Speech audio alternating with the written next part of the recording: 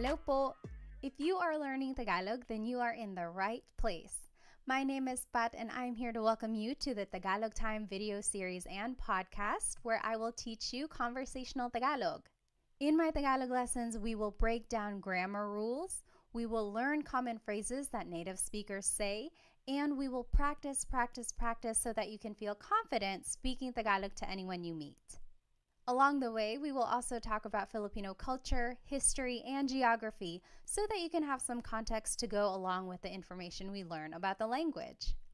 But first, I want to ask you, why are you learning Tagalog? Did you grow up in a home where your parents or your grandparents spoke Tagalog but you were never taught how to speak the language? Or maybe you have a special someone in your life who speaks Tagalog and you want to learn the language so that you can get to know their culture better. Or maybe you are fluent in Tagalog and you just want to understand the language a little bit better.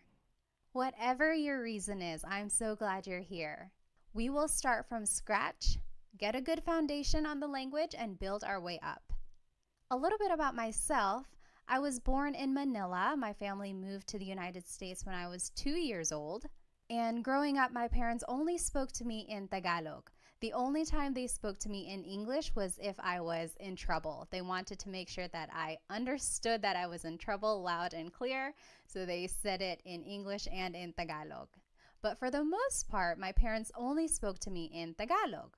Also, I watched a lot of TFC, the Filipino channel, growing up, and my family went to the Philippines every other year because we still have a lot of family over there. So all of that really helped me stay fluent in Tagalog. And it wasn't until I was already an adult when I really appreciated the fact that I was bilingual in both English and Tagalog. And I hope to help you in your Tagalog learning journey. I will mention that this Tagalog lesson is available on 2 different platforms. You can find the video on my YouTube channel, Tagalog Time Pat, or you can find the audio wherever you find your favorite podcast. I decided to have this Tagalog lesson available in these 2 different platforms because I know some people prefer the video so that they can see the images on there if they are visual learners, while others are auditory learners and prefer to just listen to the information. However you are catching this episode right now, I do encourage you to try out the other platform at a later time. For example, if you are watching the video on YouTube, maybe try out the podcast later. And vice versa, if you are listening to the podcast, maybe check out the video later. There are certain things in both the video and the podcast that are very beneficial. For example, when you are watching the video, you can see all of the words spelled out. You can see how everything is written and the pattern of all of these phrases. Whereas when you are listening to the podcast, you can really focus on the sounds and the emphasis and the pronunciation of words. The video and the podcast work different parts of your brain, so give each a try and see which one works best for you. Alrighty, let's go ahead and get started with the lesson. This is episode 1. I like to call it Tagalog Fundamentals. Our learning agenda for the lesson includes talking about the history of Tagalog. Where does the name come from? Who speaks Tagalog, like in what regions of the Philippines?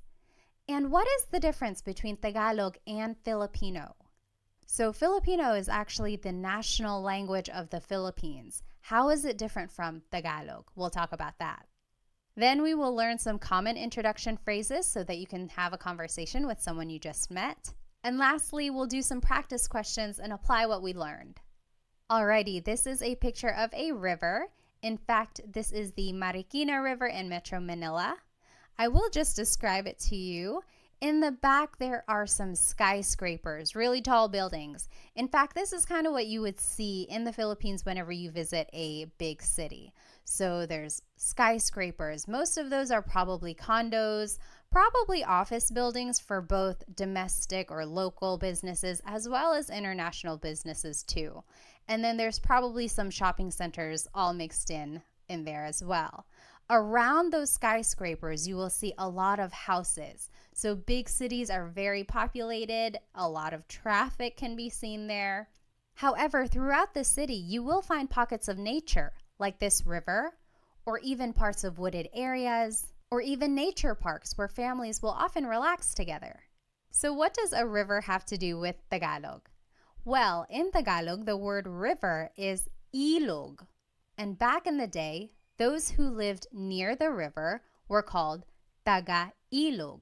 Taga means from, ilog means river, so these people were from the river, or also known as river dwellers. The opposite of that would be taga-bundok, from the mountain. So this was just a way to distinguish people in different regions. Taga-ilog are those who were living beside the river. And the name Tagalog comes from this phrase, taga-ilog. It is the language that was spoken by these people who were living near the river. So eventually, the language was called Tagalog. Now, what is the difference between Tagalog and Filipino? Well, before the 1930s, there actually wasn't even a national language in the Philippines. At the time, Spanish and English were considered to be official languages, but there was no national language assigned yet. It wasn't until 1937 when Tagalog was declared to be the national language by the government. However, this was pretty controversial. Tagalog was only spoken in the Central Luzon area. That means people up north and people in the south did not speak Tagalog. There are lots of languages and dialects throughout the country. In fact, some people didn't even recognize Tagalog as the national language. Some people did not support this decision, but ultimately Tagalog was chosen for a number of reasons. First, Tagalog was spoken in Manila and its surrounding areas. And this is where the government had resided for many years. So since this is the area where government decisions were being made about politics, economics, and social issues, many people decided that Tagalog would be more suitable to be the national language. Also, Tagalog was chosen because it didn't have as many smaller dialects like other languages did in the country at the time. Another reason why Tagalog was chosen to be the national language was because there was an extensive amount of historical documents and books written in Tagalog. So this showed that Tagalog had already been a well-established language. Lastly, Tagalog was chosen to be the national language at the time because even though not a lot of regions spoke it fluently, it was the most widely understood language throughout various regions in the Philippines. Eventually, in 1987, it was declared that Filipino would actually be the national language instead of Tagalog. So what is the difference between Tagalog and Filipino? Well, Filipino comes from Tagalog.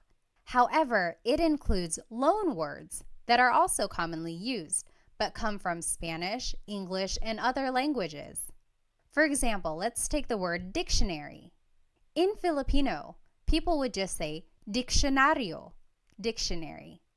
However, a true Tagalog purist would say talatinigan. You'll notice that the word diccionario has a lot of Spanish influence. And that is what the Filipino language is all about. It incorporates all of these loan words that have been mixed into Tagalog. So that's the main difference between Tagalog and Filipino. Tagalog is the uninfluenced language, whereas Filipino incorporates all of these loan words and influences from other countries. So speaking of, what are some of the Tagalog influences? Well, Spain colonized the Philippines from 1521 to 1898. So for over 300 years, Spain occupied the country, so it had a big effect on the Filipino culture, language, and traditions. Here are some loan words from Spanish. Caballo, horse, radyo, radio, cuchara, spoon, tinidor, fork. Another country that influenced Tagalog is China. There were a lot of immigrants from the Hokkien community who were from the southern tip of China, and they immigrated to the Philippines between the 16th and 19th centuries. There are a lot of Chinese influences in the Filipino culture. For example, the cuisine, pancit and lumpia, come from the Chinese culture.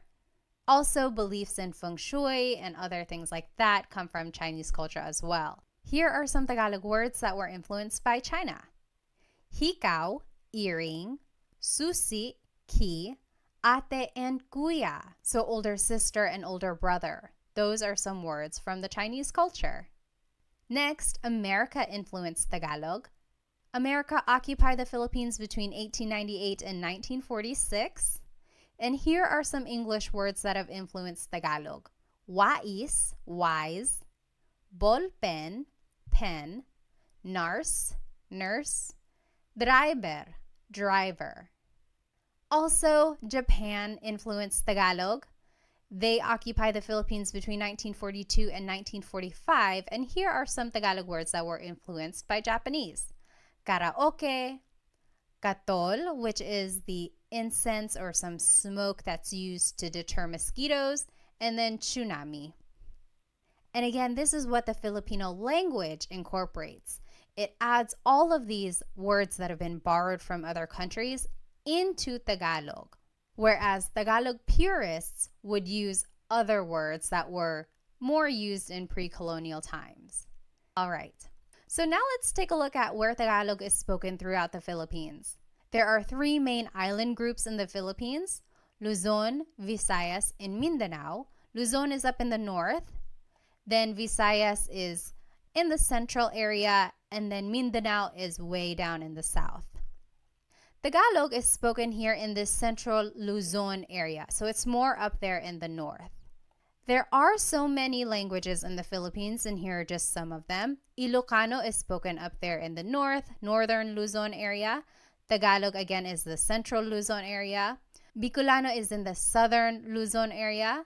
Waray is spoken in the Visayas region, also Cebuano and Bisaya. All of that is spoken in the southern areas of the Philippines. And then Hiligaynon is on the western side of the Visayas region. Now the big question is, what is the difference between language and dialect? I will say that not everyone agrees. Some people think Tagalog is a language. Some people would say Tagalog is just a dialect. Same with Bisaya. Some people would say, oh, Bisaya is a language. Others would say that Bisaya is a dialect. Based on my research, language is considered to be more broad, whereas dialect is more regional. So yes, someone could argue, oh, Bicolano is regional, Hiligaynon is regional. I like to consider all of these as different languages, and I know I'm going to get people who disagree, and I apologize, but I also just like to give these regions their own recognition as having this developed language and form of communication.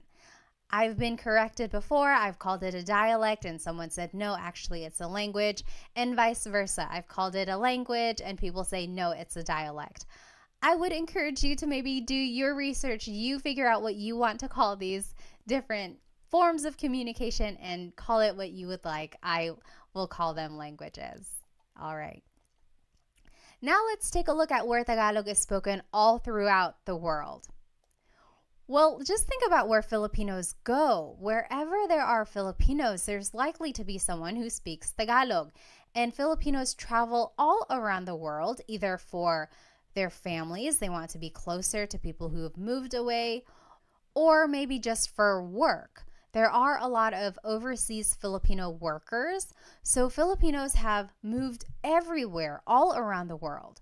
So Tagalog is spoken in almost every continent. Did you know that there has been a Filipino on Antarctica who did some research there?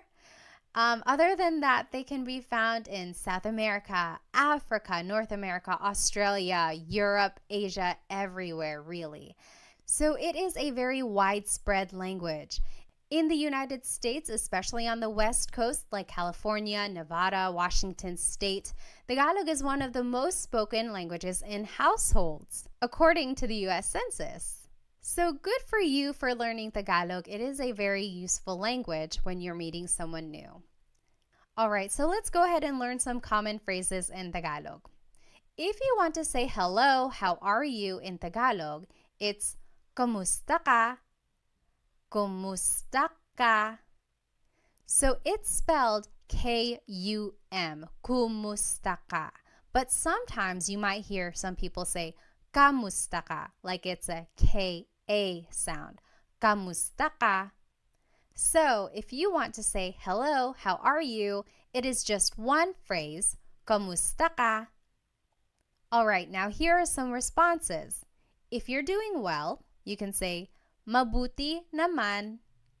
Mabuti naman. That means I'm doing good. I'm doing great. I'm doing well. Mabuti means good. Naman is an emphasis word. So I'm doing good. Mabuti naman. If you're just doing okay, you can say ayos lang. Ayos lang. Ayos means okay. Lang means only. So I'm only doing okay. Ayos lang. And if you're not doing good, you can say hindi mabuti. Hindi means not. Mabuti means good. So not good. I'm not doing well. Hindi mabuti. Okay, say these phrases with me one more time. Kamusta ka? Hello, how are you? Kamusta ka? Kamusta ka? Mabuti naman. I'm doing well. Mabuti naman. Mabuti naman. Ayos lang. I'm doing okay. Ayos lang. Ayos lang. Hindi mabuti. I'm not doing well. Hindi mabuti. Hindi mabuti. Next, if you want to ask someone's name, you could say, ano ang pangalan mo? Ano means what? Ang means is. Pangalan is name. Mo is referring to you. Ano ang pangalan mo? To reply, you could just say, ako si blank. I am blank. For example, I would say, ako si Pat. Ako si Pat. I will say, the long and formal answer could be, ang pangalan ko ay Pat. That literally means, my name is Pat. Pat is my name. However, this isn't conversational Tagalog. A lot of people would just say, ako si blank. Ako si Pat. All right, let's try saying these phrases one more time. Repeat after me. Ano ang pangalan mo? What is your name? Ano ang pangalan mo? Ano ang pangalan mo? Ako si blank. I am blank. Ako si Pat. Ako si blank. All right, if you want to ask someone where they're from, you would say, taga saan ka? Taga means from.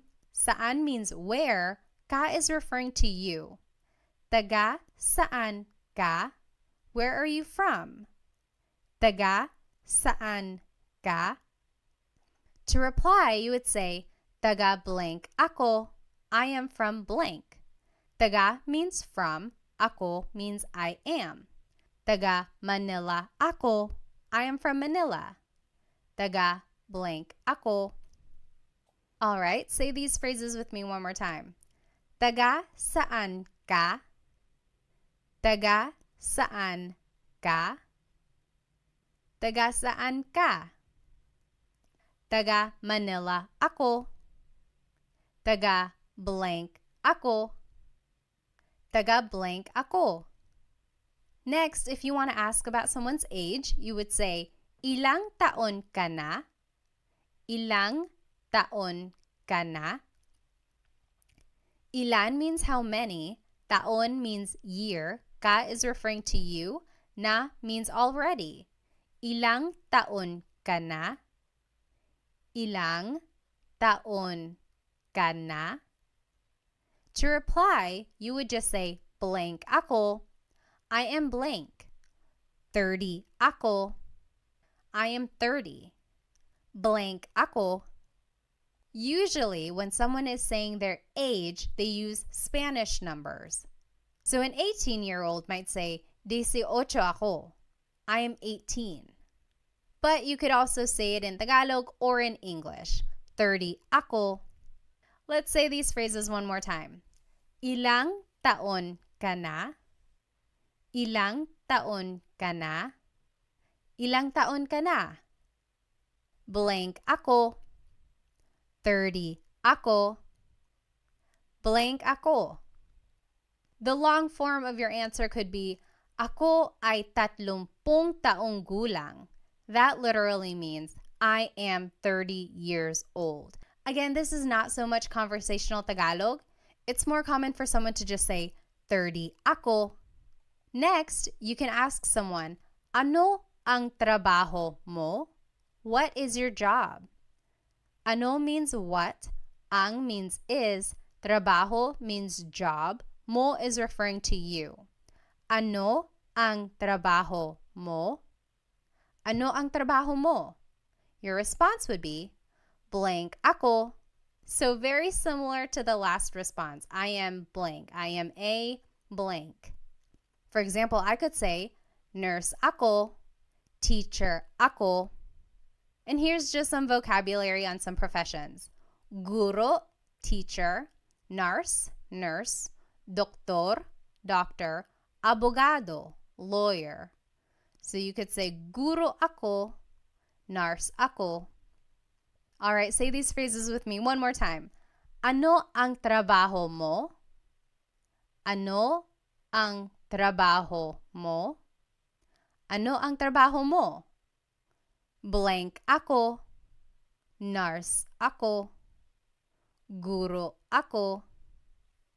The long form answer would be, ako ay isang nurse. Literally, I am a nurse. Ako ay isang nurse. Again, this is not conversational Tagalog. More people would just say, blank ako, nurse ako. Next, someone might ask you, may asawa ka na ba? Are you married? May asawa ka na ba? May means to have. Asawa is a spouse. Ka is referring to you. Na means already. Ba is a question word. May asawa ka na ba? May asawa ka na ba? Your response would be, oo, yes, wala, or hindi, no, wala pa, not yet. So repeat after me, may asawa ka na ba? May asawa ka na ba? And you say your answer, oo, yes, wala, no, wala pa, not yet.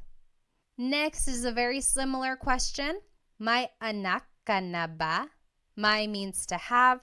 Anak means child. Ka is referring to you. Na means already. And ba is a question word. May anak ka na ba? Do you have any kids? May anak ka na ba? May anak ka na ba? Your response would be the same as the last question. Oo, yes. Wala or hindi, no. Wala pa, not yet. So the difference between wala and hindi. Wala technically means none or nothing. Hindi means no. And since the question has the word may, which means do you have, it's almost like a quantity, then you could answer with wala, none. I have none yet. I don't have any kids yet. So wala, none. Sometimes you might also hear someone say hindi, no. Most commonly you would hear someone say wala, none. If you do want to answer and say that you do have kids, you can add the number of kids in your response. Oo, may dalawang anak na ako. Let's review some Tagalog numbers. Isa, 1, dalawa, 2, tatlo, 3, apat, 4, 5, 5. Now, if you listen again to the response, it's oo, may dalawang anak na ako. When the number ends with a vowel, like dalawa, ends with the letter A, you have to add an NG at the end when you respond. So, oo, may dalawang anak na ako. So instead of saying may dalawa anak na ako, you have to add an NG to the end of the word dalawa so that it connects to the word anak. It's almost like you're saying two of child. You have two children. And you add this NG to the end of any number when it ends with a vowel. So, isa, dalawa, tatlo, 5, 5. But for the word apat, 4, it ends with a consonant. You would have to add the word na before the word anak. So, oo, may apat na anak na ako. So anytime the number ends with a consonant, you add the word na. All right. Say that again with me. May anak ka na ba? May anak ka na ba? Do you have any kids? May anak ka na ba? And your response, oo, yes. Wala or hindi, no. Wala pa, not yet. And to talk about how many kids you do have, you could say, oo, may dalawang anak na ako, and just fill in the number in the phrase. Lastly, to get to know someone, you can ask them, ano ang hilig mo? What are your hobbies? Ano means what, ang means are or is, hilig means your likings or things that you like. Mo is referring to you. Ano ang hilig mo? What do you like to do? What are your hobbies? Your response would be, mahilig ako blank. I like to blank. And here are some examples of some hobbies. Mahilig ako magluto, to cook, magluto, magbasa, to read, magbasa, manood ng TV, watch TV, manood ng TV, sumayaw, dance, sumayaw, mag-exercise, to exercise, mag-exercise. Now, this is a great Taglish tip. When you don't know a verb in Tagalog, you can use the mag pattern. So mag-exercise is just the way to say exercise. That's commonly how people would say it. If you wanted to say that you like to swim, but you don't know how to say swim in Tagalog, you could say, mahilig ako mag-swim. I like to swim. Later on, go back and look up what to swim is in Tagalog. Then you can say, mahilig ako lumangoy, lumangoy. So I am a big supporter of using Taglish, especially while you are learning Tagalog. The main focus here is to learn the patterns and formation of phrases. And over time, you will learn more Tagalog vocabulary so that you can fill it into these phrases. But in the meantime, feel free to put English words wherever you need to. All right. Now, I always get asked, how do you use the word po? The word po is a part of speech that is used to show respect. Usually, kids say po throughout a conversation when they are speaking to an elderly person. Or adults even say po when they are trying to be respectful either to someone in authority or someone older than them. There are specific placements for the word po, but I will tell you about those in my next video, how to use po. But just as a rule of thumb, you can always add po to the end of anything you say and it will always work. It will always be respectful. So for any of the phrases that we learned today, add po at the very end when you are speaking to someone older than you. And that's just a good way to show respect. All right, now it's time to practice what we learned today. Translate these phrases in Tagalog. I will give you 10 seconds and then we'll go over the answer. Okay, so the first phrase that we're going to translate to Tagalog is, what is your name? What is your name? How do you say that in Tagalog?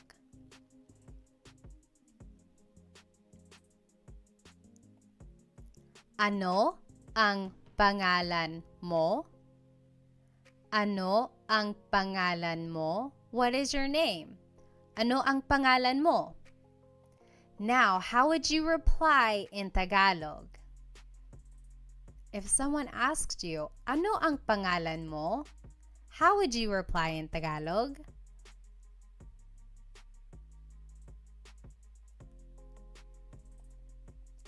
Ako si blank. Ako si Pat. Ako si blank. All right, next question. How do you say, what is your job in Tagalog? What is your job?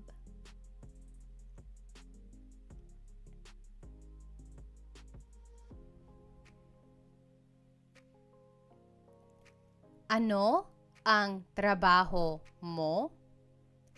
Ano ang trabaho mo? What is your job? Ano ang trabaho mo? Now, how would you reply in Tagalog?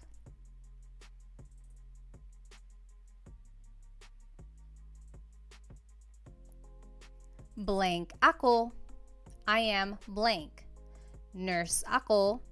Teacher ako. Next, how would you say, hello, how are you in Tagalog? How do you say hello, how are you in Tagalog?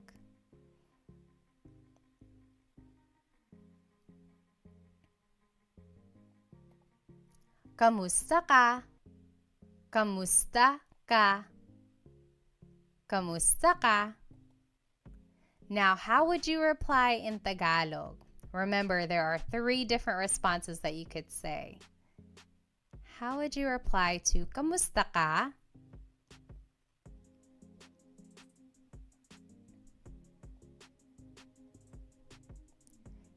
If you're doing well, you could say mabuti naman. Mabuti naman. If you're doing okay, you could say ayos lang. Ayos lang. And if you're not doing so good, you can say hindi mabuti. Hindi mabuti. All right, now how do you say, are you married in Tagalog? Are you married?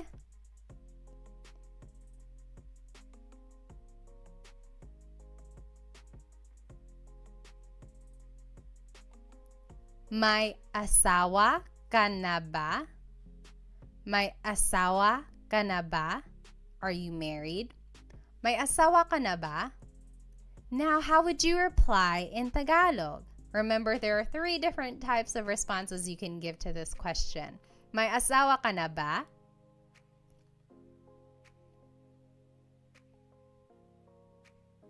You can say, oo, yes, oo, or wala, hindi, no, wala, hindi, or wala pa, not yet, wala pa. How do you say, where are you from in Tagalog? Where are you from?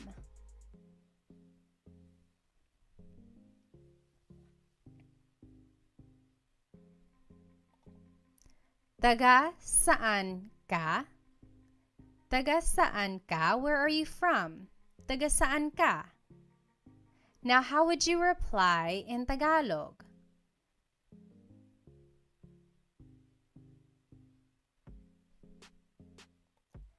Taga blank ako.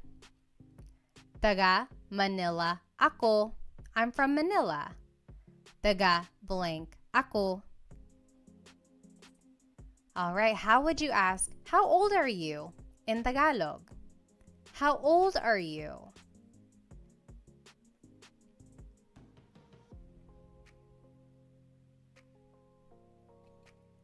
Ilang taon ka na? Ilang taon ka na? Ilang taon ka na? Now, how would you reply in Tagalog?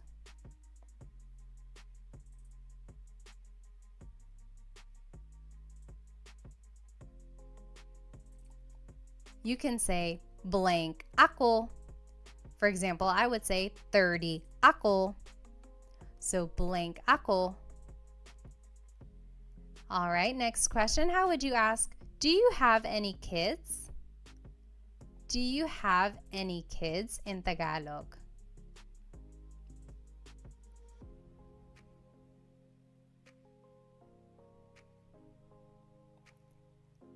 May anak ka na ba? May anak ka na ba? Do you have any kids? May anak ka na ba? And how would you reply in Tagalog?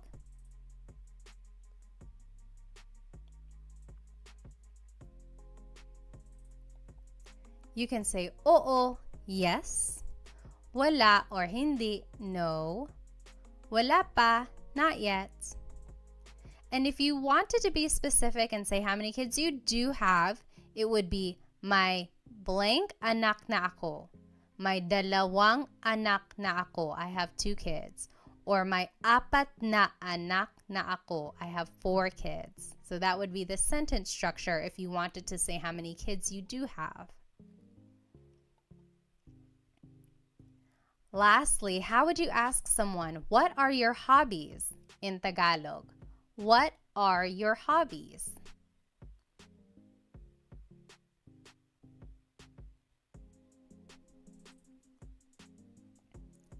Ano ang hilig mo? Ano ang hilig mo? What are your hobbies? Ano ang hilig mo?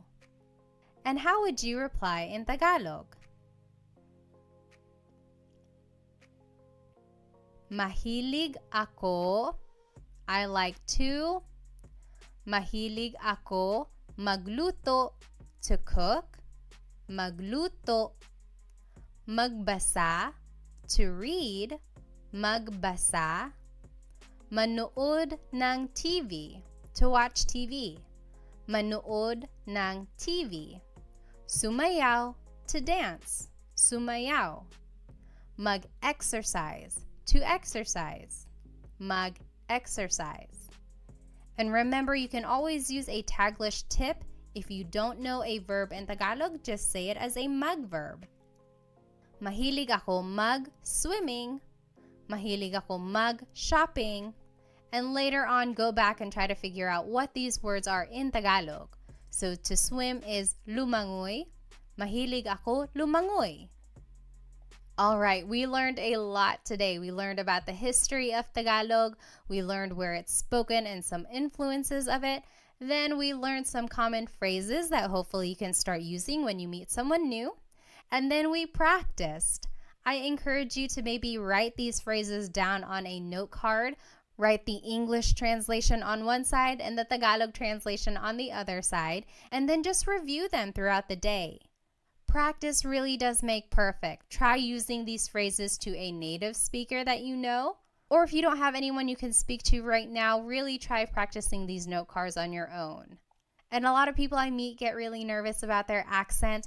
I always say, ignore the accent. Forget about it for now. The accent will come the more you practice. I will say that even I have an English accent when I'm speaking Tagalog sometimes too. It usually comes out when I'm nervous or if I'm speaking too fast. But really, that doesn't matter. What matters in the end is that you are able to communicate in Tagalog. Be sure to subscribe to my YouTube channel for more Tagalog lessons and follow me on my other social media platforms. Thank you so much for joining me in this Tagalog lesson. In my next lesson, I will talk about how to use po when you want to be respectful. I hope to see you there. Paalam!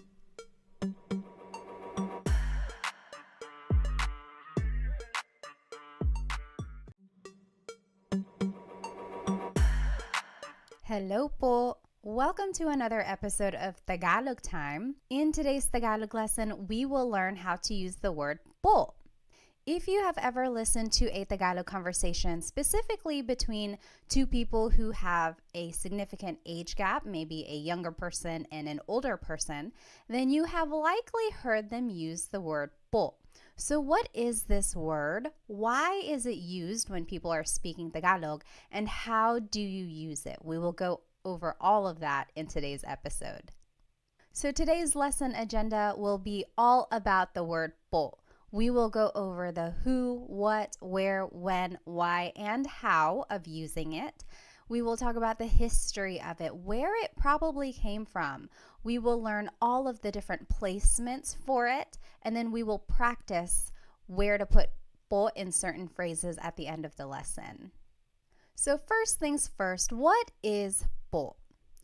Po is a part of speech that is used in Tagalog to show respect. I always tell the kids' classes that whenever you are speaking to an adult, you always have to use po. However, adults can also use po whenever they are speaking to someone who's older than them or if they're speaking to authority, and we'll go over that in just a minute. It's important to note that there really is no direct English translation for the word po. The closest things I can think of in English that are similar to the word po are the words ma'am and sir. I live here in North Carolina in the United States, and down here in the South, using ma'am and sir is a very respectful thing to do whenever you're speaking to someone maybe older than you or to anyone you want to show respect to. For example, someone might say, "Thank you, ma'am," "Thank you, sir," or "Yes, sir," "Yes, ma'am," whenever they want to show respect. And that's kind of the same idea with the word po. However, ma'am and sir aren't always used throughout the sentence, so it's not quite the same as po, but the idea is the same. So where did the word po come from? Some say that the word originated in pre-colonial times from this word apo.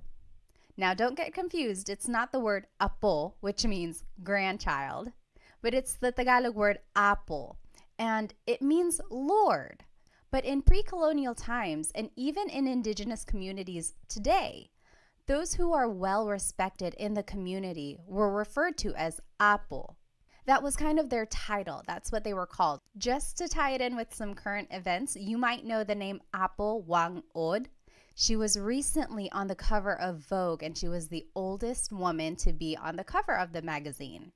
She is a Filipino woman who comes from an indigenous community called Kalinga, and she is known for her tribal tattoos. She's one of the few people who still do these tattoos in the area, so it really is such a special thing. But again, she is called Apo in the community because she is well respected.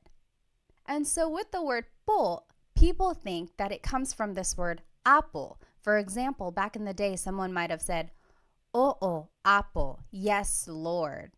And then eventually it was so commonly used that it was just shortened to the word po, and it was added throughout the sentence to show respect when someone was speaking. So that's kind of an accepted idea of where the word po came from. So why is po used? Well, the Philippines has a very respectful culture, and that can be seen through many practices. For example, children are taught at a very young age to do the mano po, also known as bless. And that is where the young person takes the hand of an older person and touches the back of the hand to their forehead. It's said that this was a way for them to grant a blessing from the elderly person. And that just emphasizes the idea of how people are taught to really respect their elders. Another way people show respect towards others is through the way they refer to each other. For example, the titles ate and kuya are used for people who are older than you. Ate is what you call an older sister or even an older cousin or friend who's a girl.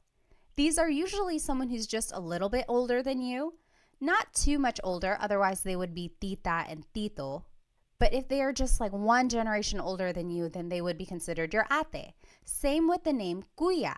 These are your older brothers or older cousins and friends who are boys.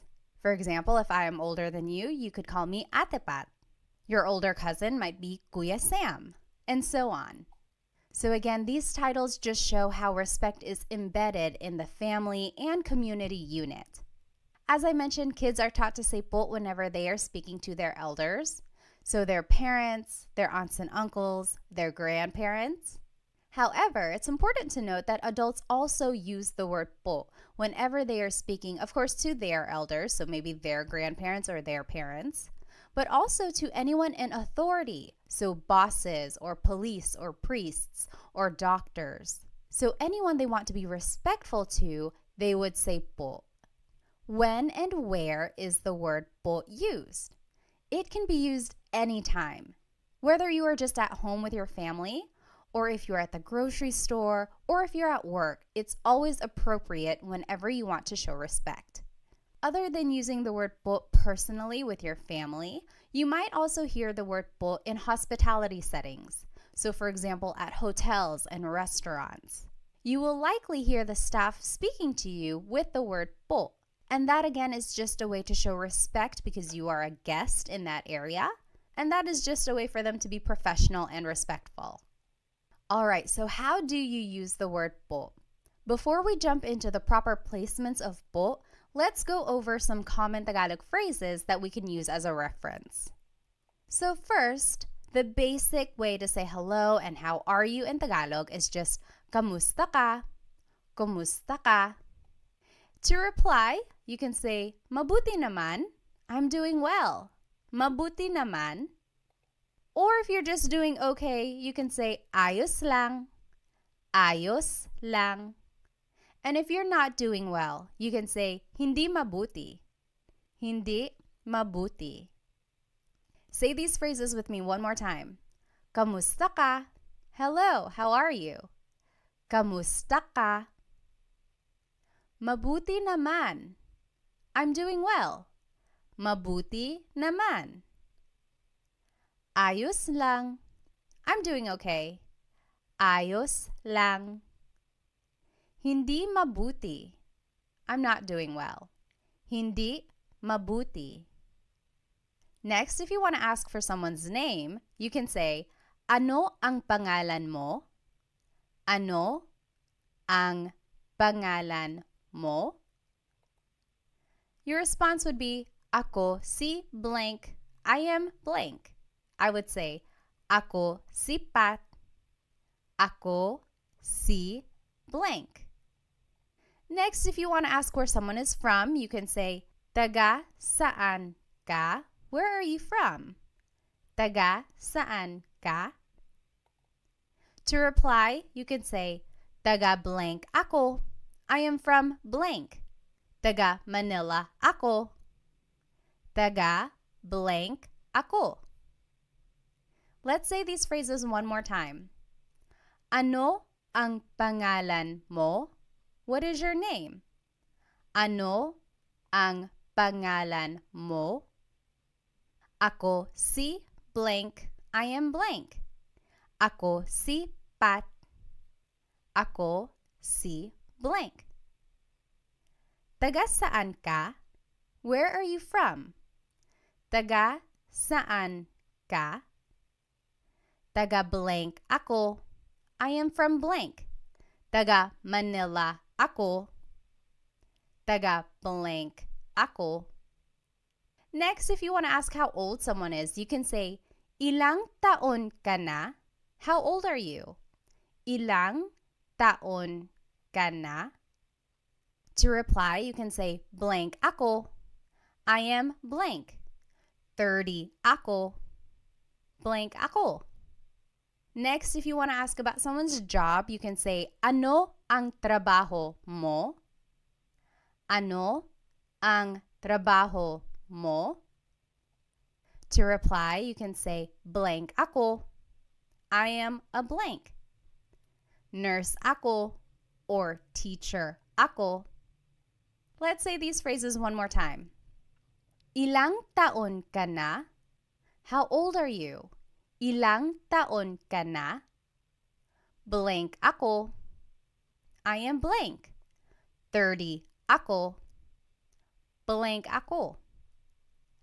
Ano ang trabaho mo? What is your job? Ano ang trabaho mo? Blank ako. I am a blank.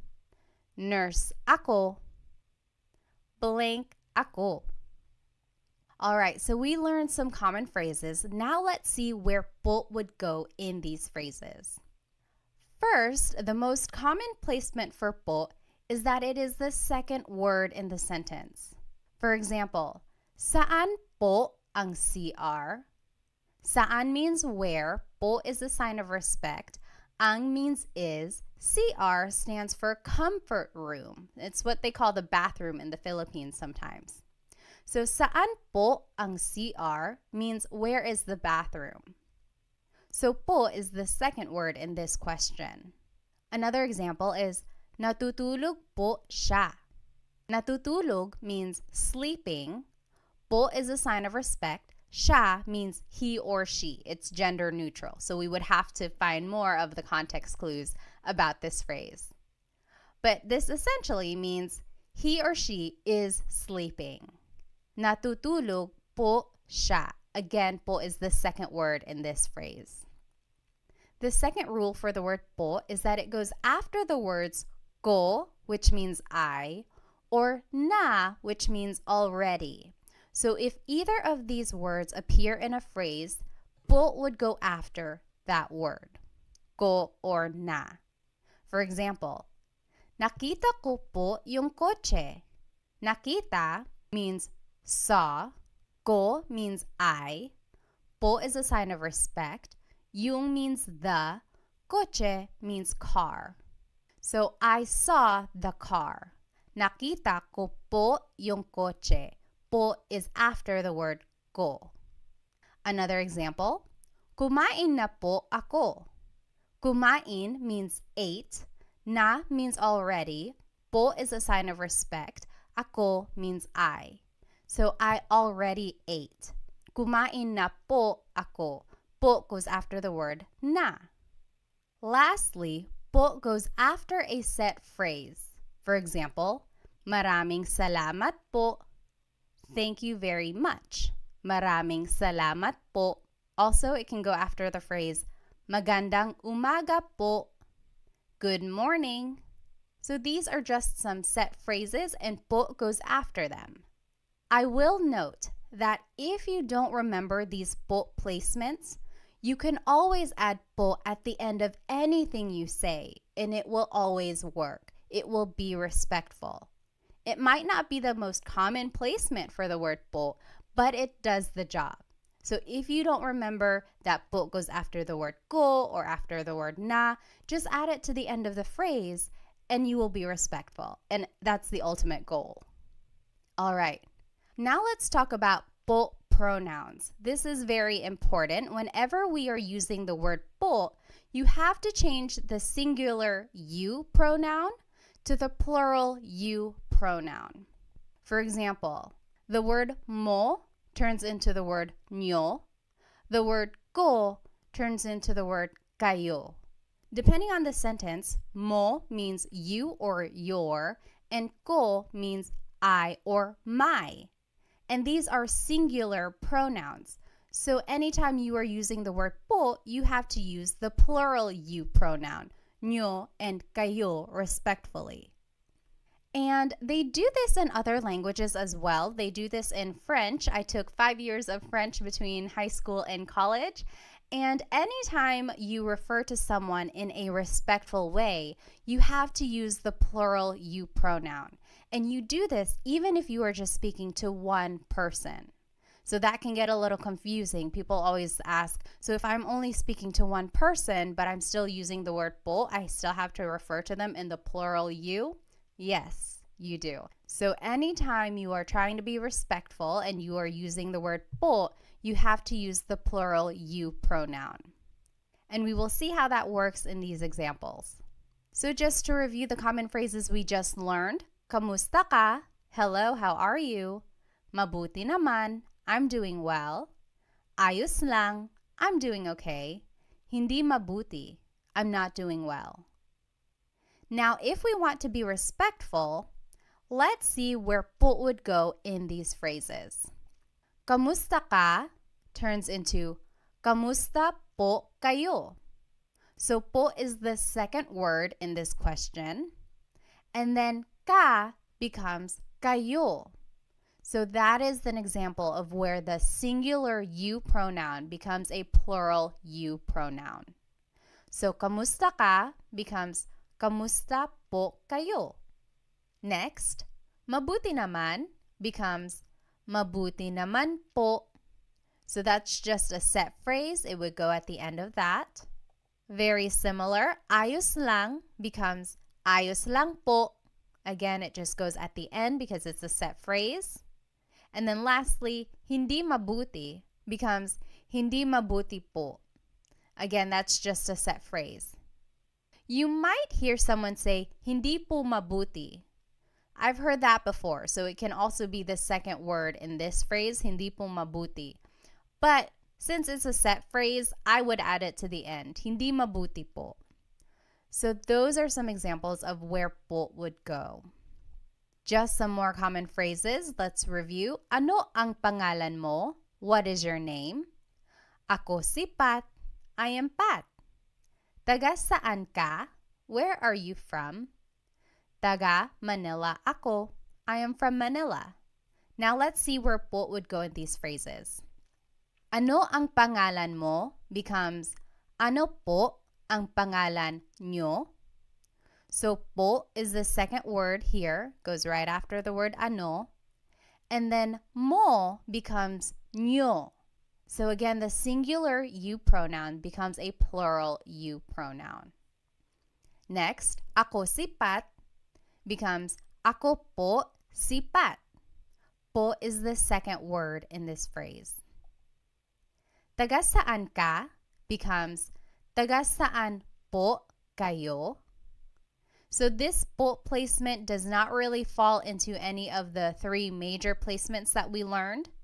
But I do want to point out that ka becomes kayo. Again, that is where the singular you pronoun becomes a plural you pronoun. And lastly, to respond, taga Manila ako becomes taga Manila po ako. So in this case, po is the third word, so it doesn't really fall into any of the categories that we learned earlier. But when in doubt, you can always add po to the end. Taga Manila ako po. That will also work. In fact, when I was a kid, that's what I was taught. Just always add po to the end of anything you say. The more you hear people speaking Tagalog, you'll catch on to where po typically goes. You'll hear the flow of the sentence, and you'll learn where po might and might not go. Alrighty. Ilang taon ka na means how old are you? 30 ako. I am 30. Ano ang trabaho mo? What is your job? Nurse ako. I am a nurse. Let's see where po would go in these phrases. Ilang taon ka na becomes ilang taon na po kayo. So po goes after the word na anytime it appears in a phrase. And then ka becomes kayo. So ilang taon na po kayo? How old are you? 30 ako becomes 30 po ako. So po is the second word placement there. Ano ang trabaho mo? Becomes ano po ang trabaho nyo? Po is the second word placement here. And then mo becomes nyo. And lastly, nurse ako becomes nurse po ako. Po is the second word placement in this phrase. All right, let's try some practice questions. Just to review, these are the three common placements of po. Usually it's the second word placement in a phrase, or it goes after the words ko or na if either of them appear in a phrase. And lastly, it goes after a set phrase. And then the most important rule is anytime you are using po, you have to use a plural you pronoun instead of the singular you pronoun. So like the phrase we learned, taga saan ka? Where are you from? Turns into taga saan po kayo? Ka becomes kayo. You would never ever hear someone say, taga saan po ka? The po and the ka are never together since that is a singular you pronoun. You always have to change the ka into kayo, which is the plural you pronoun. Taga saan po kayo? All right, so let's do some practice. What is the proper placement of po in these phrases? Maligayang bati, happy birthday. Maligayang means happy. Bati means a greeting. So happy greeting, usually used for happy birthday. Maligayang bati. I'll give you a hint. This is a set phrase. So think about that. Maligayang bati, happy birthday. Where would po go there? Next, binili ko yung laruan. Binili means bought. Ko means I. Yung means the. Laruan means toy. So I bought the toy. Binili ko yung laruan. Where would po go in this phrase? Binili ko yung laruan. And lastly, kinain ko na yung pagkain. Kinain means ate. Ko means I. Na means already. Yung means the. Pagkain means food. I already ate the food. Kinain ko na yung pagkain.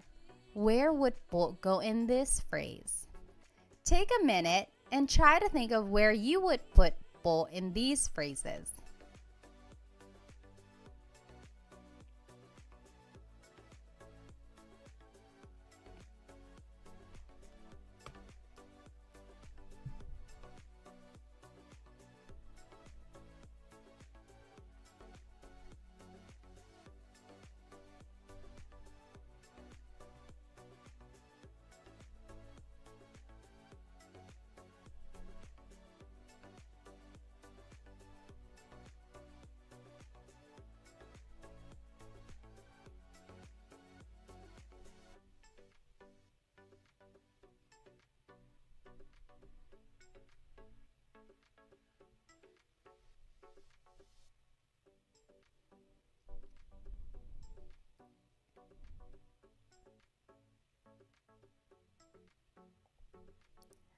All right.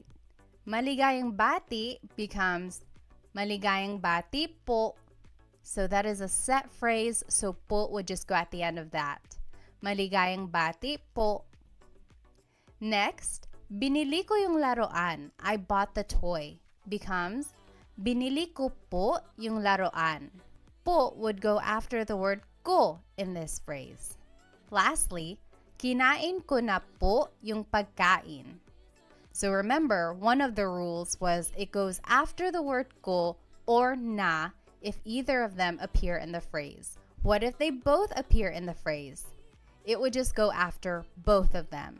So kinain ko na po yung pagkain. Po goes after the word na, which is after the word ko.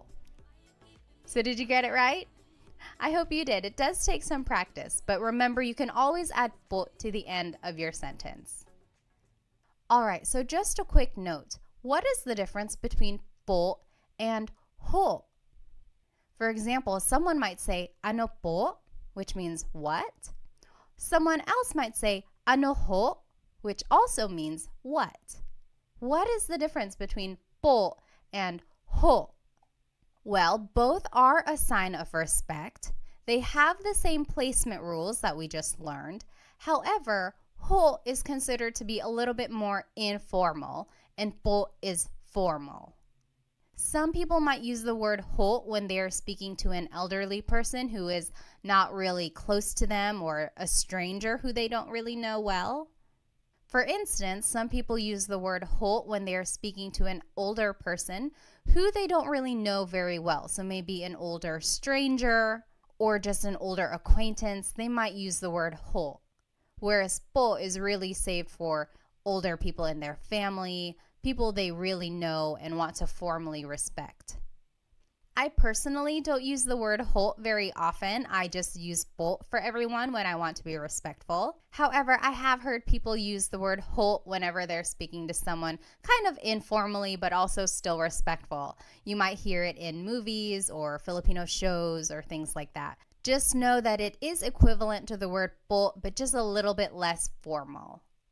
Alrighty, so we learned a lot today. We learned the placements of po. We learned a little bit about the history, where it comes from, how to use it, when and where. And then we were able to practice a little bit. So I encourage you, maybe when you are speaking to your parents or to your grandparents, just practice saying po, even if it's in English. Try adding po to anything you say at the end, even if it's an English phrase. That way you can get in the habit of using po and being respectful towards others in this way. If you would like to stay connected and get notified whenever I have a new Tagalog lesson, I encourage you to subscribe to my YouTube channel. And please follow me on my other social media platforms. I have a lot of other good content there as well. I'll see you in our next Tagalog lesson. Paalam!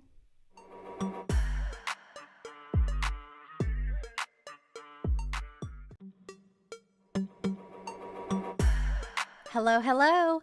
Welcome to another episode of Tagalog Time with Bat. This is episode 3, and we will be learning how to conjugate Tagalog verbs in the present tense. I encourage you to go back and watch episode 1 and 2 if you have not watched them yet. I have planned these episodes to kind of start from scratch. So if you don't know any Tagalog at all, start with episode 1 to learn about just the fundamentals of Tagalog, learning about basic phrases and everything like that. And then episode 2 will focus on how to use po so that you can be respectful when you're speaking to adults or to authority. And then now episode 3, this is more heavy on the grammar side so that we can start speaking more kind of simple sentences which you can use in a conversation. So let's go ahead and jump right in. In Tagalog, have you ever wanted to say something like, I am eating, she is sleeping, they are cooking? So basically anything in the present tense. If you've ever wanted to talk about what you are doing in this moment in time, or talk about what someone else is doing right now, this is a good episode to watch so that you can learn how to make these sentences to describe what you are doing currently. And this is our agenda for today. We will start by talking about verb conjugation in general. Then we will learn the Tagalog verb types. Then we will go into Tagalog pronouns so that we can start making simple sentences. And then we will learn the verb conjugation patterns and then practice them in some example questions. And then I will finish it off with a Taglish tip, which I think you will find very useful. So what is verb conjugation? First of all, a verb is an action word. So to run, to play, to jump, any kind of movement or action, that is a verb. And to conjugate means to change into a different form. So when we speak, we are constantly conjugating verbs depending on what we're trying to say. If we are talking about something that happened yesterday, we conjugate the verb in the past tense. If we are talking about what we will be doing tomorrow, we conjugate the verb in the future tense. So to conjugate just means to change into a different form. And I like to take the time to kind of explain what conjugate means because one time in a class, I had a student ask, what does conjugate mean? And here I was just throwing the word around thinking everyone knew what it meant. So I like to just kind of start at the basics and just explain what a verb is and what it means to conjugate it. Now, there are many different types of verb tenses. In English specifically, there's a whole bunch. The most common ones are the present tense, like what you're doing right now, past tense, what you did yesterday or last week, future tense, what you will be doing tomorrow or next month. Then in English, there are also lots of other tenses like the present perfect tense, like I have been to his house before. So that means like something happened in the past, but it's still kind of related to the present. Then there's the pluperfect tense. I had eaten lunch. So that's something that happened in the past. It's done. It happened at a specific moment in time. And then there are just so many more verb tenses out there, especially in English. But in today's class, we will focus on how to conjugate verbs in the present tense. Alrighty, so in Tagalog, there are 5 main types of verbs in Tagalog.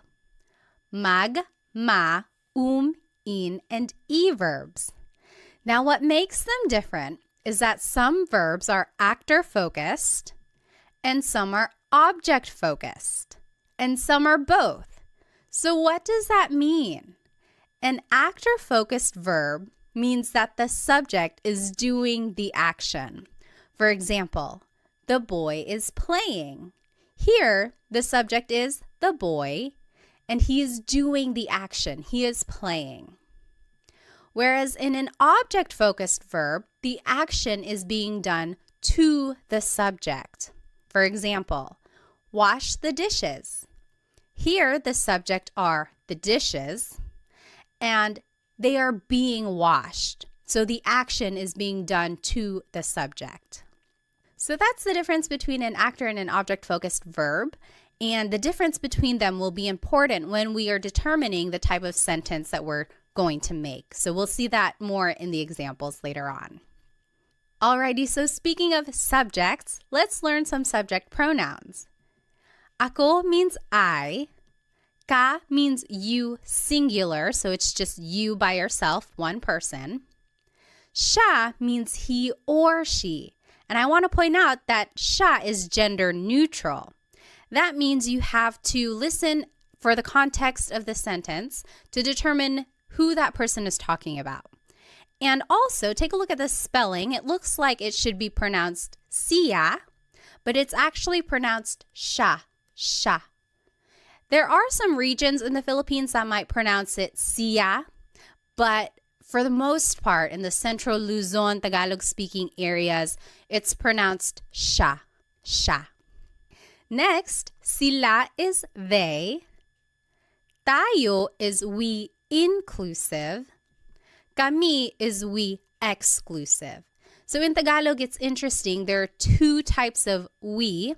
In English, we just say we, and then you have to kind of distinguish who you're talking about, like we who. So in Tagalog, if everyone is included, that's tayo.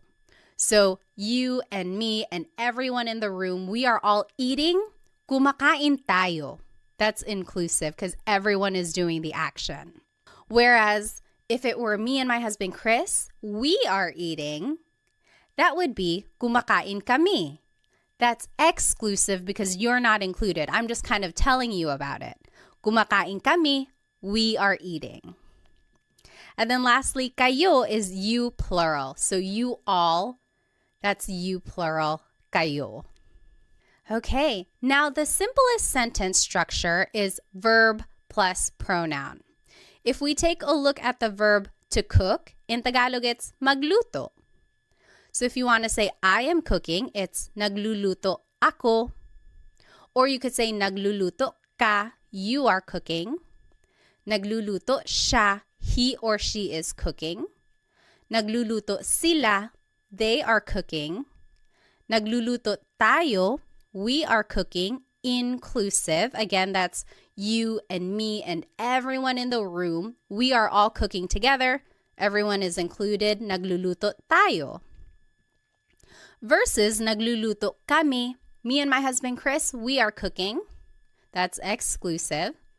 And then nagluluto kayo, you all are cooking. Maybe you all as a class, nagluluto kayo. All right, so all of these examples just show the simple sentence structure, verb plus pronoun. So the verb goes first, and then the pronoun goes afterwards. It's the opposite of English where the pronoun goes first. Like, I am cooking, I is the pronoun, and then it's the verb cook.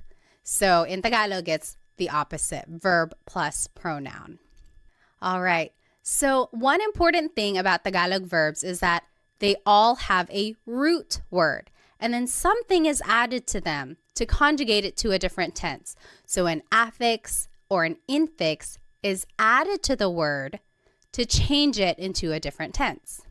For example, let's take a look at the word magluto, to cook again. You could say nagluluto ako, I am cooking. That's the present tense. Past tense, nagluto ako, I cooked. Future tense, magluluto ako, I will cook. So I underlined here all of the root words. So luto is the root word. And then there's the affix that goes before the root, and that will determine the tense. And what I want you to get from this slide is that if you can pick out the root word in a conversation, then that will really help with the translation of Tagalog for you. So if I heard someone say, oh, nagluto ako kahapon, then I would say to myself, okay, I know luto means to cook. Now I have to use context clues to figure out, are they talking about something that happened yesterday, or are they cooking right now, or are they going to cook tomorrow? So if you can pick out root words when you're listening to Tagalog, that will really help with the translation and understanding of the language. Alrighty, so let's go ahead and jump right into these conjugation patterns. We will start with the mag verbs. They are usually actor focused, and they are the most common type of verb in Tagalog. Here are some examples. Maglakad, to walk. Magluto, to cook. Magbasa, to read.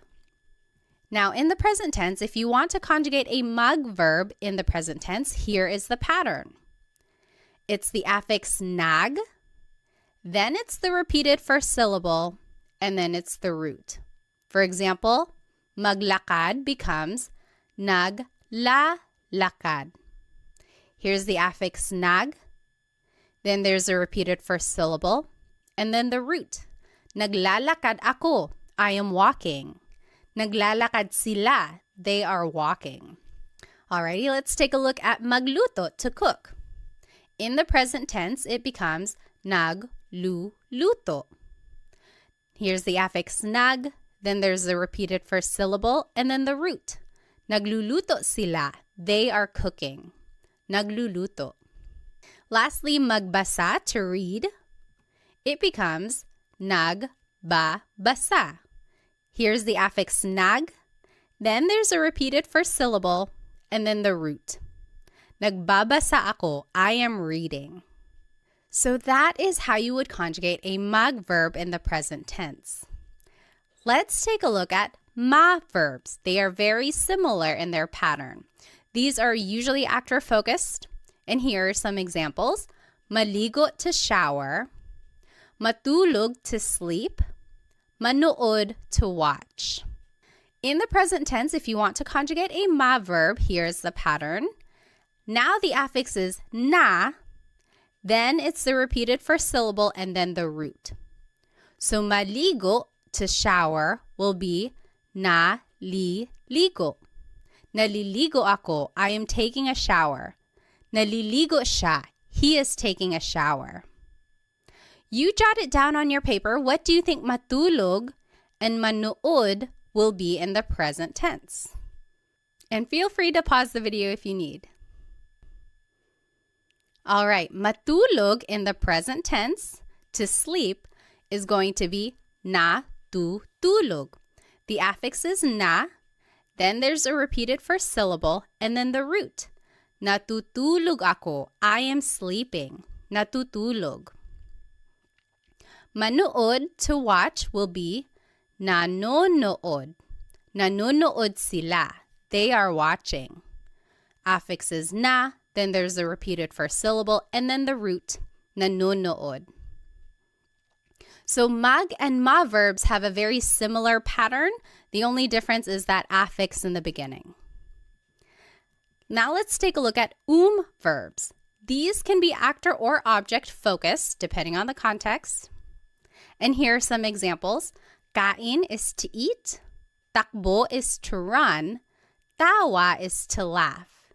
Now you might be wondering, why are these verbs? Doesn't appear in the word at all. It's because is the infix that goes into the word when you are conjugating it. So in the present tense, to conjugate an verb, the infix goes between the first and second letter, and then it's the root at the end. So for example, kain, to eat, becomes kumakain. Goes between the first and second letter, and then you add the root at the end. Kumakain ako. I am eating. Kumakain ako. Next, takbo means to run. In the present tense, it would be tumatakbo. Tumatakbo siya. He is running. Goes between the first and second letter, and then it's the root at the end. Tumatakbo. You jot it down. What do you think tawa will be in the present tense? And just use the pattern we learned.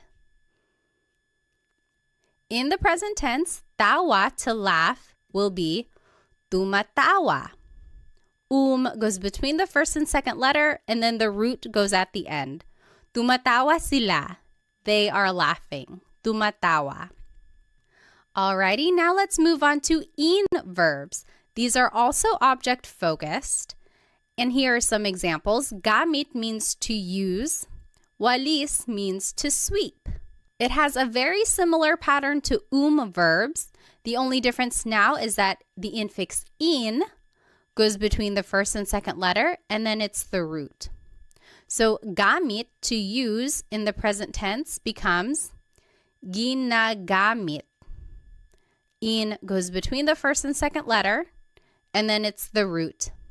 Ginagamit ko, I am using something. Ginagamit. What do you think walis will be in the present tense? Remember to just use the pattern and plug everything in. Walis in the present tense is winawalis. So in just goes between the first and second letter, and then the root goes at the end. Winawalis ko yung sahig. I am sweeping the floor. Winawalis. Lastly, verbs. These are object focused. Some examples are isara, to close, ibigay, to give, itago, to hide. And now the pattern is the infix in goes between the second and third letter, and then it's the root. So isara, to close, becomes isinasara. Isinasara. So in goes between the second and third letter, and then the root goes at the end. Isinasara ko yung pinto. I am closing the door. You jot it down. What do you think ibigay and itago will be in the present tense? In the present tense, ibigay, to give, will be ibinibigay. ibinibigay. In just goes between the second and third letter, and then it's the root at the end. Ibinibigay. So, ibinibigay ko, I am giving something to someone. Lastly, itago, to hide, in the present tense will be itinatago. Itinatago. The in just goes between the second and third letter, and then the root goes at the end. Itinatago. All right, so those are the conjugation patterns for the 5 different types of verbs in Tagalog. So as you can see, there are some similarities among the patterns. You just kind of have to figure out what type of verb it is and then go from there. So I always get asked, how are verbs categorized? Why are some verbs mag, some are ma, some are some are in, some are e? And I've looked it up, and honestly, I have not found a consistent answer for that question. I think it goes back to baybayin, the ancient Philippine script. And back in the day, all of these verbs were just organized into these categories, and it was passed down throughout the years. And as Tagalog has evolved over time, all of these verbs have just been accepted into these categories. Unfortunately, there is no rhyme or reason that I know of to explain why magluto is a mag verb, whereas matulog is a ma verb. I'm not quite sure why they were organized like that. But my biggest tip is to really listen when a native Tagalog speaker is conjugating these verbs, and then make a note of that so that you can conjugate it that way in the future. So it's just a matter of acquiring more vocabulary and then using the verbs in those ways in the future. Now, if anyone does know the answer to that, like why are verbs organized in these groups, please let me know because I would love to share it. I have not been able to find a consistent answer to explain why they are the way they are. All right, so now let's go ahead and practice. I'm going to go ahead and turn my video off so that I can use the whole screen. All right, so in this top left corner are the verb patterns that we just learned. Under that are the subject pronouns we learned. Ako is I, ka is you, siya is he or she, sila is they, tayo is we, inclusive, kami is we, exclusive, kayo is you, plural. Then here is the simple sentence structure, verb plus pronoun. And then here are some vocabulary terms to indicate present tense. So ngayon means right now. Ngayong araw means today. And here are some examples. So number 1, I am cleaning right now. Maglinis means to clean. Number 2, she is eating. Kain means to eat. Number 3, you all are cooking. Magluto means to cook. Number 4, we are walking. Maglakad, inclusive. Number 5, they are sleeping. Matulog. And number 6, we are watching TV. Manood, exclusive. So let's do number 1 together just so we are all on the same page. Remember our sentence structure here, verb plus pronoun. So the verb for to clean is maglinis. In the present tense, it's naglilinis. So mag verbs, remember the pattern is affix nag, then there's a repeated first syllable, and then the root. Naglilinis, then I, the subject pronoun for I is ako. And then right now, ngayon. Naglilinis ako ngayon. I am cleaning right now. Naglilinis ako ngayon. You take a minute and do the last 5 questions and then we'll go over it. And feel free to pause the video now if you think you'll need more time.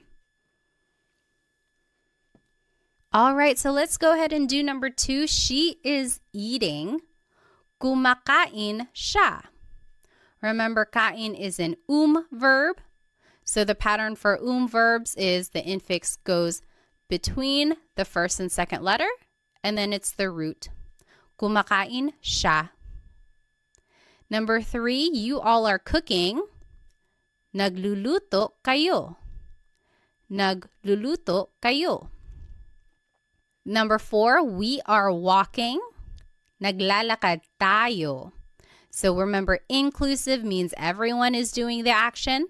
Tayo is the inclusive form of we. Number 5, they are sleeping. Natutulog sila. Natutulog sila. And lastly, we are watching TV. Exclusive. Nanonood kami ng TV. So not everyone is doing it. It's just me and someone else. Nanonood kami ng TV. So the TV just goes at the end. Nang means some or a thing. We are watching some TV. Now, I want to take a look at this phrase, she is eating. Kumakain siya. Kain is a good example of a verb that can be actor or object focused. So we just learned, kumakain siya. She is eating. But you could also say, kumakain siya ng kanin. She's eating some rice. Or kumakain siya ng saging. She's eating a banana. So ng can mean some or a thing. And in all of these examples, kain is being conjugated as an verb. But you could also say, kinakain niya yung cake. She is eating the cake. Or, kinakain niya yung pandesal. She's eating the pandesal. Pandesal is like a sweet bread that's usually eaten for breakfast. So these last two examples, kain is being conjugated as an in verb. What's the difference here? When kain is being conjugated as an verb, it is an actor-focused verb. So in these examples, it's like asking, what is she doing? Oh, she's eating. She's eating some rice. She's eating a banana. What is she doing?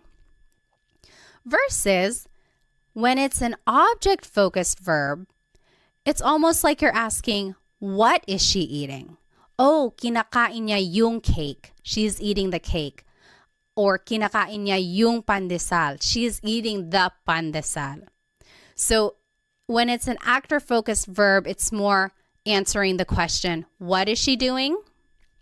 In an object-focused verb, it's like answering the question, what is she eating? So there you can kind of see the shift in the focus of the sentence. Is it more focused on what the subject is doing or focused on what the subject is eating?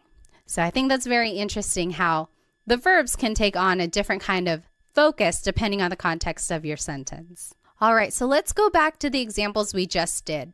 If you look closely, you'll notice that all of these examples are mag, ma, or verbs. That is because they are all actor-focused, meaning you can use a subject pronoun like we were using. However, if you want to use an in or verb, now you have to actually use a possessive pronoun. And the idea here is that for in or verbs, since the object is the focus of the sentence, it's almost like you are in possession of that object, so you have to use these possessive pronouns. So let's take a look down here in the bottom left corner. Here are possessive pronouns. Ko means my or I. Mo means your or you singular. Niya means her or his, he or she. Nila means their or they. Natin means our or we inclusive. Namin means our or we exclusive. Ninyo means your or you plural. So you might be wondering, how can it mean my or I, your or you? Because you can use these pronouns in different ways. So you could say like, bahay ko, my house, or bahay mo, your house. So when you're attaching it to an object, it takes on the possessive quality of like my or your or his or her. But when you're using it in a sentence with an object-focused verb, then it takes on the translation of I, you, he or she. So now this is the sentence structure we will be using when we use an in or verb. Verb plus pronoun like we were just doing. Then it's the word yung. And then it's the noun. A very similar word is ang, A-N-G. That also means the. However, yung is specific. It's like that thing. So for our purposes, let's just use yung because it's a little bit more specific to the examples we will be going over. And then again, here are some vocab words to indicate present tense. Ngayon means right now. Ngayong araw means today. And here are some examples. I am using the car, and I gave you some vocabulary words. Gamit means to use. Kotse is car. Number 2, he is closing the door. Isara means to close. Pinto means door. Number 3, you all are sweeping the floor. Walis means to sweep. Sahig means floor. Number 4, they are hiding the toys. Itago means to hide. Mga laruan means toys. So this is interesting. If you want to make a noun plural, you have to add the word mga in front of it. It's not like in English where you just add an S at the end.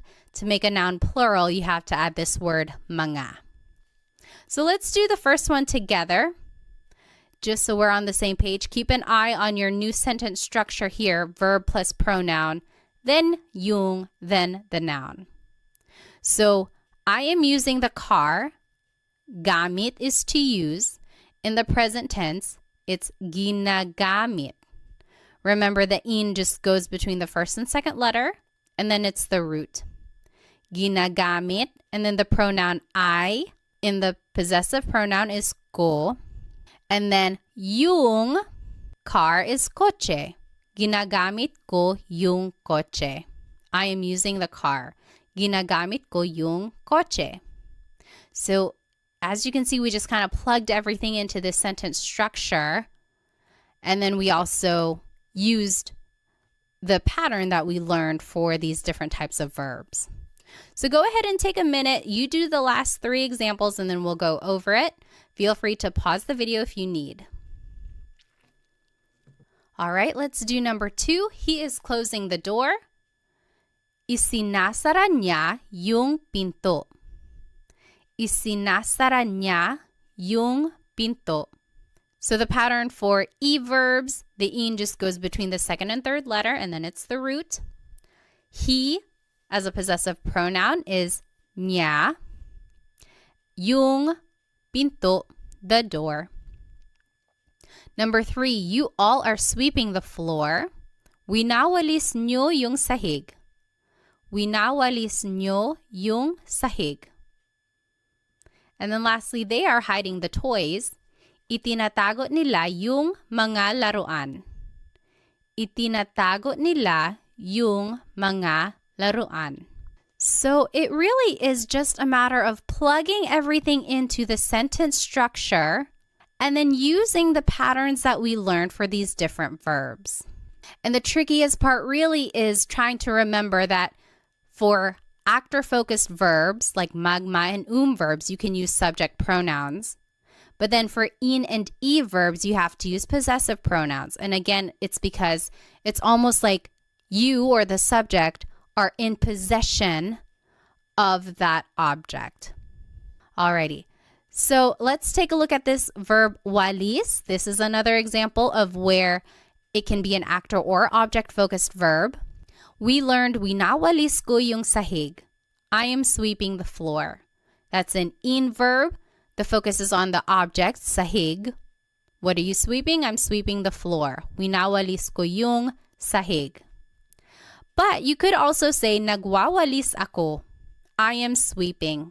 Now the focus is on me, the subject. I am sweeping. What are you doing? I'm sweeping.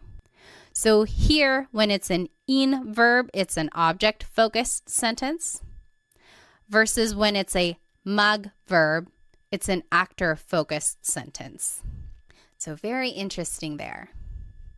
Alrighty, let's finish it off with this Taglish tip. Taglish is Tagalog and English together. And I am a big supporter of using Taglish. There are people out there who might say, oh, don't use Taglish. That's a bad way to learn a new language. On the contrary, I think it's a great way to learn a language because you can use it as a stepping stone while you get more vocabulary.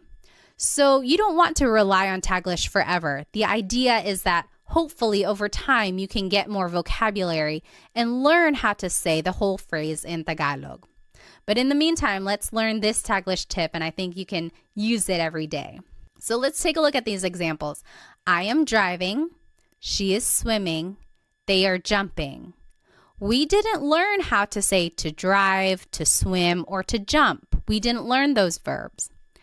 But you could always turn them into a mug verb.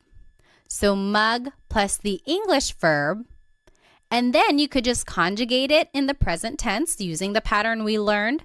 Affix is nug, then there's a repeated first syllable and then the root, and then use the subject pronouns like we learned. So what if for number 1, I said, I am driving, and I told you to use the verb mug drive. Now you could conjugate it as nagdadrive ako. So you see there's the affix nag, then there's a repeated syllable, more like a repeated sound, and then there's the root. Nagdadrive ako. I am driving. Nagdadrive ako. I know it's kind of funny. It's like, is this even allowed? But honestly, I hear this phrase a lot. It's like, oh, sorry, I can't pick up the phone right now. Nagdadrive ako. I am driving right now. Next, she is swimming. What if I told you to use the verb mag-swim? How would you say that in Taglish? In Taglish, you could say, nagsiswim siya. So the affix is nag, then there's the repeated first syllable, and then the root. Nagsiswim siya. Lastly, they are jumping. What if I told you to use the verb mag-jump? How would you write they are jumping in Taglish form? In Taglish, you could say, nagja-jump sila. They are jumping. Nagja-jump sila. So the affix is nag, then there's a repeated first syllable or sound, and then the root. Nagja-jump sila. So I think this tip is useful, but again, try to go back later on and try to figure out what that word is in Tagalog so that you can say the whole phrase in Tagalog. So to drive in Tagalog is magmaneho. So nagmamaneho ako. I am driving. To swim in Tagalog is lumangoy. So lumalangoy siya. She is swimming. And then to jump in Tagalog is talon. Tumatalon sila. They are jumping. So try using Taglish whenever you can, because I think it's a great way to practice using the sentence structure. You also get to practice using the different pronouns, and also it's a way to practice the conjugation patterns that we learned. And then also, of course, it's a good way to gain vocabulary when you go back and look up what these words actually are in Tagalog. Alrighty, so here's just a quick recap of everything we learned today. We went over a lot of information. First, we talked about what it means to conjugate a verb. Then we talked about the 5 different types of Tagalog verbs, mag, ma, in, and e verbs. Then we talked about different Tagalog pronouns, so subject pronouns for actor-focused verbs, and then possessive pronouns for object-focused verbs. Then we learned the different conjugation patterns for all of these verbs and even did some practice questions. And then we finished it off with a Taglish tip, which I hope you can start using in a conversation. I encourage you to go back and rewatch this video if you would like, because I know it'll take some time to kind of learn and understand the different patterns and how they are used throughout a conversation. Maybe go back and try doing the practice questions again. And then, of course, try using the Taglish tip that I taught you so that you can start using a little bit of Tagalog every day. And if you would like some more Tagalog resources, please find me on Instagram, TikTok, and Facebook. I post shorter videos throughout the week that will help you learn Tagalog on the go. Also, check out my Stan store because sometimes I have group classes going or other resources on there that might be helpful to you. Lastly, feel free to check out my Amazon storefront because I have a whole list of Tagalog learning books that I think are very useful. There are some in there that are very comprehensive with some practice quizzes and assessments, and then there are some that are quick and easy reads that will help you learn Tagalog very quickly. So feel free to check out those other resources that I put together for you.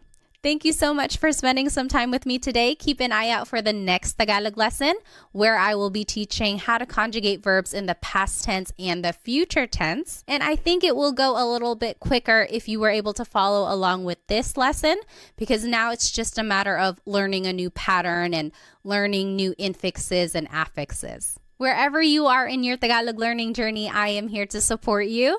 So thank you so much. I'll see you in the next episode. Paalam!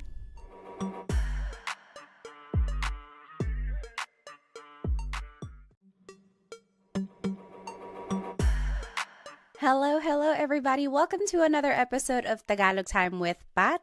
This is episode 4, and today we're going to be learning how to conjugate verbs in the past and future tense. So this is actually a continuation of episode 3, where we learned how to conjugate verbs in the present tense. So I highly encourage you to go back and watch episode 3, where I go over what it means to even conjugate a verb, just giving an overview of Tagalog verb types and everything like that. And then also some practice and conjugation patterns on how to conjugate verbs in the present tense. So since this is kind of a continuation, I encourage you to go back and watch episode 3 if you have not watched it yet, because we will be building upon those ideas that we have already learned so far. Okay, so in Tagalog, have you ever wanted to say something like, I ate something earlier today, or she slept early? So anything in the past tense. Or have you ever wanted to say something like they will cook something, or we will use something? So things in the future tense. If you ever wanted to say things about the past or the future, this is the episode for you. So here's the agenda for today's lesson. We will do a quick review of the Tagalog verb types. Then we will talk about Tagalog pronouns so that we can make simple sentences. And then we will review very briefly the present tense conjugation of verbs. Then we'll jump right into the past tense conjugation patterns, and then the future tense conjugation patterns, and then some practice questions throughout as well. And then we'll finish off with a Taglish tip, which I think you will find very useful. Alrighty, so there are 5 main Tagalog verb types in Tagalog: mag, ma, in, and e verbs. And what makes them different is that some are actor-focused, like mag, ma, and and then some of these verbs are object-focused, like in, and e. So you can see that the verbs, some of them can be actor or object-focused, depending on the context of the sentence. And again, in lesson 3, I go over which types of verbs can be actor or object-focused. So that's a really good episode to watch. Okay, so what does it mean to be an actor or an object-focused verb? Well, an actor-focused verb means that the subject is doing the action. For example, the boy is playing. Here, the subject is the boy, and he is doing the action. He is playing. So the focus here is on the subject. Whereas for an object-focused verb, the action is being done to the subject. For example, wash the dishes. Here, the subject is the dishes, and something is being done to them. They are going to be washed. So here the focus is more on the object, which is the dishes, versus when the focus is on a subject like a person or the actor. And then let's just review some subject pronouns. Ako is I. Ka is you singular. Siya is he or she. Again, this is gender neutral. You have to listen to the context of the sentence to figure out who someone is talking about. And again, just to point out the pronunciation, it looks like it should be pronounced siya, but it's usually pronounced siya, siya. Sila is they. Tayo is we inclusive. Kami is we exclusive. We'll go back to that. Kayo is you plural. So you all as a class, kayo. So now let's go back to the 2 different types of we here. So tayo is all of us together. You and me and the whole class, we are all doing the action. So kumakain tayo. We are all eating. Kumakain tayo. So it's inclusive because everyone is doing the action. Versus kami means me and someone else. So me and my husband Chris, we are eating. Kumakain kami. we are eating. You're not doing the action. I'm just telling you about it. So maybe you're calling me and I'm like, oh, kumakain kami. We are eating. So that's exclusive. So the simplest sentence structure in Tagalog is verb plus pronoun. It's the opposite of English where the pronoun goes first. I am running. I am eating. So there the pronoun I goes first. But in Tagalog, it's the opposite. The verb goes first. So for example, let's take a look at the verb to cook, which is magluto. Using the subject pronouns we just learned, here are some simple sentences. Nagluluto ako. I am cooking. Nagluluto ako. Nagluluto ka. You are cooking. Nagluluto siya. He or she is cooking. Nagluluto sila. They are cooking. Nagluluto tayo. We are all cooking together. So remember, that's inclusive. We're all doing it. Nagluluto kami, we are cooking. So me and my husband Chris, nagluluto kami. That's exclusive. And then nagluluto kayo, you all are cooking. Maybe you all as a class, you all are cooking. So this is a good slide to know just because it shows how you can put the verb and the pronoun together, and then it shows how the different subject pronouns are used.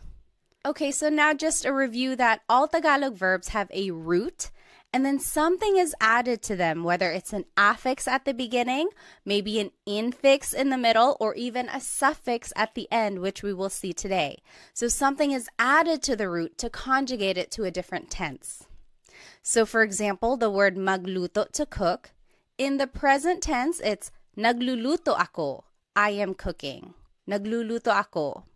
In the past tense, nagluto ako. I cooked. Nagluto. In the future tense, magluluto ako. I will cook. Magluluto. And I've underlined and bolded the root here. So luto, that's the root word of to cook. And then an affix is usually added to indicate the different tense. So you can see the different affixes there. And what I want you to get from this slide is that if you can pick out the root word in a conversation, then that's kind of half of the battle, right? Try to pick out root words that you can recognize and then use context clues to determine what is actually being said. So if I heard someone say, oh, nagluluto ako ngayon, then I would say, okay, I know luto means cook. Are they saying that they're cooking right now, or did they cook something yesterday, or will they be cooking tomorrow? So just kind of try to pick out the root words that you know and then kind of go from there for the translation of Tagalog. Okay, so all of that was a review from Lesson 3. Let's jump into the new material now of Lesson 4, the past tense conjugation patterns. So let's start with the mag verbs. These are usually actor-focused and they are the most common type of verb in Tagalog. Some examples are maglakad, to walk, magluto, to cook, magbasa, to read. Now, in the past tense, you have to add the affix nag in the beginning. So now the pattern is nag plus the root. For example, maglakad in the past tense is naglakad. Naglakad ako, I walked. Naglakad siya, she walked. So naglakad is the past tense of to walk in Tagalog. Magluto becomes nagluto. Nagluto ako, I cooked. Nagluto ako ng kanin, I cooked some rice. So nagluto is the past tense of to cook. Magbasa becomes nagbasa. Nagbasa ako, I read. So nagbasa is the past tense of to read. So you can see how the pattern is nag plus the root, right? It's a little different from the present tense. Speaking of, let's go ahead and just compare the present tense to the past tense conjugation of mag verbs. So in the present tense, we learned naglalakad is walking. Naglalakad. If you recall, the present tense conjugation of mag verbs is nag plus the repeated first syllable plus the root. Naglalakad ako, I am walking. Naglalakad. The present tense conjugation of to cook is nagluto. Nagluto ako, I cooked. Then in the present tense, magbasa is nagbabasa. That means reading. Nagbabasa ako. I am reading. Now let's compare these to the past tense conjugation. This is what we learned today. So naglakad is walked. Nagluto is cooked. Nagbasa is read. So there is a slight difference here from the present tense to the past tense. There's no repeated sound, right? So naglalakad ako means I'm walking. Naglakad ako means I walked. So the difference between the tenses can be a little subtle. It's one of those things that you have to train your ear for, right? So for the present tense, you can hopefully recognize that there's a repeated sound. Naglalakad ako. Versus the past tense, naglakad. It's like done. There's no repeated sound. So that's kind of one way to distinguish between the present and the past tense conjugation of mag verbs. All right, now let's take a look at ma verbs. They have a very similar pattern. These are also actor-focused, and some examples are maligo to shower, matulog to sleep, manood to watch. In the past tense, this is the pattern for ma verbs. Now the affix is na, and then it's the root. For example, maligo becomes naligo. Naligo ako. I took a shower. Naligo siya. He took a shower.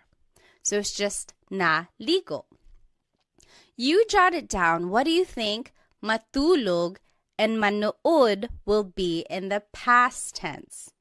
Just use this pattern that we learned, affix na and then the root. What do you think matulog and manood will be in the past tense? Okay, matulog, to sleep, in the past tense is natulog. Natulog ako. I went to sleep. Natulog ako. And then manood will be nanood. So, nanood ako ng sine. I watched a movie. So again, we are just using this pattern, affix na plus the root, and that is how you change ma verbs into the past tense. Let's compare. So in the present tense, I think it'll help if I put them both up together. So in the present tense, shower is naliligo. I am taking a shower. Naliligo ako. Naliligo. In the past tense, it's naligo. Naligo ako. Naligo. That's showered. I took a shower. For the verb matulog, in the present tense, it's natutulog siya. So natutulog is sleeping. In the past tense, it's natulog. That means slept. Then for the verb manood, in the present tense, it's nanonood. Nanonood ako. I am watching something. In the past tense, it's nanood. Nanood ako. I watched something. So it is a very similar pattern to the mag verbs. The only difference is that it doesn't have the G in the affix. But you can see here in the present tense, there is that repeated syllable, whereas in the past tense, there is no repeated syllable. It's just the affix, then the root. All right, so now let's take a look at verbs. These can be actor or object focused depending on the context, and here are some examples. Kain means to eat, takbo means to run, tawa means to laugh. And again, you might be wondering, why are these verbs? There is no in there. Is the infix that is put into the word to conjugate it in the present tense. But in the past tense, this is the pattern. So goes after the first letter when you're using it in the past. For example, kain, to eat, becomes kumain. Kumain ako. I ate. Kumain. Takbo becomes tumakbo. Tumakbo siya. He ran. Tumakbo. So again, the infix just goes after the first letter. Tumakbo. You give it a try. What do you think tawa, to laugh, will be in the past tense? Just use that pattern that we learned. Tawa in the past tense becomes tumawa. Tumawa sila. they laughed. Tumawa. So again, we are just adding the infix after the first letter. So now let's compare. In the present tense, kain is kumakain. Kumakain ako, I am eating. Kumakain ako.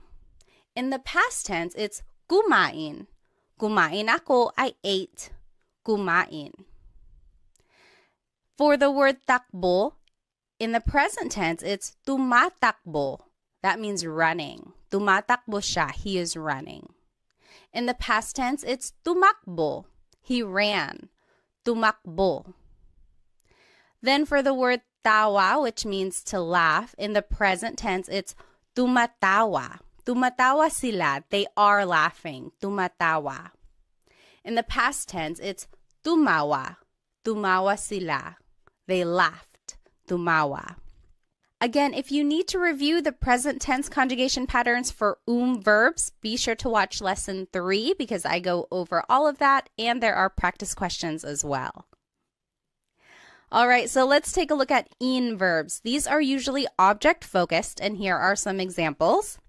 Gamit means to use. Walis means to sweep. In the past tense, the infix in goes after the first letter. So gamit, to use, in the past tense is ginamit. Ginamit ko, I used something. Ginamit. So you can see in just goes after the first letter. You jot it down. What do you think walis, to sweep, will be in the past tense? Walis in the past tense will be winalis. Winalis ko yung sahig. I swept the floor. Winalis. So let's compare. In the present tense, using is ginagamit. Ginagamit ko. I am using something. Past tense, ginamit. That means I used something. Ginamit ko. In the present tense, to sweep is winawalis. That means sweeping, winawalis. In the past tense, it's winalis. Winalis ko yung sahig. I swept the floor. So it looks like for the most part, when a verb is conjugated in the past tense, the conjugation is usually shorter. There's not a repeated syllable, there's no repeated sound or anything like that. So that's kind of one way to recognize if something is being conjugated in the past. Usually it's a shorter word. All right, so now lastly, let's take a look at verbs. These are usually object focused, and here are some examples. Isara means to close. Ibigay means to give. Itago means to hide. In the past tense, the infix in goes after the second letter for verbs.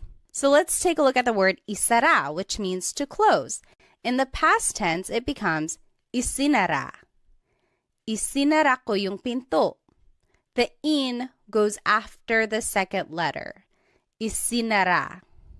Next, the word ibigay, which means to give, becomes ibinigay. Ibinigay ko yung regalo. I gave the gift. Ibinigay.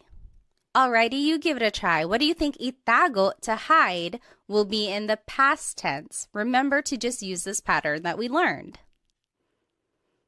Itago in the past tense becomes itinago. The in just goes after the second letter. Itinago ko, I hid something. Itinago. Now let's compare. In the present tense, isara is isinasara, closing. Isinasara. In the past tense, it's isinara, closed. Isinara. In the present tense, ibigay becomes ibinibigay. Ibinibigay, that means giving. In the past tense, it's ibinigay, gave. Ibinigay.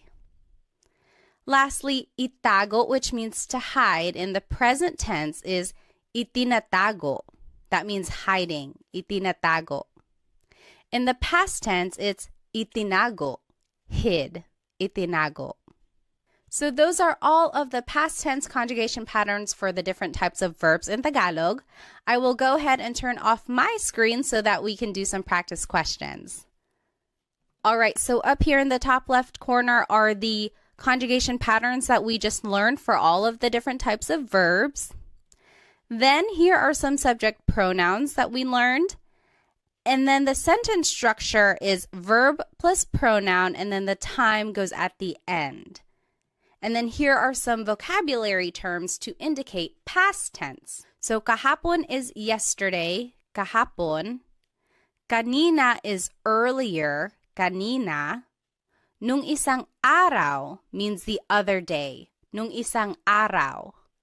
Nung isang linggo is the other week or last week. Nung isang buwan means the other month or last month. Nung isang taon means the other year or last year. Okay, now let's take a look at these examples here. So he watched a movie yesterday, and I gave you a hint. To watch is manood.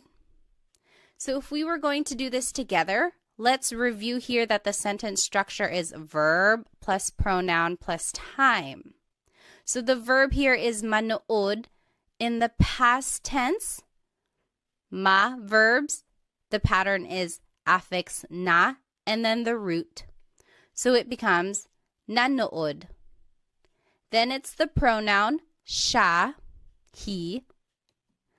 Ng sine, a movie, kahapon, yesterday. So in our sentence structure, I didn't point out where an object would go. It would go before the time. So nanood siya ng sine kahapon. He watched a movie yesterday. Nanood siya ng sine kahapon. Now you give it a try. You answer 2 through 5. You can pause the video now if you need more time, and then we will go over it. Alrighty, we'll go ahead and go over the answers. So she ran earlier. Remember, the sentence structure is verb plus pronoun plus time. So it would be tumakbo siya kanina. She ran earlier. Tumakbo siya kanina. Number 3, you all cleaned the other day. Maglinis means to clean. Naglinis kayo nung isang araw. Naglinis kayo nung isang araw. You all cleaned the other day. Number 4, we ate some adobo. Kain is to eat. And I wanted you to use the inclusive we, so everyone is eating.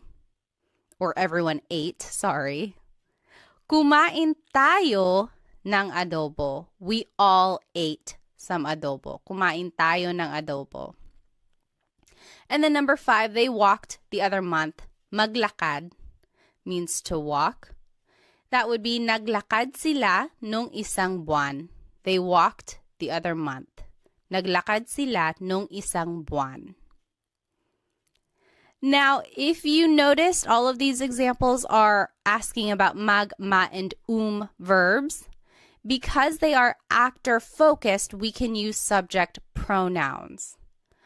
But if you wanted to use an in or e verb, you actually have to use a possessive pronoun. Remember, for an object-focused verb, the subject here is an object. So we have to use a possessive pronoun because it's almost like the person possesses that object that is in focus. Okay, so that's kind of why we have to use a possessive pronoun. And then the sentence structure now would be verb plus pronoun plus the word yung, which means the. Sometimes it can be ang. They are interchangeable usually. Then it's the noun and then time. And then again, down here in the bottom left corner are the vocab terms to indicate past tense. And let's take a look at some examples. So number 1, I used the car the other week. And I gave you some hints. Gamit means to use. Coche means car. So let's do this one together. So the sentence structure is verb plus pronoun. So it would be ginamit. That is the past tense conjugation of gamit. Remember, for in verbs, the infix in goes after the first letter. So ginamit Then it's the pronoun ko, which is the possessive pronoun I. Then it's the word yung, which means the. Kotse nung isang linggo. So, ginamit ko yung kotse nung isang linggo. I used the car the other week. Go ahead and try 2, 3, and 4. You can pause the video now if you need more time. And remember to just plug in all of the words into this sentence structure. Remember to use the patterns that we learned, and also remember to use possessive pronouns because we are using an object-focused verb now. Okay, go ahead and do these examples and we'll go over it in just a bit. All right, let's go ahead and start with number 2. He closed the door earlier. Isara means to close. Pinto means door. This would be, isinara niya yung pinto kanina. Isinara niya yung pinto kanina. He closed the door earlier. So again, remember for verbs, the in just goes after the second letter. Then it's the pronoun niya, which is he or she in the possessive pronouns. Then it's the word yung, which means the. Then it's the noun pinto, which means door. Earlier is kanina. So we are just plugging all of the words into the sentence structure and then using the conjugation patterns that we learned. Okay, number 3, you all swept the floor yesterday. Walis means to sweep, sahig means floor. Winalis ninyo yung sahig kahapon. Winalis ninyo yung sahig kahapon. You all swept the floor yesterday. And lastly, they hid the toys the other month. Itago means to hide. Mga laruan means toys. And to make a noun plural, you have to add this word mga. So mga laruan means toys. It's not like in English where we can just add an S. You actually have to add this word mga. In Tagalog, this would be, itinago nila yung mga laruan nung isang buwan. Itinago nila yung mga laruan nung isang buwan. They hid the toys the other month. All right, so these are just some examples of how to use the past tense conjugation patterns that we learned and how you can plug in all the vocabulary that you learned into this simple sentence structure. Alrighty, now let's go ahead and jump right into the future tense conjugation patterns of these verbs. Let's start with mag verbs. Again, our mag verbs are maglakad to walk, magluto to cook, magbasa to read. Now in the future tense, this is the pattern. Now it's the affix mag, then there's a repeated first syllable, and then the root. So in the future tense, if you wanted to say will walk, maglakad becomes maglalakad. So it's the affix mag, then there's a repeated first syllable, and then it's the root, lakad. So maglalakad ako, I will walk, maglalakad. Magluto, to cook, in the future tense will be magluluto. Again, the affix is mag, then there's a repeated first syllable, and then the root. Magluluto sila, they will cook. Lastly, magbasa, to read, becomes magbabasa. Magbabasa ako, I will read. So let's compare all of these tenses together. And let's just take a look at the highlighted ones. So in the present tense, to walk, it is naglalakad. That means walking, naglalakad. In the past tense, to walk is naglakad, walked, naglakad. In the future tense, it's maglalakad, maglalakad. That is will walk. So future tense and present tense are very similar for mag verbs. The only difference is the first letter. So it's one of those things where you have to listen very carefully, but also rely on the context clues in case you miss what that first letter was. Okay, so it is a very similar pattern for present and future tense conjugation of mag verbs. Next, let's take a look at ma verbs. It's a very similar pattern to the mag verbs. Again, here are some ma verbs. Maligo, to shower. matulog to sleep, manood to watch. In the future tense, here is the pattern for ma verbs. Now the affix is ma, then there's a repeated first syllable, and then it's the root. So maligo, to shower, in the future tense will be maliligo. The affix is ma, then there's a repeated first syllable, and then it's the root. Maliligo ako, I will take a shower. You jot it down. What do you think matulog, to sleep, and manood, to watch, will be in the future tense? And remember to just use this new pattern. Okay, in the future tense, matulog to sleep will be matutulog. Matutulog ako, I will go to sleep. Matutulog. So the affix is ma, then there's a repeated first syllable, and then the root. Matutulog. And then manood, to watch, will be manunood. Affix is ma, then there's a repeated first syllable, and then the root. Manunood ako, I will watch. Now let's compare all of the tenses together for ma verbs.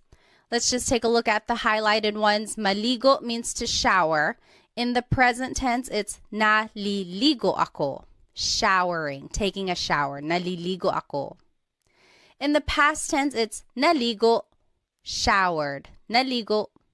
In the future tense, it's maliligo. Maliligo ako. I will take a shower. Again, for ma verbs, it's a very similar pattern for present and future tense conjugation. The only difference is that first letter. But they both have that repeated first syllable.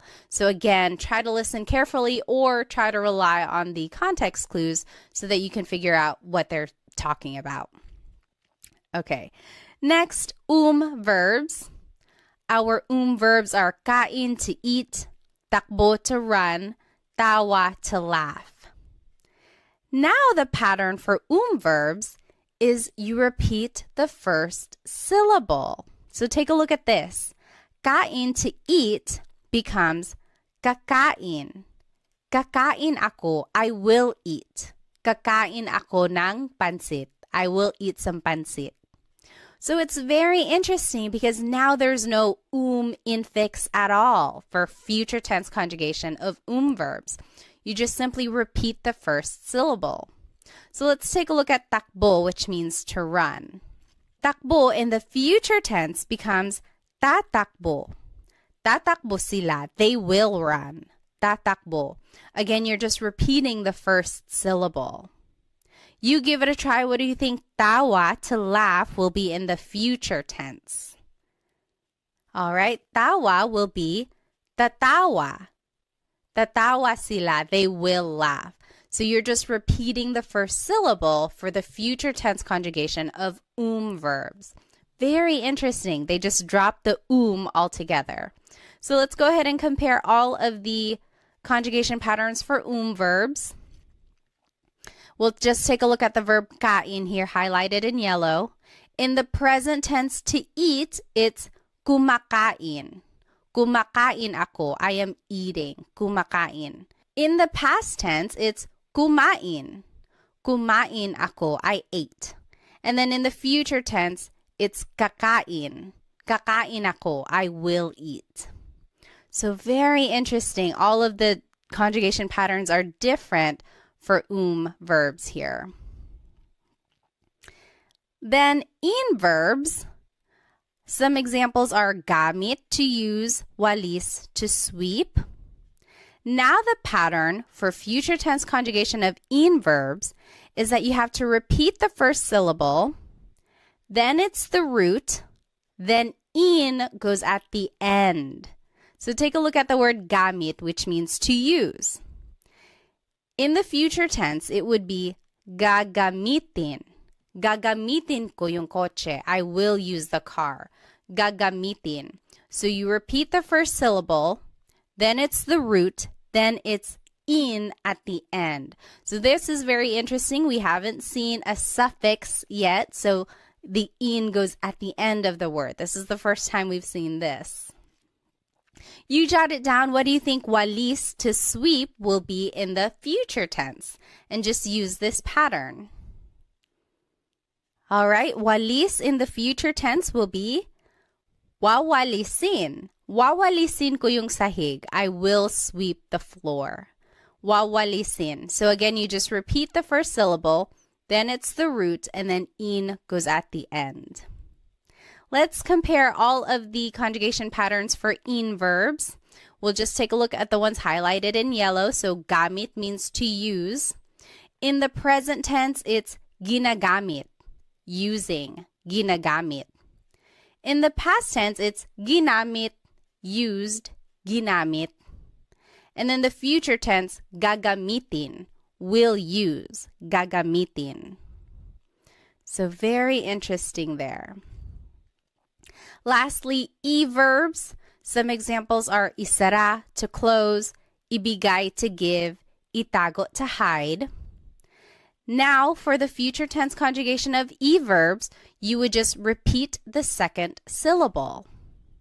Isara, to close, becomes isasara. Isasara ko yung pinto. I will close the door. Isasara. You just repeat the second syllable. You give it a try. What do you think ibigay, to give, and itago, to hide, will be in the future tense? And just follow this pattern. Okay? Ibigay will be ibibigay. Ibibigay ko yung regalo. I will give the gift. Ibibigay. And then itago, to hide, will be itatago. Itatago ko yung pera. I will hide the money. Itatago. So again, you are just repeating the second syllable. Let's go ahead and compare all of these conjugation patterns for e-verbs. In the present tense, isara, to close, is isinasara. Isinasara. That means closing. Isinasara. Past tense, it's isinara, closed. Isinara. And then in the future tense, it's isasara, will close. Isasara. All right, so those are all of the future tense conjugation patterns for the verb types in Tagalog. Now let's do some practice questions. I'm going to go ahead and turn off my screen again. Now in the top left corner are the future tense conjugation patterns that we learned for all of the verbs. Then are the subject pronouns. And then it's the sentence structure down in the bottom left corner.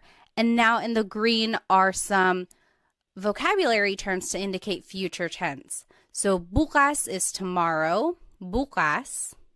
Mamaya means later, mamaya. Sa susunod na linggo, next week. Sa susunod na buwan, next month. And sa susunod na taon, next year. Now here are some examples. Let's do the first one together. I will watch a movie tomorrow. Manood means to watch.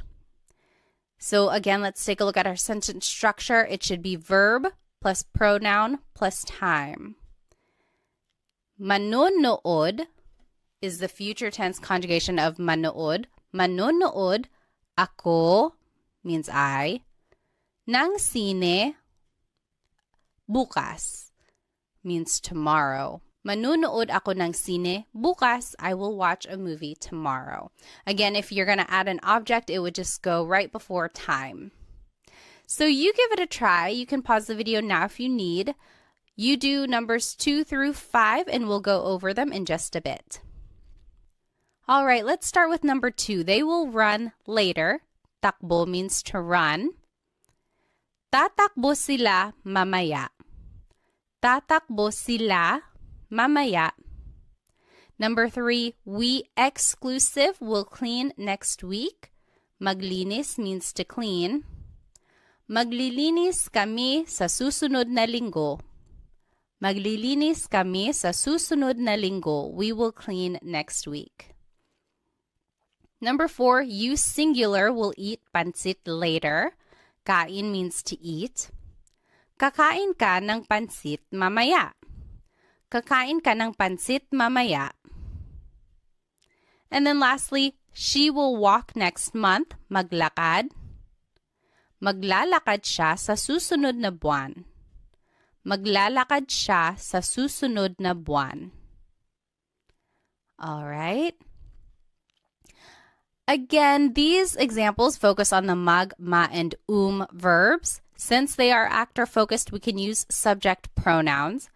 But if we want to use in or e verbs, we actually have to use possessive pronouns. Remember, when we are using object-focused verbs, we have to use a possessive pronoun because it's almost like the subject or the person is in possession of that object. And the sentence structure is verb plus pronoun plus the word yung, which means the. Then it's the noun, then it's time. And again, the box in green has the vocabulary terms to indicate future tense. And now let's do these examples. Let's start with number 1. We, exclusive, will use the car later. Gamit means to use. Kotse means car. So let's take a look at the sentence structure. The verb should come first. So the future tense conjugation of gamit, let's take a look at in verbs. Repeat the first syllable, then it's the root, then you add in at the end. So it would be gagamitin. Gagamitin, then it's we exclusive, namin, yung kotse mamaya. Gagamitin namin yung kotse mamaya. You give it a try. You can pause the video now. You try 2, 3, and 4. Just plug in the vocabulary into the sentence structure and then use the conjugation patterns for in and e verbs. Go ahead and do that and we'll check it in just a bit. Alrighty, let's go ahead and do number 2. He will close the store next week. Isara means to close. Tindahan means store. Isasara niya yung tindahan sa susunod na taon. Isasara niya yung tindahan sa susunod na taon. He will close the store next week. Number 3, you all will sweep the floor tomorrow. Walis means to sweep. Sahig means floor. Wawalisin ninyo yung sahig bukas. Wawalisin ninyo yung sahig bukas. You all will sweep the floor tomorrow. And lastly, number 4, they will hide the toys next month. Itago means to hide. Mga laruan means toys. Itatago nila yung mga laruan sa susunod na buwan. Itatago nila yung mga laruan sa susunod na buwan. So these are just some examples on how to use the future tense conjugation of these verbs. And it gives a good practice on how to use this sentence structure where the verb comes first, then it's the pronoun, and then sometimes an object, and then the time goes at the end. So hopefully you can recognize this pattern when you hear native Tagalog speakers speaking Tagalog. Now I want to finish off our lesson with a quick Taglish tip. And Taglish is Tagalog and English put together. I am a big supporter of using Taglish. I think it's a great stepping stone for learning new vocabulary, especially while you are learning a new language. It's not very attainable to try and speak a language fluently right away, and no one is making you do that, okay? So take your time, try to use as much Tagalog as you can, even if that means having to use Taglish or Tagalog and English put together in a sentence. So let's take a look at these examples. I drove yesterday. She will swim later. They jumped earlier. We didn't learn these verbs. We didn't learn to drive. We also didn't learn to swim or to jump. But you can always turn them into a mug verb. So that means mug plus the English verb.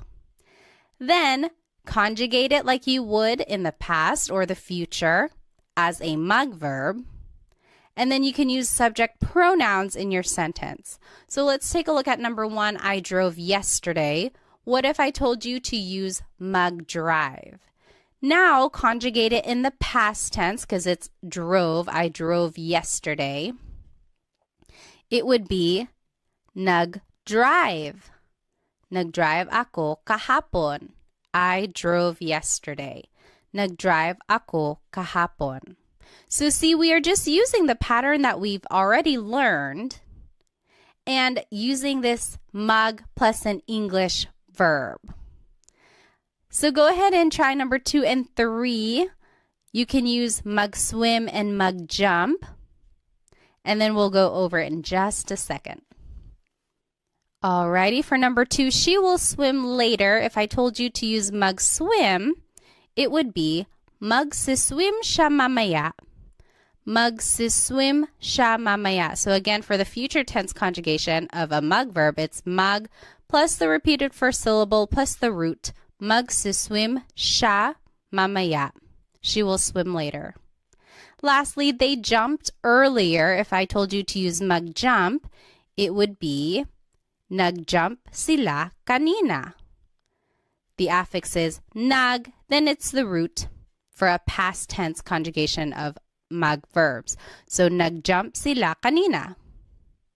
So that is just a quick way to use Taglish, but I do encourage you to go back and look up these words in Tagalog so that you can say the whole phrase in Tagalog eventually. For example, to drive in Tagalog is magmaneho. So this would actually be nagmaneho ako kahapon. I drove yesterday. Nagmaneho ako kahapon. To swim is langoy. So this would be lalangoy siya mamaya. Langoy is an verb. So lalangoy siya mamaya. And then lastly, talon. Talon means to jump. So tumalon sila kanina. It's also an verb. So those are just some ways to use Taglish in a conversation. Now, you don't want to rely on Taglish forever. The goal is to hopefully get fluent in Tagalog. So look up words that you don't know so that you can say the whole phrase in Tagalog eventually. Alrighty, well, we learned so much in today's lesson. Here's just a quick recap. We reviewed the different types of Tagalog verbs and the pronouns that we can use in a simple sentence. Then we reviewed the present tense conjugation of these verbs and then jumped right into the past and future tense patterns. Then we did some practice questions and then finished off with a Taglish tip, which I hope you can start using in your everyday conversations. Again, I strongly encourage you to watch lessons 3 and 4 together because they build on each other. Be sure to take detailed notes so that you can keep all of these conjugation patterns straight. Hopefully, this will help you recognize some of these patterns and recognize the tenses and definitely root words now that you know some vocabulary when you're listening to Tagalog speakers. If you would like some more Tagalog resources, please follow me on Instagram, TikTok, and Facebook, where I post shorter videos throughout the week that will help you learn Tagalog on the go. I also have an Instagram subscription if you would like extended videos and also a monthly newsletter where I recap all of my Tagalog lessons that I post on Instagram. I also have a Stan store where I have some products and then sometimes some group classes if they are available. You might want to check that out. And lastly, feel free to check out my Amazon storefront where I have links to some fun products about the Filipino culture, which I think you might enjoy. Well, thank you again for spending some time with me. I hope to see you in the next Tagalog Time episode. Paalam!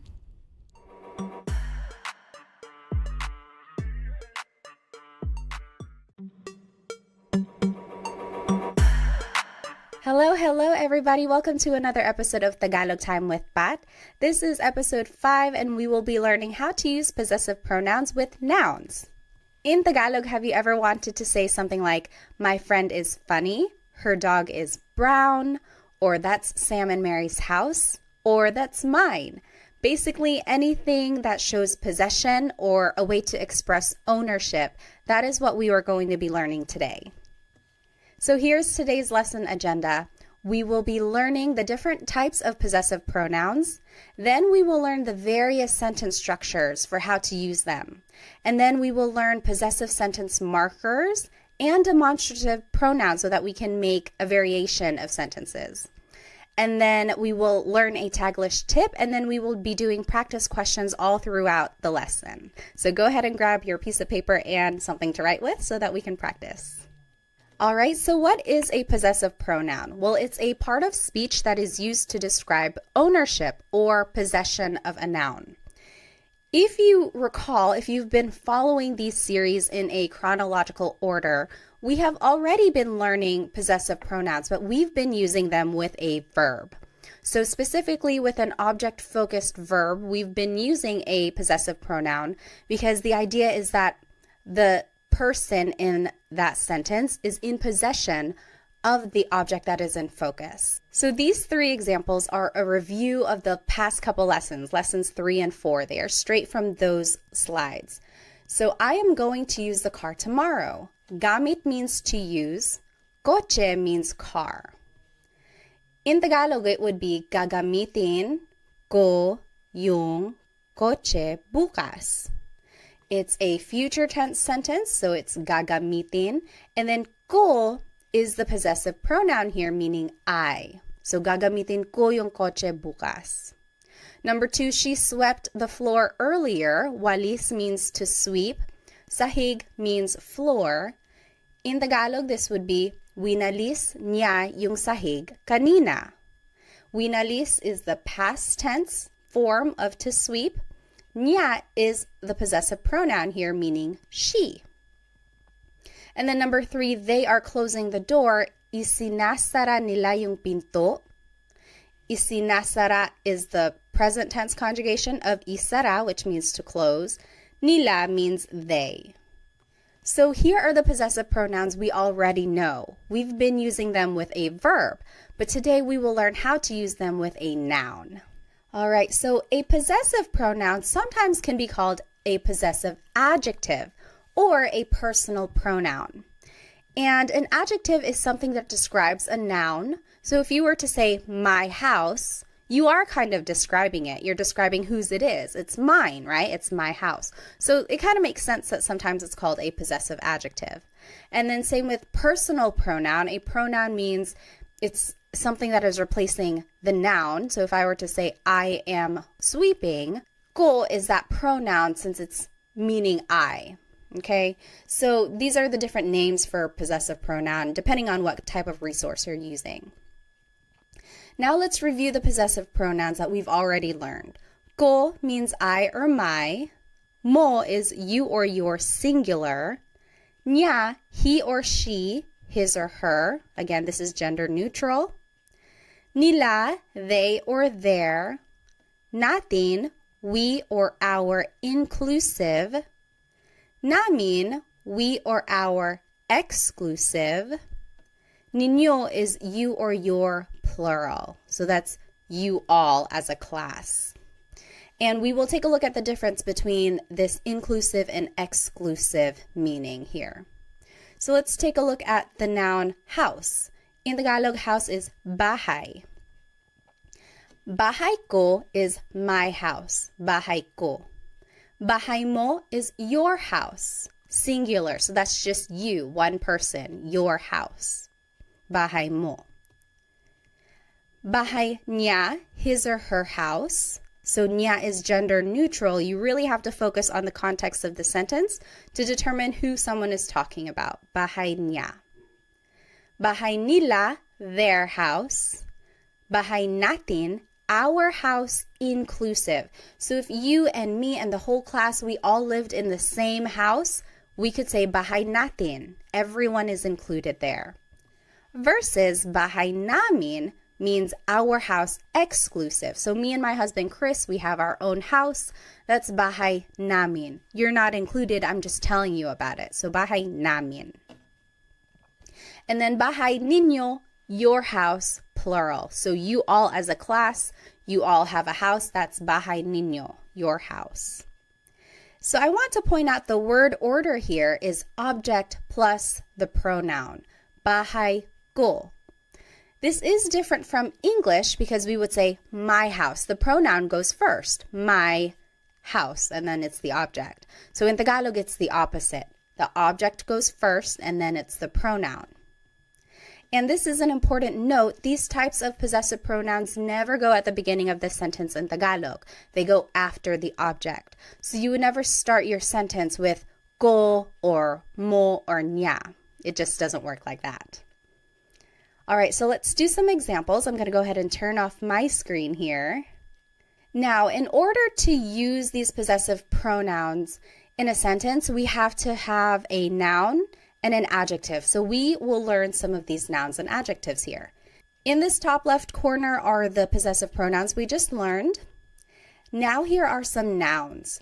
So aso is dog, pusa is cat, kotse is car, bahay is house, pagkain, food, mga damit, clothes, buhok, hair, ulo, head, mga kamay, hands. So again, that's how you make something plural. You have to add the word mga before it. Mga kamay means hands. Now here are some words for people that you might know. Tatay, father, nanay, mother, kapatid, brother or sister. So that's gender neutral. Kapatid is a brother or a sister.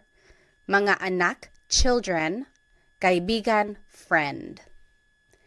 And now here are some adjectives. So here are different colors, mga kulay. Pula is red, kahel, orange, dilaw, yellow, verde, green, azul, blue, lila, purple, puti, white, itim, black, abo, gray, rosas, pink, ginto, gold, kayumanggi, brown. And some more adjectives. Masakit, hurts. Sira, broken. Nawawala, missing. Masaya, happy. Bago, new. Malayo, far away. Masarap, delicious. Malamig, cold. And lastly, let's finish off with some more adjectives. Matangkad, tall. Maliit, little. Malaki, big. Mahaba, long. Maikli, short, thing. Nakakatawa, funny.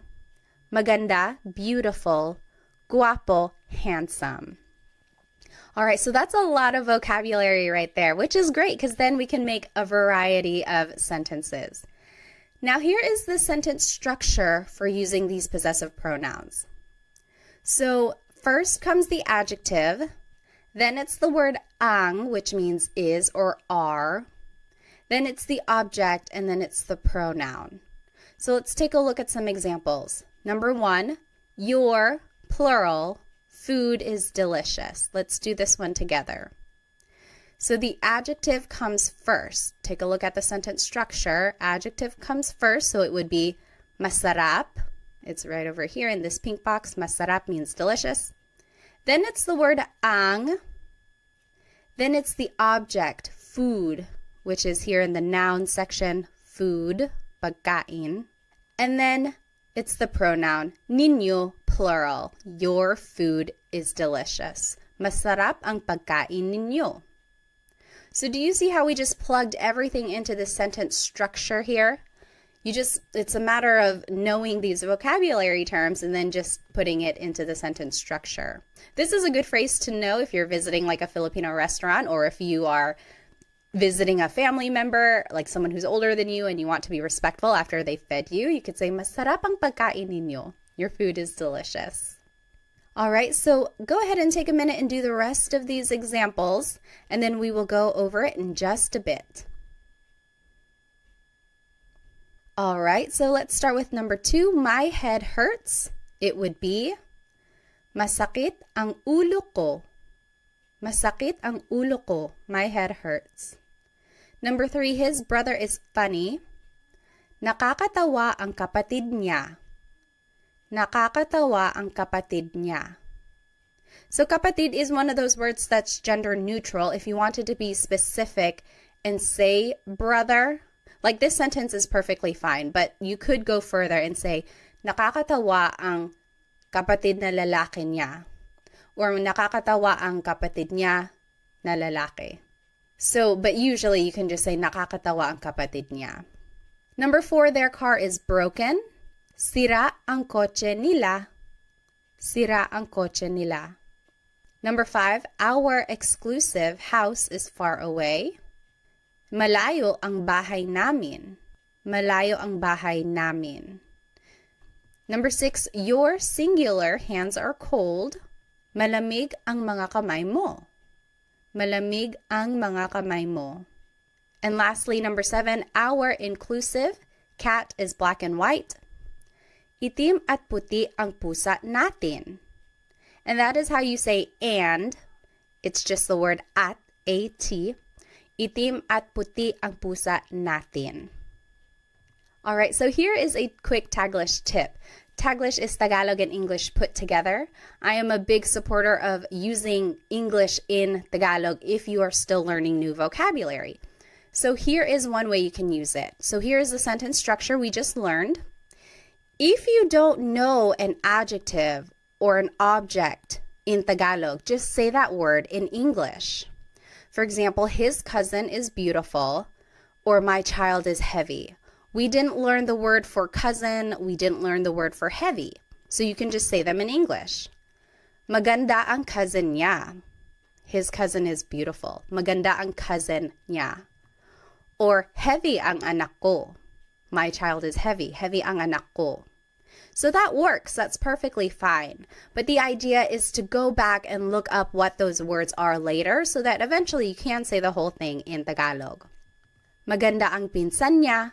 So pinsan is cousin. And this is gender neutral as well. Maganda ang pinsan niya. Or mabigat ang anak ko. Mabigat means heavy. So if you don't know a word in Tagalog, don't be discouraged. I do want you to try and use Tagalog as much as you can, even if that means having to sneak in some English here and there. And then hopefully someone will just correct you and say, oh, cousin in Tagalog is pinsan. So then you can just start saying pinsan in your sentences. All right, so here are the examples we just did, and I want to take a closer look at number 1. Your food is delicious. And you can say it in an alternative way. So your food is delicious. We just learned, masarap ang pagkain ninyo. Adjective comes first, then it's the object, then it's the possessive pronoun. That's the sentence structure we just learned. However, you could switch it up and say, ang pagkain ninyo ay masarap. That also means your food is delicious. Ang pagkain ninyo ay masarap. Now the object is at the beginning. Then it's the possessive pronoun, then it's the adjective. So there is kind of a change in the grammar structure here. And now you are using this word ay, which is a sentence connector, which means is. So ang in this phrase means is, but then when you're switching it up, I is the connector here. Not a lot of people use this second form. It's more formal. It's more casual to just say, masarap ang pagkain ninyo. But this is not wrong. Ang pagkain ninyo ay masarap. That is perfectly correct. It's grammatically correct. It's just not very colloquial. It's not what's used in common conversation every day. Okay, so that's just a note on how you can say or hear things if you happen to hear it this way. All right, and then I just want to point out that all of these phrases could be turned into that alternative phrase. So, masakit ang ulo ko could turn into, ang ulo ko ay masakit.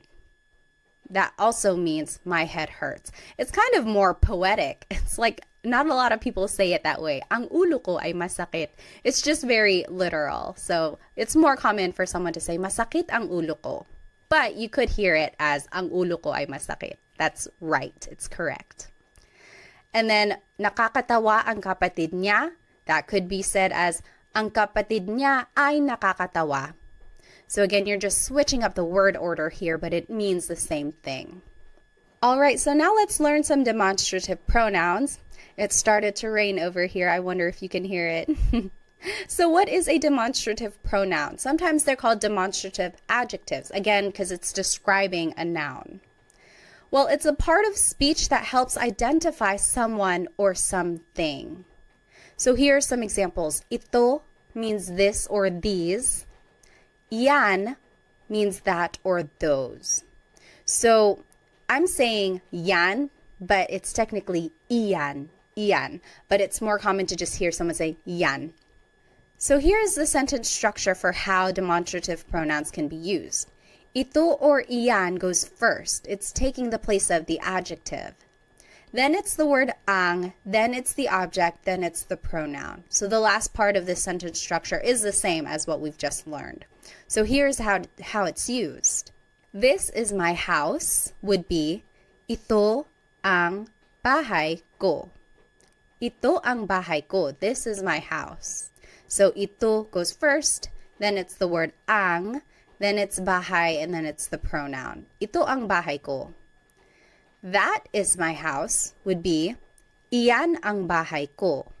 That is my house. Iyan ang bahay ko. So ito means this. Iyan means that. And it can be used in a plural way as well. They can mean singular or plural things. So these are my kids is still ito ang mga anak ko. Ito ang mga anak ko. These are my kids. Those are my kids. Iyan ang mga anak ko.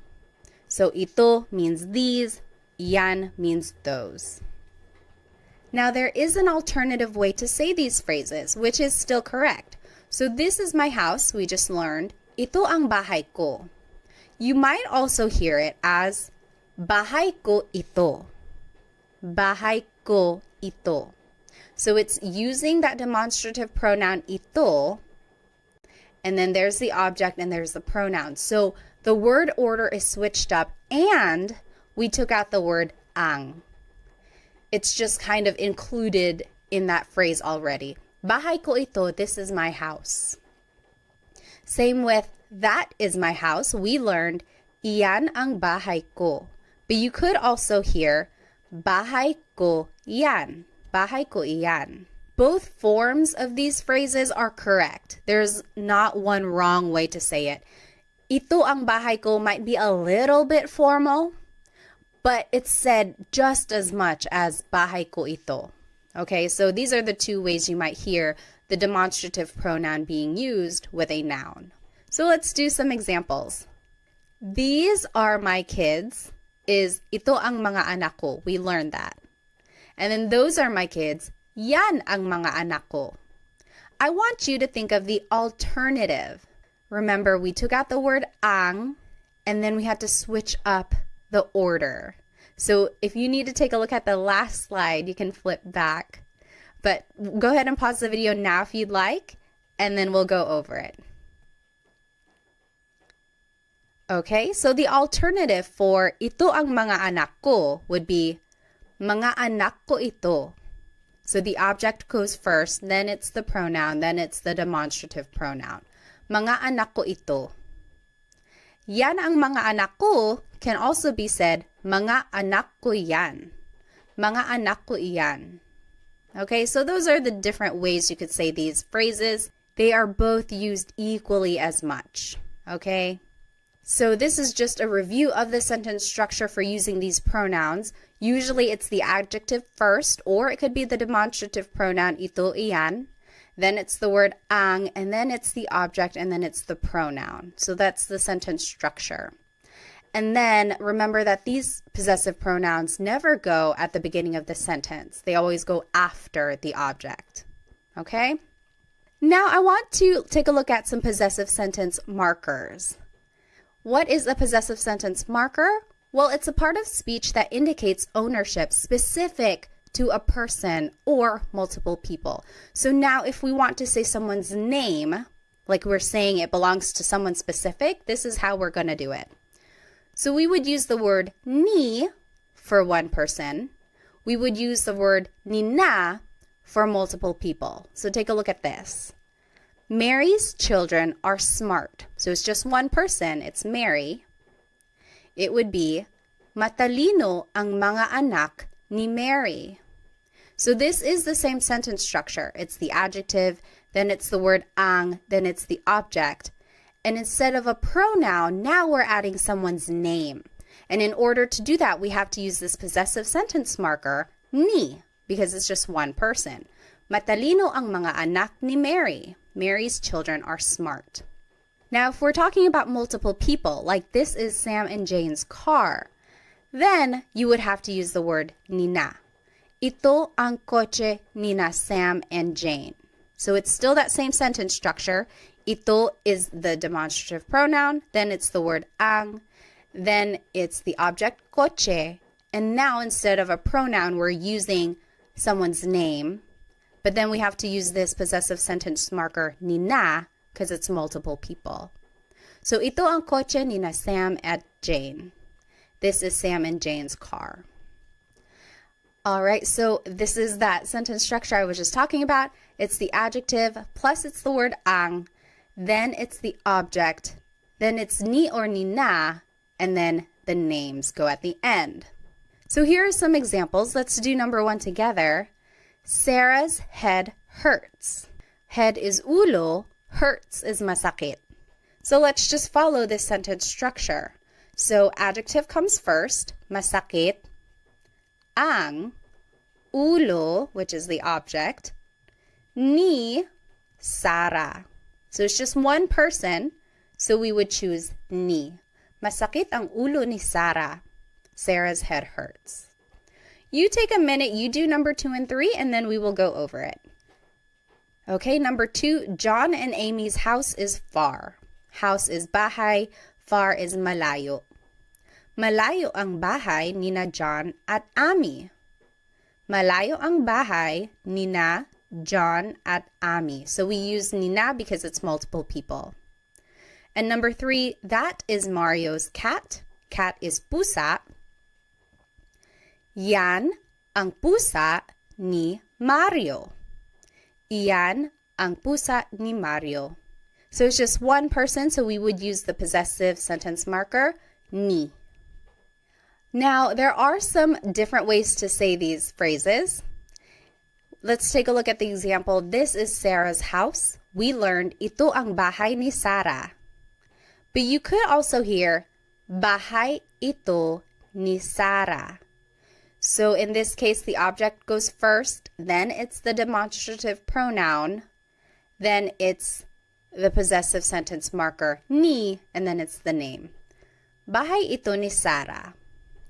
Another example, that is Mark and Molly's house. It would be, iyan ang bahay ni Mark at Molly. So we've learned these sentence structures already. It's the demonstrative pronoun, then it's the word ang, then it's the object, and then it's usually the pronoun, or in this case, it's the people with the possessive sentence marker. Now, the alternative way to say this is, bahay iyan ni Mark at Molly. So the object goes first, then it's the demonstrative pronoun, then it's the sentence marker, and then it's the people's name.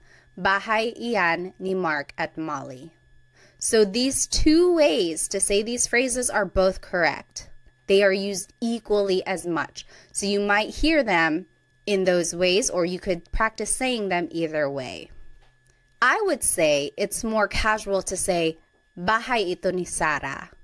But if I'm walking around and we happen to be walking by Sarah's house, I could say, oh, ito ang bahay ni Sarah. This is Sarah's house. So it kind of just depends on the context of what you're trying to say. Okay, but they are both used equally as much. Okay, now let's take a look at this last set of possessive pronouns. They are different from the first set that we learned.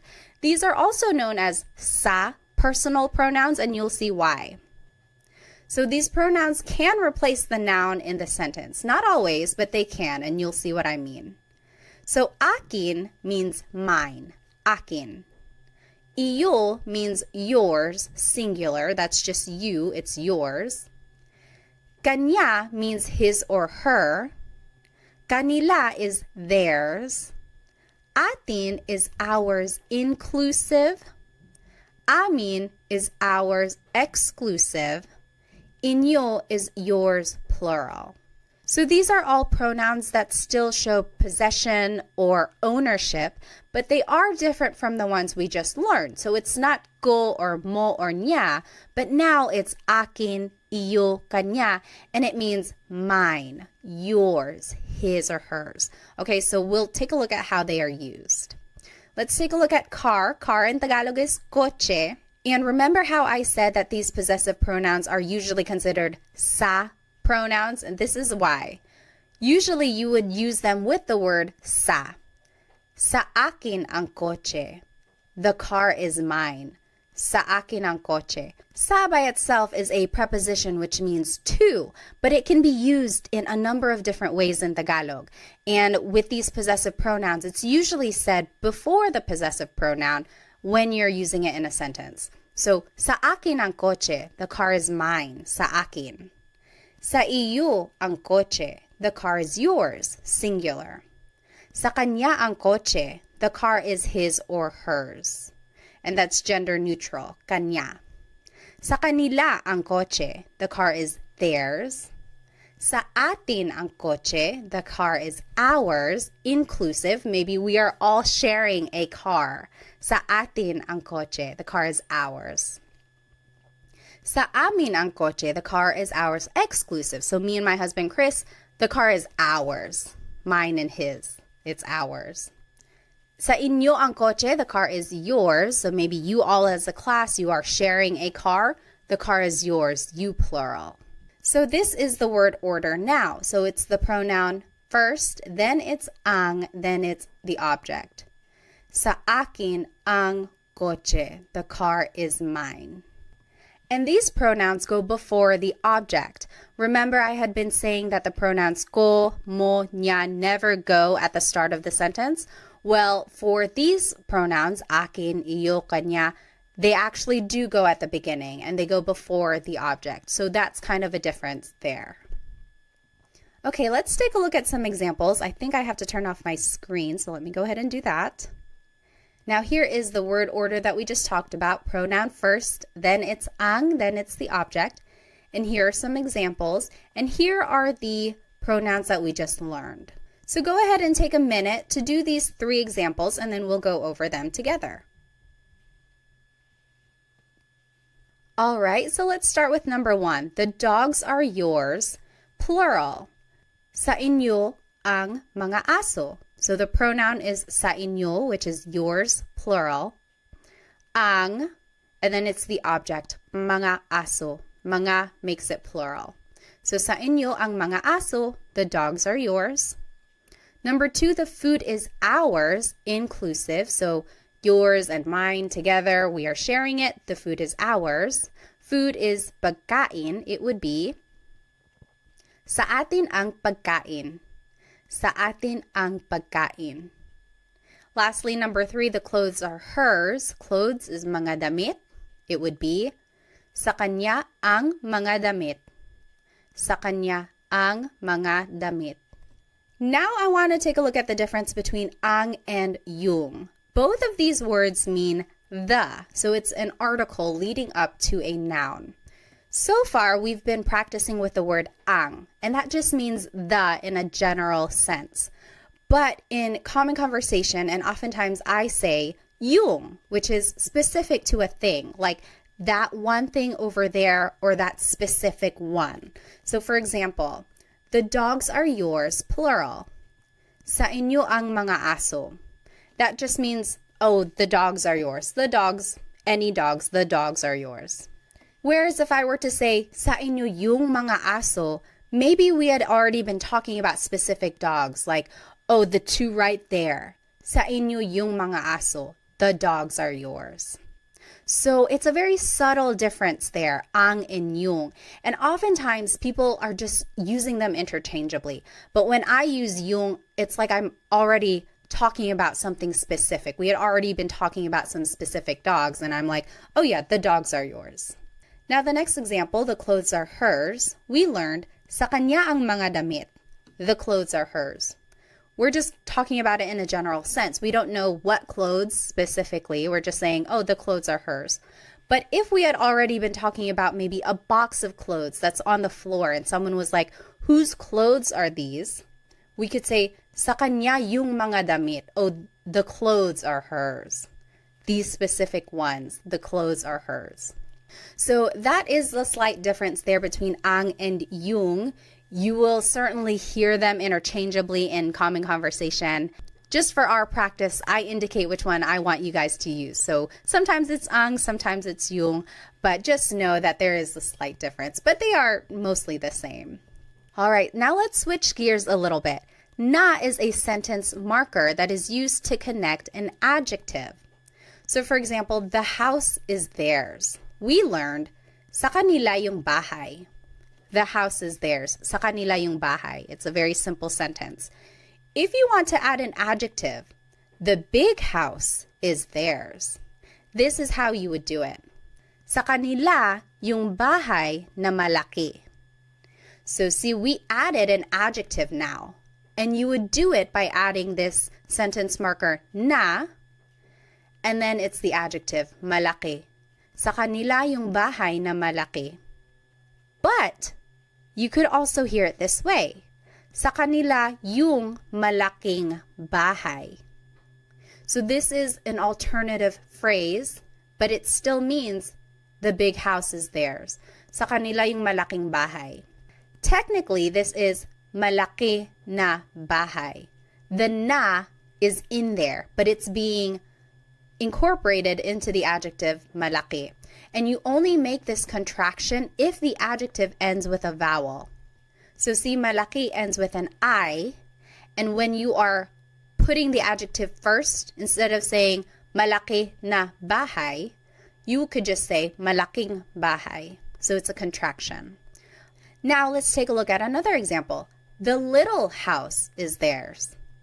Sa kanila yung bahay na maliit. So there's that sentence marker na, and then the adjective maliit means little. You could also hear sa kanila yung maliit na bahay. So we just switched it. We put the adjective first. And now we don't make the contraction. We don't put it together because it doesn't end with a vowel.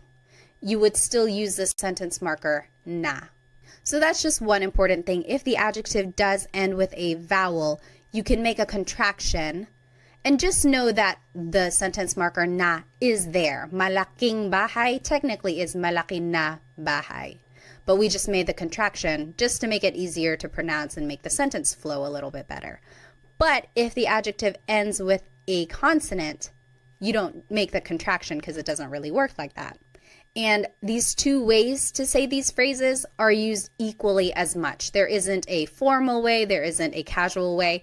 It's just kind of personal preference or depending on what someone wants to say. Now let's do some examples.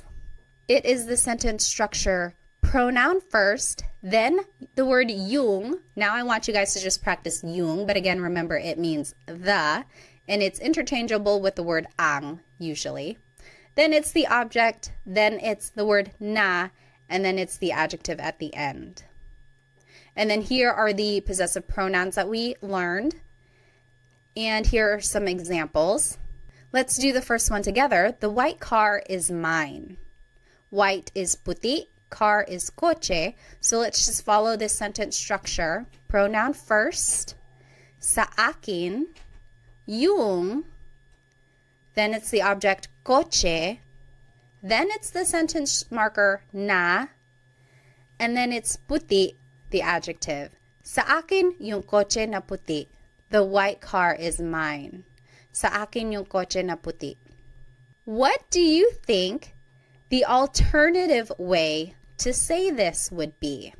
So remember, you can put the adjective before the object, and depending on whether or not there's a vowel at the end, you can make the contraction. What do you think the alternative phrase would be for sa akin yung coche na puti? The alternative phrase you could say is sa akin yung puting coche. So remember, the adjective can go first, and technically the sentence marker na is here, but we just made a connection. So puting coche. Sa akin yung puting coche. So for these next examples, I want you to make the sentence using the sentence structure, but also write it in the alternative way. Remember, these two ways to say it are equally used as much. So there is the vowel again, just pointing it out. You can make the contraction because puti is the adjective and it ends with a vowel. Go ahead and take a minute, do these examples, and then we'll go over it. All right, number 2, the black and orange cat is ours, inclusive. Black is itim, orange is kahel, cat is pusa. it would be, sa atin yung pusa na itim at kahel. Sa atin yung pusa na itim at kahel. Remember to say and if you have more than one adjective. It's just the word at. That means and. Now, the alternative way to say this would be, sa atin yung itim at kahel na pusa. So, na is still there because itim and kahel end with a consonant. There's nothing to make a contraction for. So, sa atin yung itim at kahel na pusa. All right, number 3, the new clothes are not yours. Singular. New means bago. Clothes is mga damit. So this is a way to kind of negate a thought. So it's not something we've seen so far, so this is how you do it. Hindi sa iyo yung mga damit na bago. So everything here is the same. We've already learned it. Pronoun, then it's yung, then it's object, then it's not, and then bago, the adjective. The only difference is that we've added the word hindi, which means no, but in this sentence, it can mean not. So the new clothes are not yours. Hindi sa iyo yung mga damit na bago. So that's how you would say not. And the alternative way to say it is, hindi sa iyo yung mga bagong damit. Hindi sa iyo yung mga bagong damit. Here you can make the contraction, bago na damit. Could just be bagong damit. All right, now let's practice with some demonstrative pronouns. Ito means this or these. Yan means that or those. If you wanted to say this is mine, it would be sa akin ito. Sa akin ito. Or you might hear sakin to. Sakin to. So a lot of people just put all the words together or shorten it. Sakin to, this is mine. That is yours is sa iyo yan. Sa iyo yan. So the pronoun goes first, and then it's the demonstrative pronoun. You might hear sa'yo yan. Sa'yo yan. And then lastly, that's not mine. Again, negating the thought. It would be hindi sa akin yan. Hindi sa akin yan. Or hindi sa akin yan. Hindi sa akin yan. All right. Now let's do some examples. First, it's the pronoun, and then it's the demonstrative pronoun. And these are the pronouns we learned. So now take a minute and do these examples. If you wanted to say those are his, it would be sa kanya yan. Sa kanya yan. Number 2, these are ours. Exclusive would just be sa amin ito. Sa amin ito. So we are just following that sentence structure, pronoun, then the demonstrative pronoun. Number 3, that's not yours. Plural is hindi sa inyo yan. Hindi sa inyo yan. So you just add the word hindi at the beginning to mean not. Okay, so let's just do a quick recap. We learned so much in today's episode. We learned the different types of possessive pronouns. Certain pronouns can go at the beginning of the sentence, and some do not ever go at the beginning, so remember to keep track of that. We also learned the different sentence structures and how to use the possessive sentence markers and demonstrative pronouns throughout these sentences. We also learned how to use English throughout these phrases if we don't know the word in Tagalog. And then we did lots of practice questions throughout the lesson, which I hope will help you understand some of these concepts. Now, let's go back to these phrases that we learned at the beginning. I want you, for your homework, to try and translate them, and I will put the answers in the video description. And then you can go over it. If you have any questions, feel free to write them in the comments. And if you need some more Tagalog resources, please feel free to follow me on Instagram, TikTok, or Facebook. I post shorter videos throughout the week to help you practice. And then feel free to check out my Amazon storefront. I have lots of good links in there for Tagalog resource books that I think are helpful. Also some Filipino-inspired products which I think you might enjoy. I also have a Stan store which has products in there, and then also I have some group classes. So if I'm holding any group classes, you might be able to sign up. Well, thank you so much for spending some time with me today. I will see you in our next Tagalog Time episode. Paalam!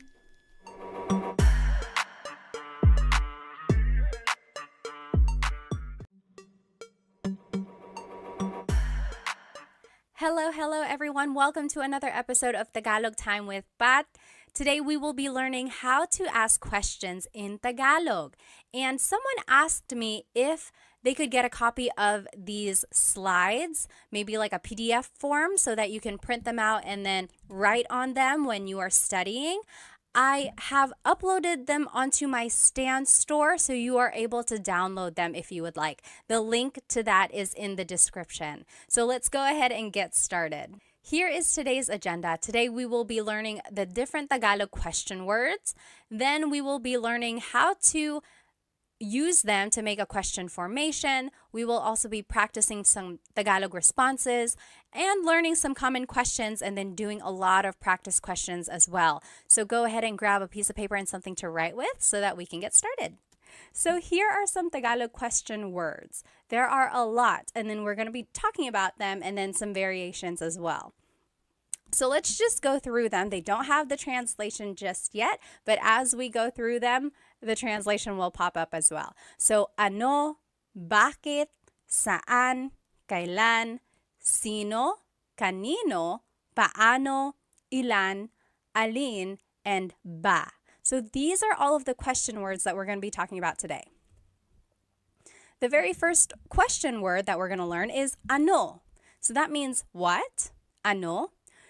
If you have ever heard a native Tagalog speaker, they might sometimes say ano as a filler in their conversation. Like if they can't think of the word, they say yung ano, yung ano. So it's like sometimes it can mean or the thing, but technically it means what.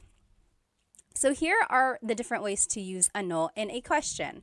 So ano, then the word ang, then a noun.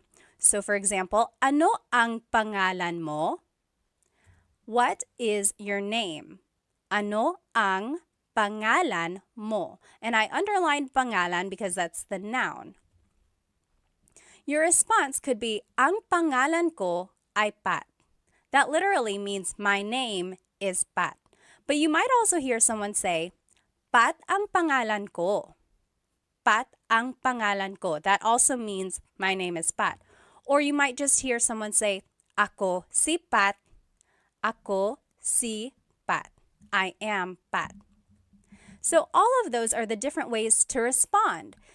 I will say the most common response in casual conversation is ako si Pat. So ano ang pangalan mo? Ako si Pat. After that, the most common response would probably be Pat ang pangalan ko. Pat ang pangalan ko. Ang pangalan ko ay Pat is a little bit formal. It's not very natural. It's kind of what you would read, like if something is written out. That is like the grammatically correct way to say, my name is Pat. But those are different ways to respond, and they're all correct. Another example, ano ang trabaho niya? Trabaho means job. So ano ang trabaho niya? What is her job? His or her. Niya is a gender-neutral pronoun. So you have to listen to the context of the conversation to determine who someone is talking about. So ano ang trabaho niya? And the responses could be, ang trabaho niya ay nurse. Ang trabaho niya ay nurse. Or it could be, nurse ang trabaho niya. Nurse ang trabaho niya. Or nurse siya. Nurse siya. I will say nurse siya is a little bit more like grammatically correct because it's like a person. You're not really, I don't know, it just kind of doesn't sound as correct when you say ang trabaho niya ay nurse. It's almost, I guess it does work. It does work. Don't listen to me. But yeah, so these are the different ways to say this. Again, ang trabaho niya ay nurse is a little bit more on the formal side. Not a lot of people say it like that. It's more common for someone to say, nurse siya. She is a nurse. Which I am. Surprise, surprise, right? A lot of Filipinos are nurses. Here's another example. Ano ang blank sa Tagalog? That means, what is blank in Tagalog? What is blank in Tagalog? This is a good question to know while you are learning Tagalog vocabulary. If you see something and you want to be like, oh, what is this in Tagalog? You can say, ano ang blank sa Tagalog? For example, ano ang dog sa Tagalog? The answer would be, dog sa Tagalog ay aso. Dog sa Tagalog ay aso. Or, aso ang dog sa Tagalog. Aso ang dog sa Tagalog. So these both mean dog in Tagalog is aso. So you might be wondering, why are there so many different ways to respond? And I think it's just, a lot of languages have that. It's like you can move around some of the words, change up the grammar a little bit, and it means the same thing, but there are certain phrases or certain ways that things are more used in common conversation. In this case, I think aso ang dog sa Tagalog, or actually dog sa Tagalog ay aso. I think aso ang dog sa Tagalog is a little bit more casual. Okay. Next, ano ang verb? So this is another way to use ano. So ano ang kinakain mo? Ano ang kinakain mo? That means, what are you eating? Kinakain is the present tense form of to eat. So what are you eating? Ang kinakain ko ay adobo. Ang kinakain ko ay adobo. I'm eating adobo. Or adobo ang kinakain ko. Or kumakain ako ng adobo. So those all mean I am eating adobo. The more commonly used way to say it would be kumakain ako ng adobo. I'm eating adobo. Usually the last example that I give is the one that's more natural, like less formal and used in common conversation. Another example, ano ang sinabi niya? Sinabi means to have said. Like, what did he say? Ano ang sinabi niya? Responses could be, ang sinabi niya ay hindi. He said no. Ang sinabi niya ay hindi. Or, hindi ang sinabi niya. Or, sinabi niya hindi. Those are the different ways to say, he said no. Again, I would hear sinabi niya hindi, or hindi ang sinabi niya. Just a note about sinabi, you might hear someone say, sabi niya hindi. Sabi niya hindi. Technically, the past tense conjugation of sabi is sinabi, but people shortcut it and say sabi niya hindi. So if you hear that, that's what it means. Next, ano ang ginagawa mo? What are you doing? Ano ang ginagawa mo? And some responses, gumagawa ako ng cake. I am making a cake. And I'm going to explain this in a minute. Nanonood ako ng TV. I am watching TV. So why did I respond this way to this question? Gawa means to make or to do. So if someone asked you, ano ang ginagawa mo? They could be asking, what are you doing? And I responded, nanonood ako ng TV. I'm watching TV. Or if someone asks, ano ang ginagawa mo? That could also mean, what are you making? So I responded, gumagawa ako ng cake. I'm making a cake. So that's just the different ways gawa can be used. And then just another little note here, you'll see in the blue, verbs can be in any tense. So when you are using ano with a verb, it could be asking about what someone did in the past, what someone is doing currently, or what someone will be doing tomorrow or in the future. So verbs can be in any tense. And if you need a review of the different ways to conjugate verbs in Tagalog, go ahead and watch my previous videos. I have a video just for present tense conjugation, and then the video after that is for past and future tense. Once you get the patterns down, it's just a matter of learning new vocabulary and trying to remember the different ways they're conjugated. Okay, so here are the different uses for ano. So, ano na means what's up. Na is an emphasis word, or sometimes it means already. And in this case, it's kind of lost in translation. It's just an expression meaning, hey, what's up? For example, if someone was taking a long time to get ready and I'm like, hey, ano na, we're going to be late, ano na. So it's like, hey, what's up? Or if you haven't seen someone in a very long time, you're like, oh, ano na, hey, what's up? So that's just a different way to use ano na.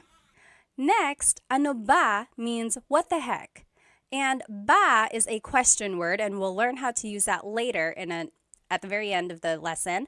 But in this case, again, it's lost in translation, but it means like, what the heck? So for example, if someone bumped into you and they didn't say sorry, you can say, ano ba? Ano ba? What the heck?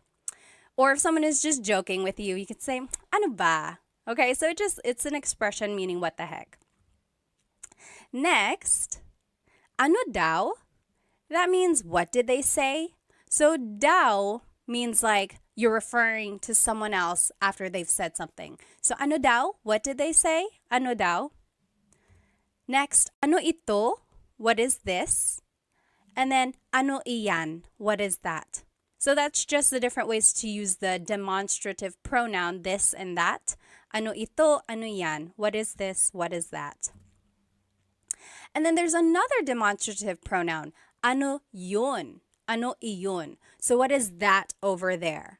So what is this? What is that? What is that over there? So it's like a little bit farther. That's the difference there. And then anong problema? What's the problem? Anong problema? So the NG at the end there is like ano ang problema, and you can put it together and it would be anong. So anong pangalan mo? That also works. Instead of ano ang pangalan mo, you can put it together, anong pangalan mo? And you will see this happen to a lot of the question words that we'll be learning. Anytime the word, the previous word ends in a vowel, you can usually make this contraction or like putting the words together. You'll see that. Now let's just practice using ano. So on the left side, oh, let me turn off my screen. So sorry. So on the left side here, you will see the rules that we just learned. So ano ang plus a noun. The example was, ano ang pangalan mo? Ang pangalan ko ay Pat. Or Pat ang pangalan ko, or ako si Pat. Again, remember, ako si Pat is the more casual way to respond. And then the next example we learned was ano ang plus a verb. So ano ang kinakain mo? What are you eating? And then those are the responses. Kumakain ako ng adobo. Now what I want you to do is to translate these examples. So they're in Tagalog. I want you to translate them to English. So number one, what are you cooking? And then I gave you a vocab hint. Niluluto means cooking. Number two, what is his girlfriend's name? Nobya means girlfriend. Number three, what is cat in Tagalog? Four, what did Mark and John eat yesterday? Kinain means ate. Number five, what are you watching? Pinapanood means watching. So let's do number one together. What are you cooking? Ano ang, and then the verb, right? So we're just following this sentence structure number two. Ano ang niluluto mo? Ano ang niluluto mo? What are you cooking? And then a response could be, nagluluto ako ng pansit. Nagluluto ako ng pansit. So this kind of brings in all of the different conjugations that we had learned in the previous lessons. So try to remember how to conjugate them. And I'm just thinking here, I guess it can be a little bit confusing because in the question, it's conjugated as niluluto. And that wasn't really one of the conjugation patterns that we had learned. But nagluluto is a nag verb. So I will say there are some variations in the conjugations and you might not recognize them, but just try your best and then we'll go over it, okay? And then just follow this pattern when you're making your response as well. Take a look at the examples I did and then see if you can make the examples. And you can fill in the example with any answer that you want. So go ahead, pause the video now, and then you can come back and we will go over these questions. Okay, welcome back. Let's do number two. What is his girlfriend's name?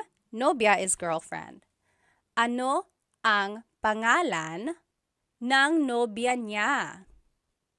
So we learned ano ang pangalan mo. Now if you want to talk about someone else, you would have to add ng nobya niya. Nang means of.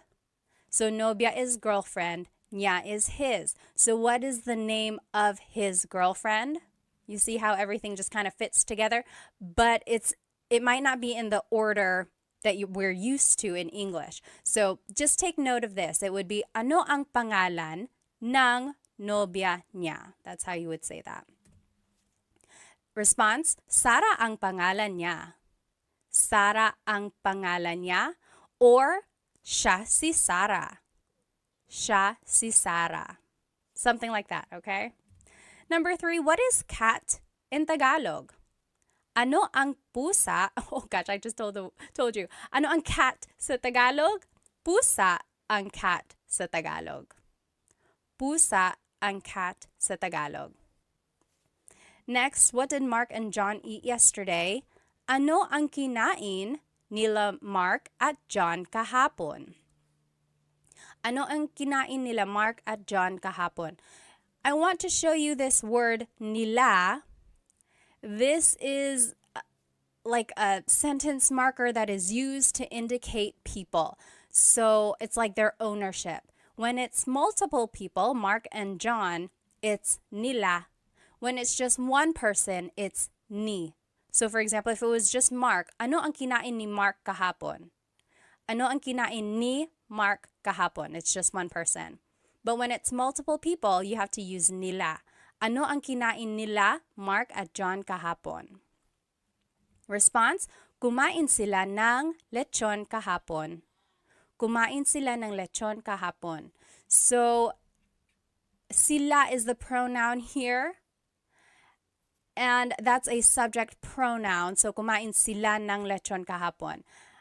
Using subject pronouns can be tricky, and I don't expect you to know these pronouns or these conjugations right off the bat, but hopefully you can recognize them, and then from these examples, use them this way in the future, okay? So don't get too worried if you're not getting the questions right.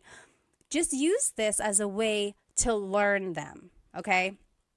Number 5, what are you watching? Ano ang pinapanood mo? Ano ang pinapanood mo? The response, pinapanood ko yung bagong pelikula. I'm watching a new movie. Pinapanood ko yung bagong pelikula. Or pinapanood ko yung TV, something like that. You might also hear someone say, nanonood ako ng TV. So we learned in the previous lessons, nanonood or manood means to watch. But this one is pinapanood, and it's focusing more on the object. So the movie or the show, pinapanood. Okay. Next question word is bakit. Why? Bakit.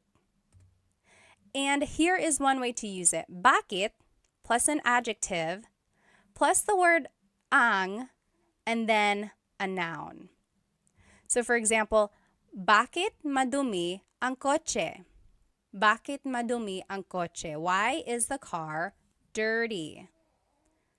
And then the response, madumi ang kotse kasi maputik sa labas.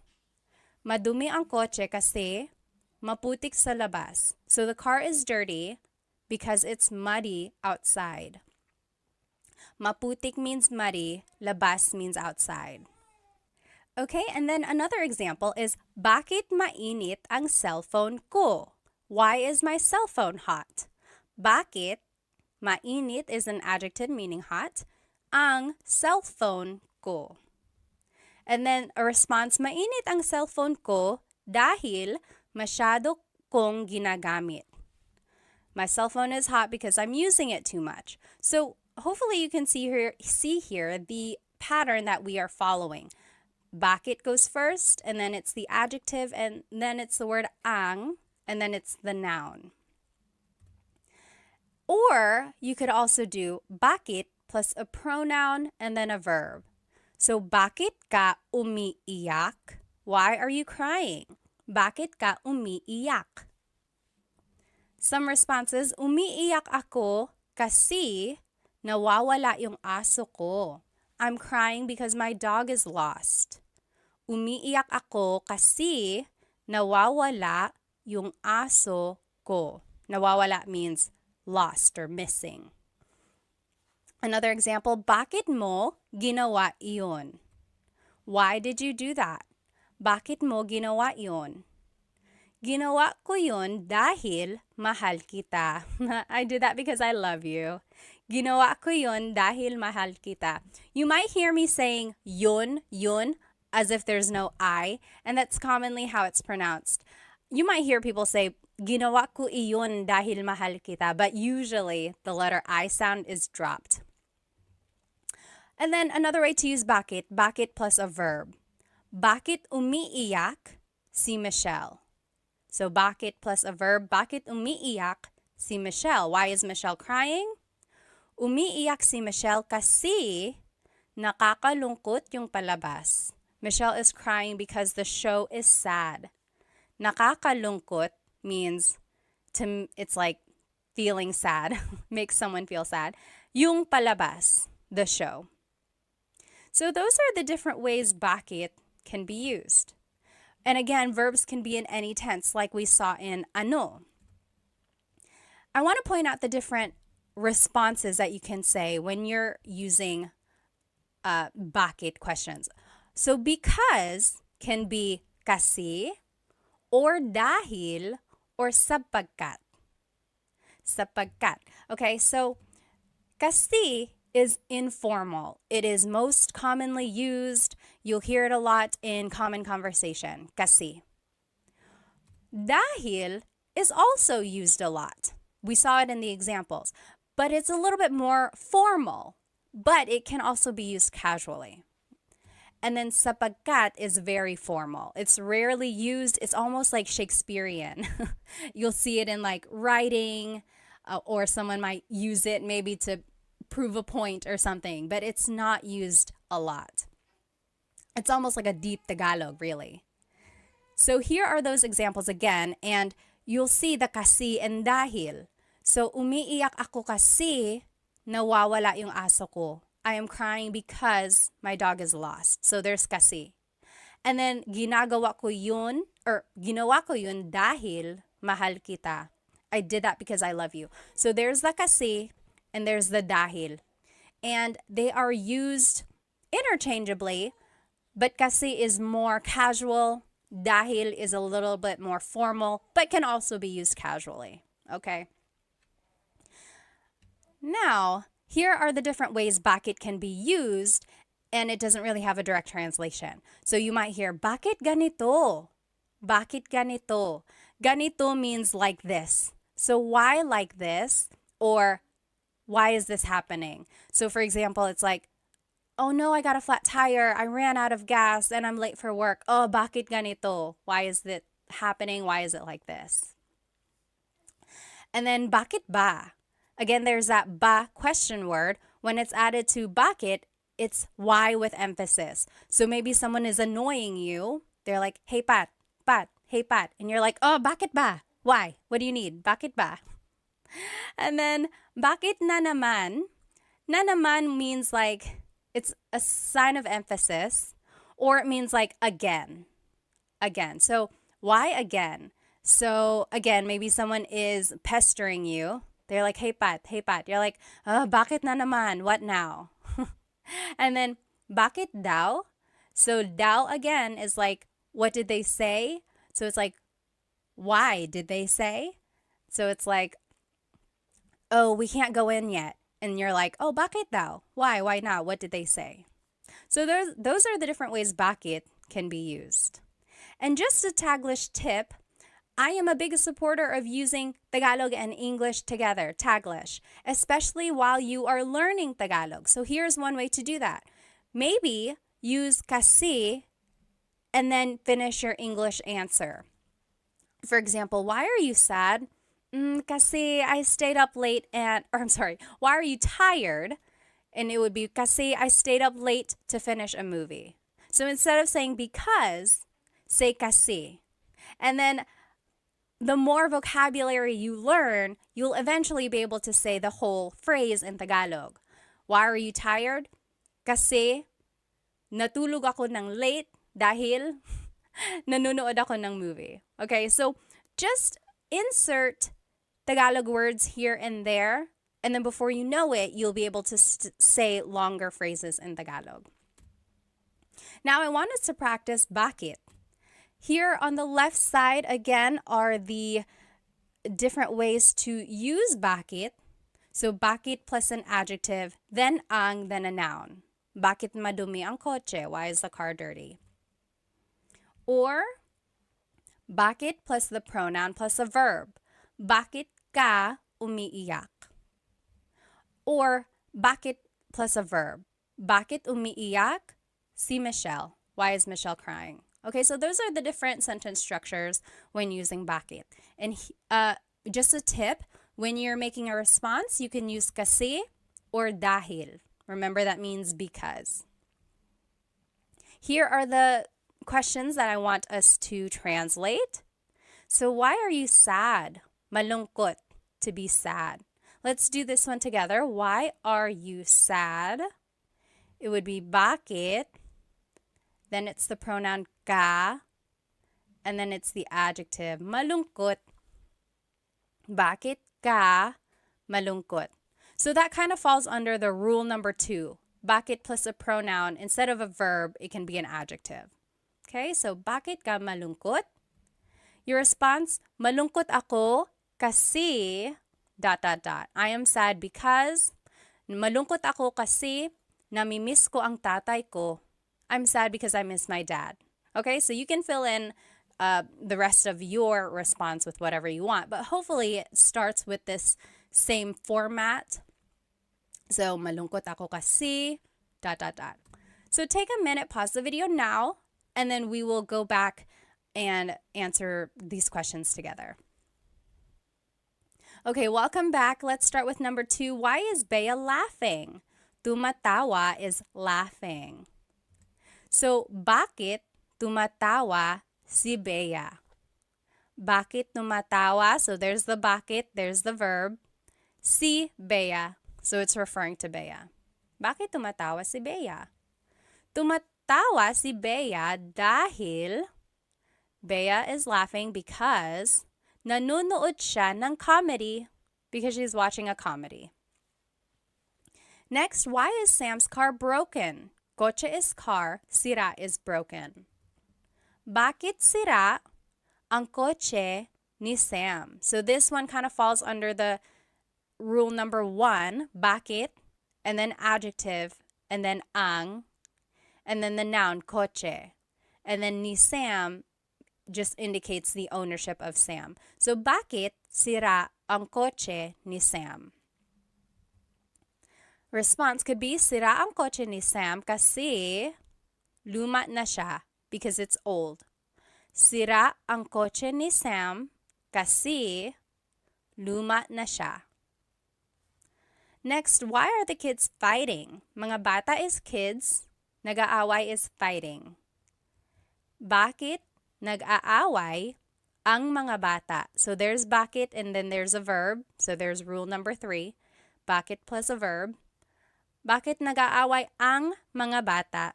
Why are the kids fighting? The response, nag-aaway sila dahil magkaiba ang gusto nilang laruin. They want to play with different things. So a couple things I want to point out. Nag-aaway sila. So instead of repeating mga bata, I just said sila, they. And you can do that. Or you could have said, nag-aaway ang mga bata dahil, like you can repeat it again. Or you can use a pronoun like I did. Nag-aaway sila dahil. And remember, you could have said kasi. So it's interchangeable. You'll see in my answer, sometimes I use kasi, sometimes I use dahil. Magkaiba means different. Ang means is. Gusto is to like. Nilang laruin. They are playing. They want to play with different things. Number 5, why is the house messy? Bahay is house. Magulo is messy. Bakit magulo ang bahay? So this one is just directly following rule number 1. Bakit, then an adjective, then ang, then a noun. Bakit magulo ang bahay? Response, magulo ang bahay kasi the house is messy because nagparty kami kagabi. We had a party yesterday. So if you can recognize the different patterns that were used here, that's kind of where it comes from, these questions. And you can add things afterwards to make it specific, like, is it belonging to someone? Are we talking about a place or something like that? So follow these rules on the left side, and then if you have to, add more information at the end. And then when you're making a response, that is where you choose kasi or dahil, and then bring in part of the question into your response as well. If you have any questions about anything we're learning, please feel free to write it in the comments and I will try to respond. The next question we are going to learn is saan. Saan means where. So saan plus a verb. That's an example of how to use this. Saan matutulog si Bobby? Saan matutulog si Bobby? Where is Bobby going to sleep? A response is matutulog si Bobby sa sala. Bobby is going to sleep in the living room. Matutulog si Bobby sa sala. Now, you might also hear saan plus a pronoun plus a verb. For example, saan ka pupunta? Where are you going? Saan ka pupunta? That should have saan. It just says sa there. Sorry about that. So then the response, pupunta ako sa tindahan. I am going to the store. Pupunta ako sa tindahan. So that's the difference there. If you are talking about someone specific, you would add si and then their name. Saan matutulog si Bobby? Or if you just want to use a pronoun, the pronoun would go right after the question word. Saan ka pupunta? Okay, so those are the different ways to use it. I do want to point out that your response has this word sa. Sa. When the question is saan, the response is sa. Sa is a preposition and it means at a place, but it can mean to or from or something like that. So sa has a lot of different translations depending on the context. In this case, it means at a place or to, okay? Next, there's this question word, nasaan. So it's similar to saan, but it's nasaan. And here are the different ways to use it. Nasaan plus ang plus a noun. For example, nasaan ang CR? CR is comfort room in Tagalog, or in the Philippines, that's what they refer to the bathroom as. Where is the bathroom? Nasaan ang CR? The response, nasa labas ang CR. The bathroom is outside. Nasa labas ang CR. Or you could ask about a person. Nasaan si a person? Nasaan si nanay? Where is mother? Nasaan si nanay? The response, nasa trabaho si nanay. Mother is at work. Nasa trabaho si nanay. Now I want to point out that the responses all start with nasa. Okay, so when the question is nasaan, now your response has to have nasa. So that was a difference that's here. So when it's saan, the response has sa. When it's nasaan, the response has nasa. So just to go over it, when do you use saan? When do you use nasaan? Saan napunta ang cellphone ko? Where did my cell phone go? Versus nasaan ang cellphone ko? Where is my cell phone? Saan always goes with a verb. When you're asking about a verb or something that has happened with like an action, then you use saan. Saan napunta? Saan napunta? The root word of punta means to go. So napunta means went. Where did my cell phone go? Saan napunta? There's the verb. And then the response is sa. Oh, sa kotse. And then, nasaan ang cellphone ko?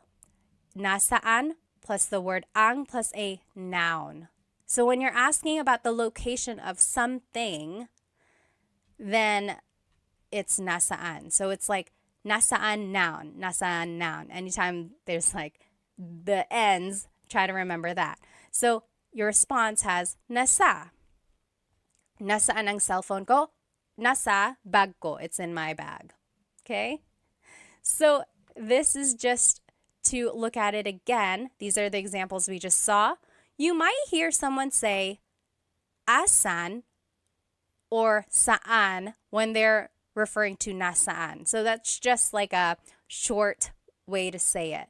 So instead of saying nasaan ang CR, someone might ask asan ang CR? Where is the bathroom? Or they might even just say saan ang CR, even though technically it should be nasaan. So people shorten it, but technically, just so you know, it should be nasaan. Okay? Now let's take a look at this response. Nasa labas. Nasa labas ang CR. The bathroom is outside. These are the location vocabulary. So let's take the question, nasaan ang susi? Where is the key? Susi is key. Nasa labas, it's outside of the car. Nasa labas. Or nasa loob, it's inside the car. Nasa loob ng kotse. Nasa ibabaw, it's on top. Nasa ilalim, it's under. Nasa tabi, it's beside. So if you wanted to be specific, you would add the object afterwards. Nasa tabi ng kotse, it's beside of the car. Ng kotse. Nasa tabi ng kotse. So those are just the different location vocabulary words that you might hear. And just the sentence structure for the response, it would be nasa plus the location word that we just learned. Then it's nang, then it's a place, then it's ang, then the thing. So let's take a look at it. Nasa loob ng kotse ang susi. The key is inside the car. Nasa, loob is the location. There's nang. Kotse is a place or thing. Ang, and then susi is the thing. Okay? Nasa loob ng kotse ang susi. Or nasa ilalim ng kama ang susi. The key is under the bed. Nasa ilalim ng kama ang susi. So people ask me all the time, when do I use nang? When do I use ang? So these words, sometimes they are prepositions, sometimes they are articles that go before a noun. Just try to think about it as the translation. So the key is under the bed. So under of the bed, the key. That's how this is like literally translated. Ng kama is like of the bed. It's under of the bed. And then ang susi, the key. So a lot of it doesn't make sense. It's not the same grammar structure as in English. So just follow this pattern that I'm showing you now. And with more practice, it'll kind of come more naturally. Next, nasa, location plus si plus the person. So nasa bahay, si tatay. Nasa, and then the location is bahay. Si, and then the person, si tatay. Father is at the house. Or nasa loob ng bahay, si tatay. So this one is just a little bit more specific of where the father is. The father is inside of the house. So there's the difference there when you're using a location vocabulary versus when you're not. So nasa bahay si tatay, father is at the house. Versus nasa loob ng bahay si tatay, father is inside of the house. Okay, so that's kind of the difference there. And then here are just some other uses for saan and nasaan. Nasaan ka? Where are you? Nasaan ka? Saan napunta yun? Where did that go? So if you're looking for something just rhetorically, you can be like, nasaan napunta yun? Saan napunta yun? Where did it go? Nasaan na? Where is it already? It's like maybe if you're waiting for a pizza to be delivered and they're taking a long time, you're like, nasaan na? Where is it? Where is it? Na again is an emphasis word. Sometimes it means already. Taga saan ka? Where are you from? Taga means from. Saan means where. Ka is referring to you. Where are you from? Taga saan ka? So those are the different ways saan can be used. Now let's practice saan. And on the left side of your screen, you will see the sentence structures that we practiced. So saan plus a verb or saan plus pronoun plus a verb. Remember, anytime we're asking about a verb, you have to use saan. Anytime we're asking about a noun, you have to use nasaan. So nasaan plus ang plus a noun. Or nasaan plus si plus a person. Okay, let's put these into use and I think it'll help clarify any questions. So translate these questions to Tagalog. Where is dad going? Pupunta means going. So let's do this one together. Saan, because it's asking about an action. Pupunta si dad. Saan pupunta si dad? And then the response, pupunta si dad sa simbahan. Dad is going to church. Pupunta si dad sa simbahan. So you're kind of taking the second part of this question and using it in your response, okay? So try practicing that. And there's that preposition sa again, to the church, okay? Pause the video now. You try the next 4 examples and we'll go over it together. Okay, so now let's do number 2. Where is the store? Tindahan is store. It would be, nasaan ang tindahan? So we're asking about a noun, the store, so we have to use nasaan. Nasaan ang tindahan? The response, nasa tabi ng post office ang tindahan. Nasa tabi means beside. Ng post office means of the post office, so beside of the post office. Ang tindahan means the store. The store is beside the post office. Next, where will we be eating later? Kakain means will eat. Mamaya means later. Saan tayo kakain mamaya? So we have to use saan because we are talking about an action. Where will we be eating later? And then the pronoun just goes right after the question word. Saan tayo kakain mamaya?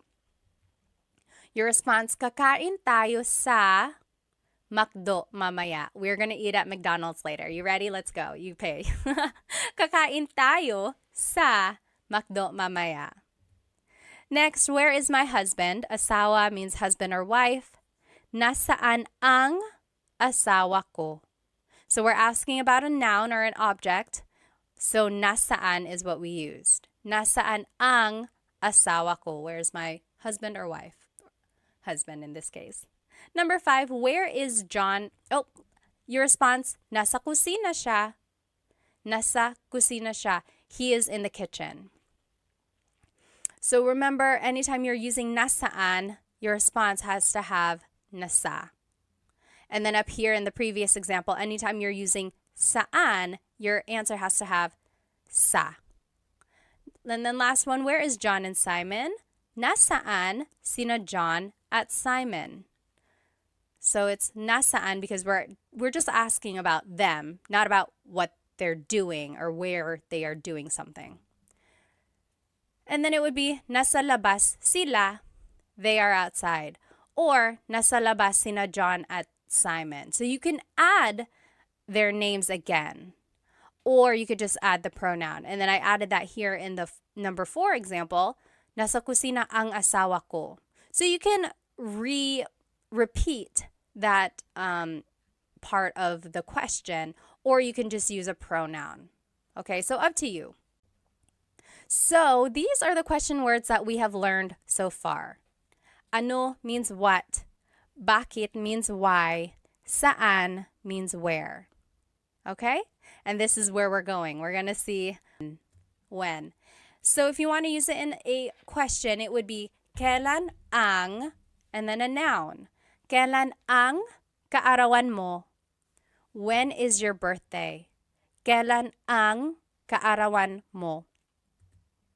Sa March ang kaarawan ko. My birthday is in March. Sa March ang kaarawan ko. Kailan ang handaan? When is the gathering? When is the party? Sa Sabado ang handaan. The party is on Saturday. And again, you don't have to add this part at the end. You could just say sa Sabado. Kailan ang handaan sa Sabado?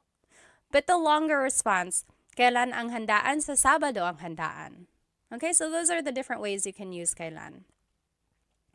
There's this word sa again, and in this case, it's being translated as on or at a certain time. So that's where, or that is the leading word in your responses. Next, you can use kailan with a verb. So, kailan aalis si Nadine? When is Nadine leaving? Kailan aalis si Nadine? Aalis si Nadine bukas. Nadine is leaving tomorrow. Aalis si Nadine bukas. So, this is just a phrase, and you use the conjugation patterns that we learned, and then you just answer. So depending on what the question is, just make a statement using that correct tense of the verb. Kailan dumating sina nanay at tatay? When did mother and father arrive? Kailan dumating, so kailan plus a verb, sina nanay at tatay? Dumating sila kahapon. They arrived yesterday. So here, sina is a sentence marker that's indicating mother and father, whereas sila is the pronoun that replaces them. So if we were going to say nanay and tatay in the response, we would use sina again. For example, dumating sina nanay at tatay kahapon. But if we're just using the pronoun, it's dumating sila kahapon. Okay, so that's how you would use kailan in a verb. So there are the different sentence markers when you are using a name in your question. When it's one person, it's si. Kailan aalis si Nadine? When it's more than one person, it's sina. Kailan dumating sina nanay at tatay? All right, then you could do kailan plus a pronoun plus a verb. Kailan ka uuwi? When are you going home? Kailan ka uuwi? So there's kailan, there's the pronoun, there's the verb. We're just following the pattern here. Then, uuwi ako mamaya. I am going home later. Uuwi ako mamaya. Another example, kailan sila ikakasal? When are they getting married? Kailan sila ikakasal? Ikakasal sila sa susunod na buwan. They are getting married next month. So hopefully you're recognizing some of this vocabulary from our previous lessons. So we're pulling those patterns of conjugation and the vocabulary words from those lessons, and now we are using them in like a hypothetical conversation, right? So it's all building on each other. Now I want to show you the responses. The response might have the word nung or sa. We already talked about sa. Let's see what nung means. So nung means something happened in the past. Sa means something will happen in the future. So for example, kailan sila ikakasal? When will they get married? The response, sa susunod na buwan, next month. So sa July or sa June, in June or in July. But sa is thinking of the future. When are they getting married? Next month or in June, in July. So sa is the future. However, nung is talking about the past. So kailan sila ikinasal? So that's the past tense conjugation of to get married. They got married when? Nung nakaraan buwan. So last month. Or nung February, nung January. So last February, last January. So that's the difference there. Sa versus nung. Okay? And there's the emphasis there. And here are just some other ways to use kailan. Kahit kailan, that's just an expression meaning anytime, whenever. So maybe someone is inviting you to eat out for dinner. They're like, oh, when are you available? When can you go out for dinner? You're like, kahit kailan, anytime. Or hanggang kailan means until when. So maybe your car is broken, it's in the shop. They're like, oh, you have to keep the car here. And you're like, hanggang kailan? Until when? How long does it stay here? Have to stay here. And then next, kailan nangyari yun? When did that happen? Kailan nangyari yun? Nangyari means happened, and then yun means that. Kailan nangyari yun? And then just a pronunciation tip, it's pronounced kailan, kailan, but you will often hear it pronounced kailan, kailan. Kailan ang kasal? Kailan ang kasal? But it's not wrong to hear kailan ang kasal. It's a little bit more formal. Okay. So here are some examples. On the top left here, you will see the kailan rule. So kailan plus ang plus a noun. Kailan ang kaarawan mo? Kailan plus a verb. Kailan aalis si Nadine? Kailan plus a pronoun plus a verb. Kailan ka uuwi? When are you going home? And then here are the examples I want us to practice. Number 1, when is your vacation? Bakasyon is vacation. So let's just follow, I think it would be rule number 1. Kailan ang bakasyon mo? So kailan, then the word ang, then the noun, which is vacation, and then the pronoun. Kailan ang bakasyon mo? The response, sa susunod na linggo ang bakasyon ko. Next week. My vacation is next week. So a couple things I want to point out in the response. It should have the word sa because it's talking about the future, right? It will be next week. So there's sa. And then just try to remember how to phrase things. And if you weren't able to watch or if you don't remember the past lessons, just go from here and just copy my sentence structures. Okay, so moving forward when you answer these questions, see if you can follow these sentence structures. Okay, so go ahead and pause the video now and then we will go over the examples in just a minute. Okay, so number 2, when are you leaving? Aalis means leaving. Kailan ka aalis? That's just rule number 3. Kailan plus the pronoun plus the verb. Kailan ka aalis? The response, aalis ako sa Lunes. Aalis ako sa Lunes. So there's sa because it's a future action. Number 3, when did Tony come back? Bumalik means came back. Kailan bumalik si Tony? So this is rule number 2. Kailan plus a verb. Kailan bumalik? And then you add si Tony. The response, bumalik si Tony kahapon. He came back yesterday. Bumalik si Tony kahapon. Number 4, when did you buy that? Binili means bought. Kailan mo binili yan? Kailan mo binili yan? So that's rule number 3. Kailan plus the pronoun plus the verb. Kailan mo binili yan? Binili ko yan nung isang linggo. Or binili ko ito nung isang linggo. I bought that last week or I bought this last week, depending on how you want to answer your question. Number 5, when are you going to sleep? Matutulog means will go to sleep. So, kailan ka matutulog? This is just rule number 3. Kailan plus a pronoun plus a verb. Kailan ka matutulog? Matutulog ako mamaya. Matutulog ako mamaya.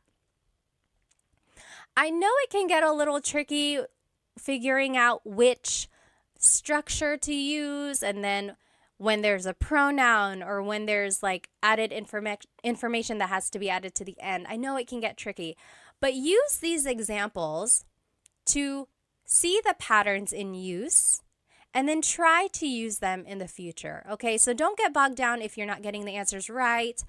Really just use this as another form of learning, right? It's okay if it's not correct yet, but I want you to see how they are being used. Okay, so the next question word we are going to learn is sino, and that means who. Sino.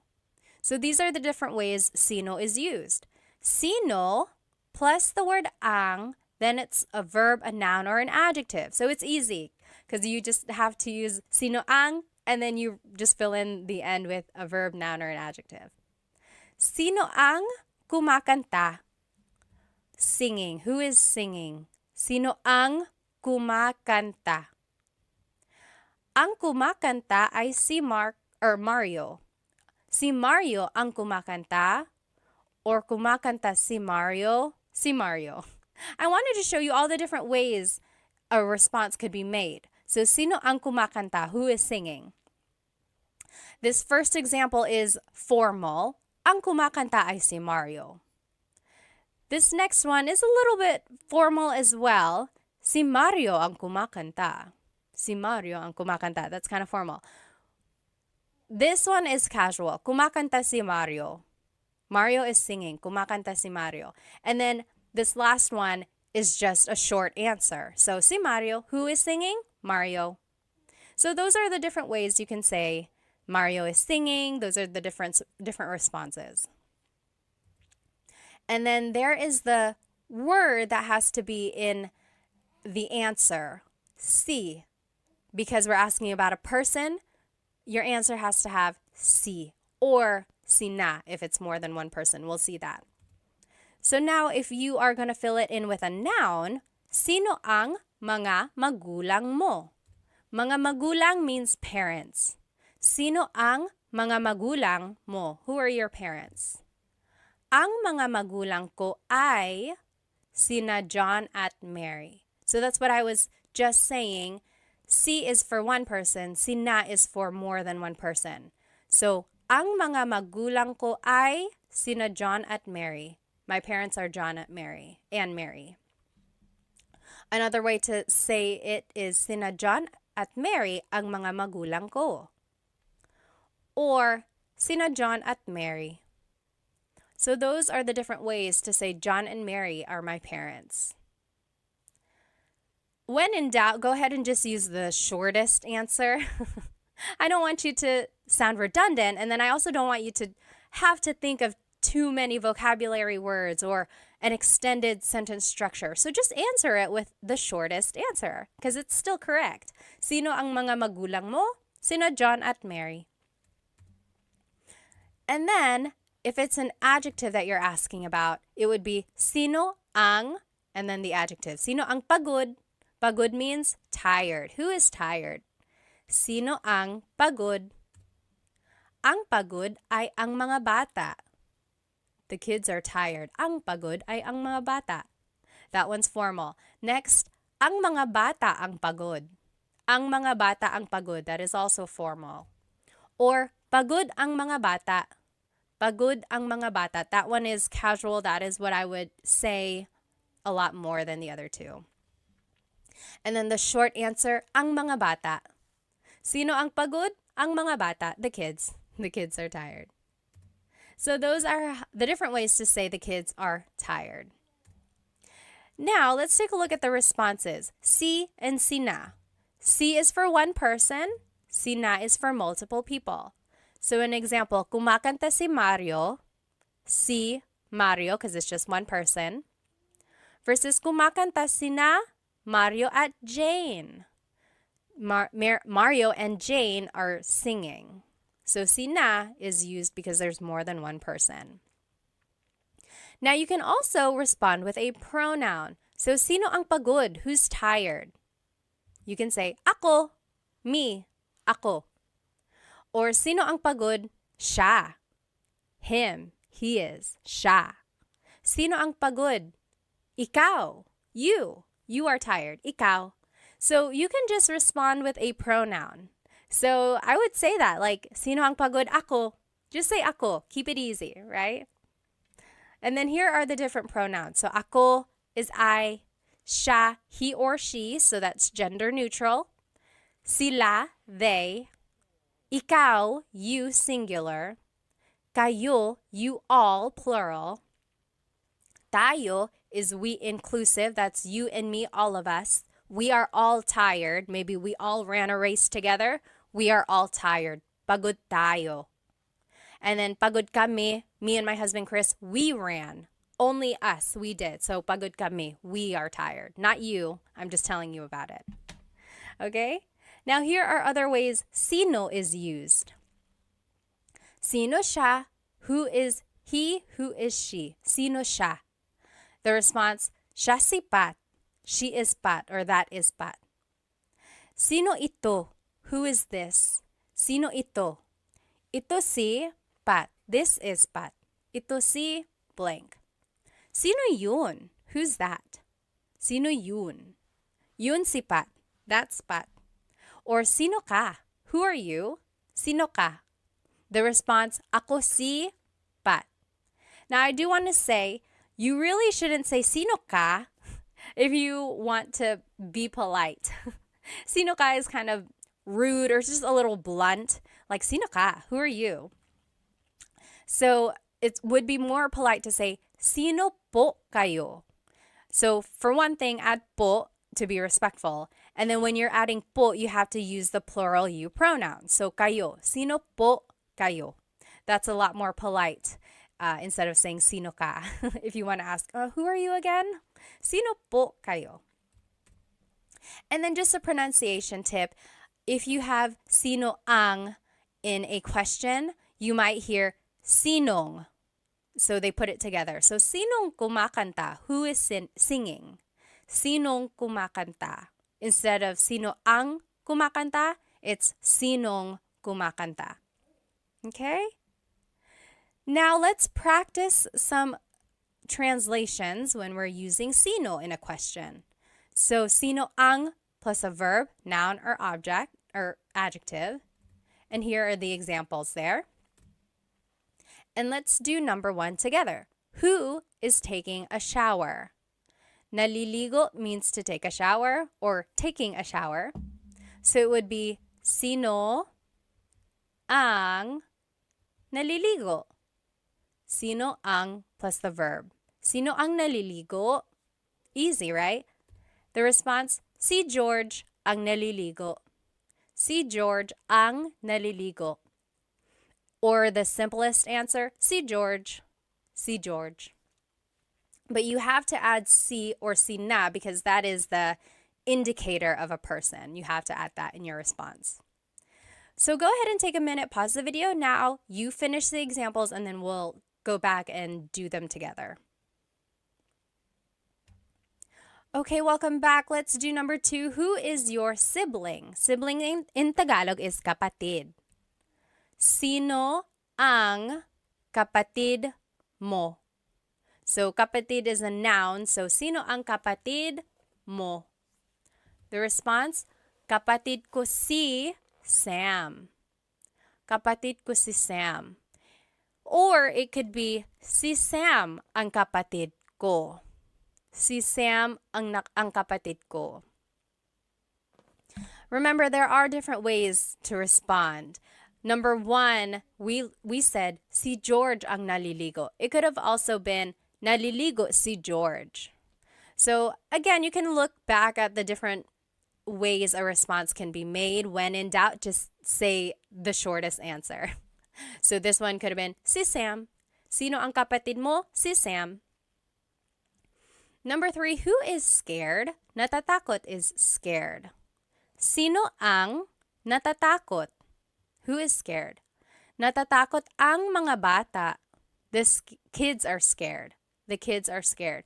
Natatakot ang mga bata. Number 4, who cooked dinner? Nagluto is cooked. Hapunan is dinner. Who cooked dinner is Sino ang nagluto ng hapunan?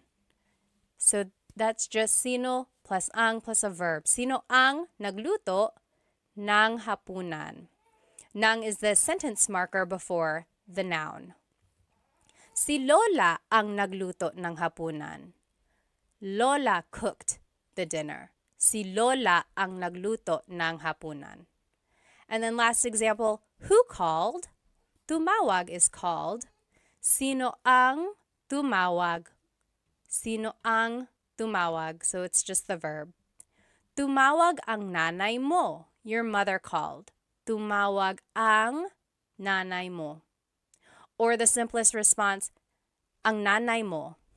Okay, so try to keep it simple when you can, but hopefully you can see the patterns that you can use when you're making a question and then answering a question.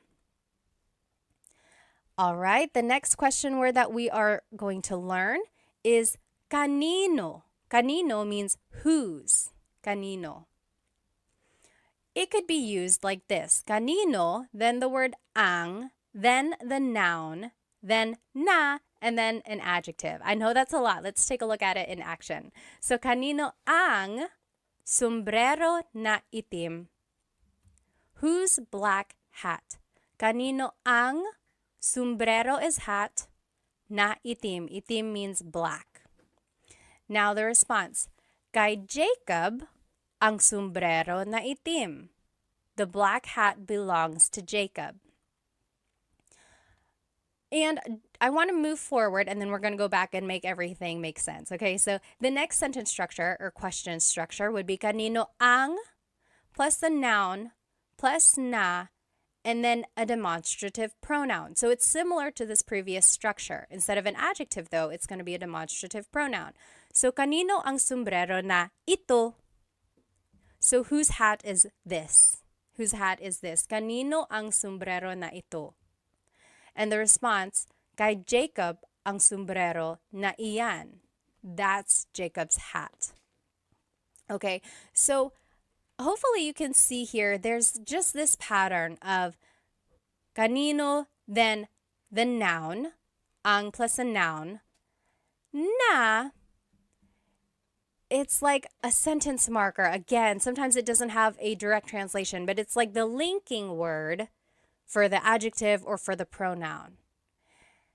And then just a pronunciation tip, kanino ang can be put together in a contraction. It would be kaninong. Kaninong sombrero na itim. Or kaninong sombrero ito.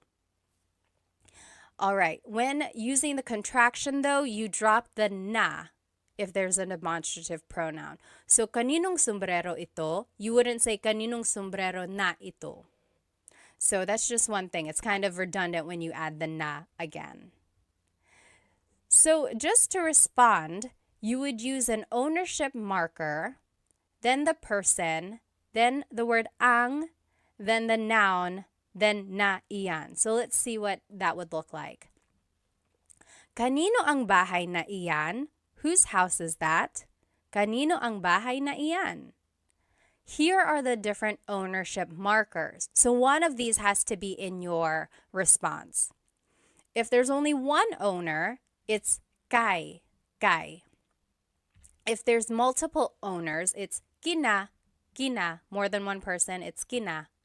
If there's not a person, if there's no one's name, then you would have to use sa, sa. So it's an improper noun or an unnamed person. So we'll see what that would look like. So an example here, kanino ang bahay na iyan? Whose house is that? Or kaninong bahay yan?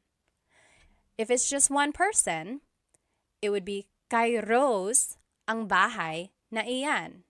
Kay Rose yan. So we are using kay because it's just Rose. It's just one person, Rose. Versus if there's multiple owners, so kaninong bahay yan? Whose house is that? Kina Mike at Ana ang bahay na iyan. Or kina Mike at Ana yan. That is Mike and Anna's house. So I want to point out there's kina. That is when you would use kina when there's more than one person owning that thing. Now, Kanino ang bahay na iyan? Whose house is that? Sa kapatid ko ang bahay na iyan. That is my sister's house. That is my sibling's house. Sa kapatid ko ang bahay na iyan. Or sa kapatid ko yan. That is my sister's. That is my siblings. So you see how the person is unnamed? It's just kind of an improper noun. It's like a general answer. So that is when you would use sa, when the person is unnamed. It's just like a person in general speaking. Okay? So here are some more ownership pronouns that you could use when answering a kanino question. So, akin means mine. Iyo means yours singular. Kanya means his or hers. Inyo means your plural. Maybe it's your house, bahay ninyo, or inyo. And then atin is our inclusive. Amin is ours, me and my husband, Chris. And then kanila is theirs. So here's an example of how to use that. Kanino ang bahay na iyan? Whose house is that? Akin yan. That's mine. Akin yan. Or inyo yan. That's yours. You all live in one house. Inyo yan. That's your house. Or kanila yan. That's their house. Kanila yan. Okay, so that's how to use these ownership pronouns. I want to show you, let's go back to the first example we learned. I know it's a lot of words in this one. So, kanino ang sombrero na itim? Whose black hat is this? So, sombrero is hat, itim means black. But they are interchangeable. Like you can switch them around and it would still mean the same thing. For example, kanino ang itim na sombrero? So instead of saying, kanino ang sombrero na itim, you might hear, kanino ang itim na sombrero? So in Tagalog, you can switch the adjective and the noun around and it will still make sense. And why does that happen? It probably just goes back to baybayin or to the evolution of Tagalog in general. So the adjective and the Tagalog vocabulary word can be interchangeable and they mean the same thing. Another example, kanino ang sombrero na pula? Pula means red. So whose red hat is this? You can switch it up and it could be kanino ang pula no sombrero. So we just switched it. But I want to show you that when you switch it, you can make a contraction, meaning you can put pula and na together. And now it would be kanino ang pulang sombrero? Whose red hat is this? Okay, so those are the two things I want you to get out of this slide. First, you can switch the adjective and the noun. So you can switch them in the question and it will still make sense. Second, when your adjective ends with a vowel like pula, then you can make the contraction. Add ng to the end. Instead of saying pula na sombrero, it's pulang sombrero. Pulang sombrero. We can't do that with the word itim because it ends with a consonant. There's nothing to put together. It would still have to stay itim na sombrero. Okay, so to respond to this question, kanino ang sombrero na pula? It would just be, kay Mary ang pulang sombrero. That is Mary's hat, or that hat belongs to Mary. Kay Mary ang pulang sombrero. Okay, so your response has to have the ownership marker, kay, because it's one person, and then you can add the rest of the phrase. But remember, your simplest answer would be kay Mary, kay Mary. Now, let's practice using kanino in a question. So, kanino ang plus a noun plus na plus the adjective. Or kanino ang plus a noun plus na plus a demonstrative pronoun. Kanino ang sombrero na ito? versus kanino ang sombrero na itim. And then the response has to have the ownership marker. Remember, kay or kina or sa. Then it's the person. Then it's ang noun na iyan. Or you could just use the simplest answer. Let's take a look at these examples. Whose house is the big one? Whose house is the big one? Malaki means big. Bahay means house. It would be kanino ang, then it's the noun bahay na malaki. So whose house is the big one? Kanino ang bahay na malaki? The response, oh, here's another way to say it. Kanino ang malaking bahay? So this just goes back to the previous slide. Remember, the adjective and the noun can be switched. And if the adjective ends in a vowel, then you can make a contraction. Malaking bahay instead of malaki na bahay. Malaking bahay. And then the response would be, oh, that's it. The response is actually example number 2. So pause the video now, answer the rest of these questions, and then we will go through it. Okay, welcome back. Number 2, that is Teddy's house. It would be, kay Teddy ang bahay na malaki na yan. Or kay Teddy ang malaking bahay na iyan. Or the simplest answer, kay Teddy. Kay Teddy. Okay, so see if you can recognize kind of where the noun would go, where the adjective would go, and then see that you can switch them up and it would still make sense. Next, number 3, whose child is that? Child in Tagalog is anak. Kanino ang anak na iyan? Kanino ang anak na iyan? So that's rule number 2.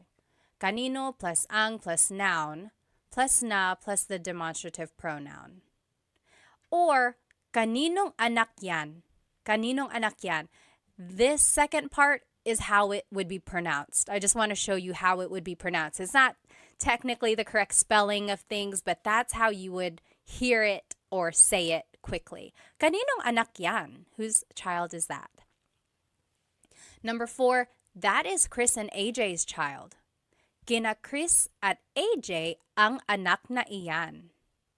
Kina Chris at AJ ang anak na iyan. I want to point out kina, that is the ownership marker that you use when there's multiple people. And then the short answer, kina Chris at AJ.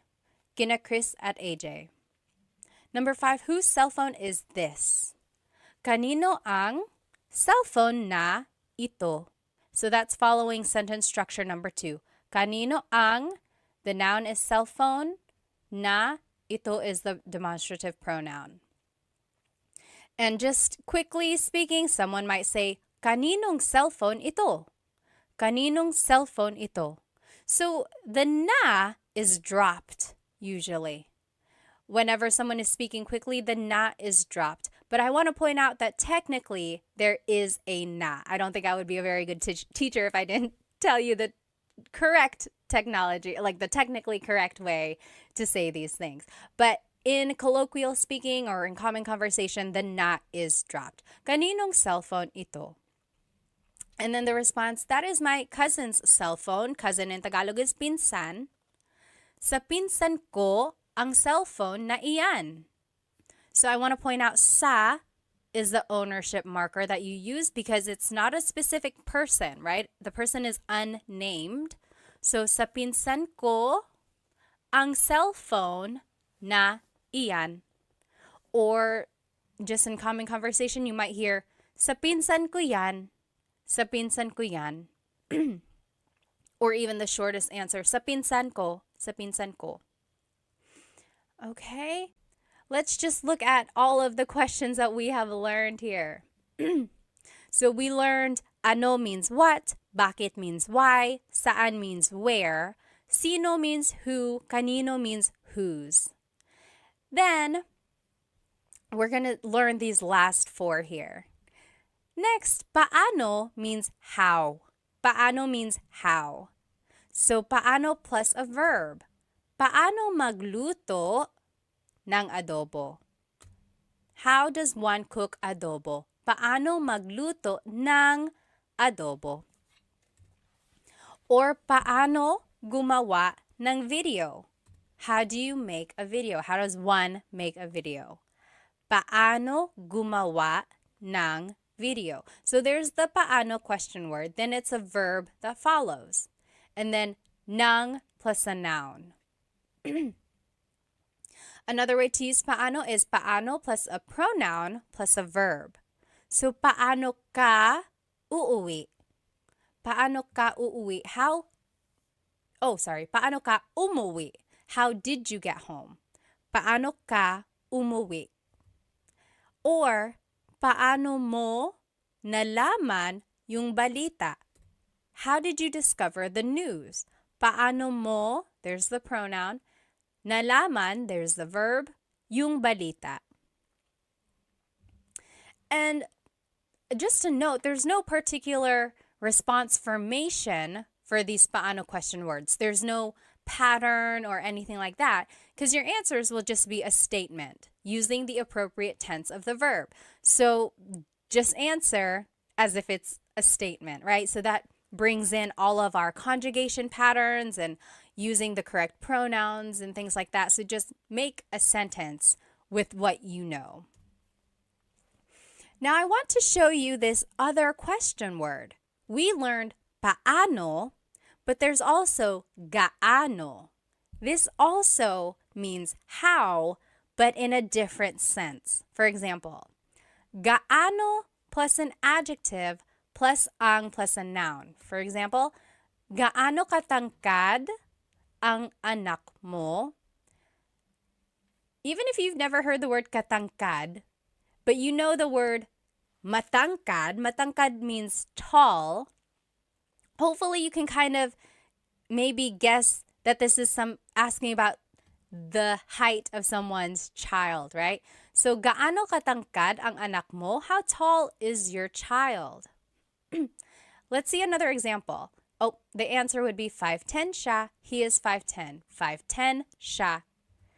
Here's another example. Gaano kadalas ka namimili? Kadalas means often.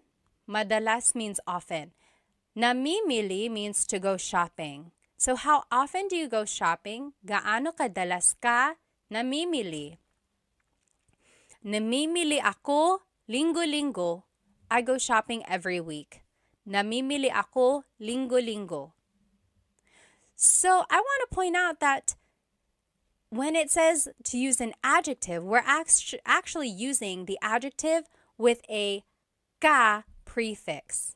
So technically the adjective is matangkad, tall, matangkad. But when we're using it in a gaano question, we have to use the ka prefix, katangkad. Gaano katangkad ang anak mo? And the ka prefix is a way to show the quality of something. It's asking about the characteristic of that adjective.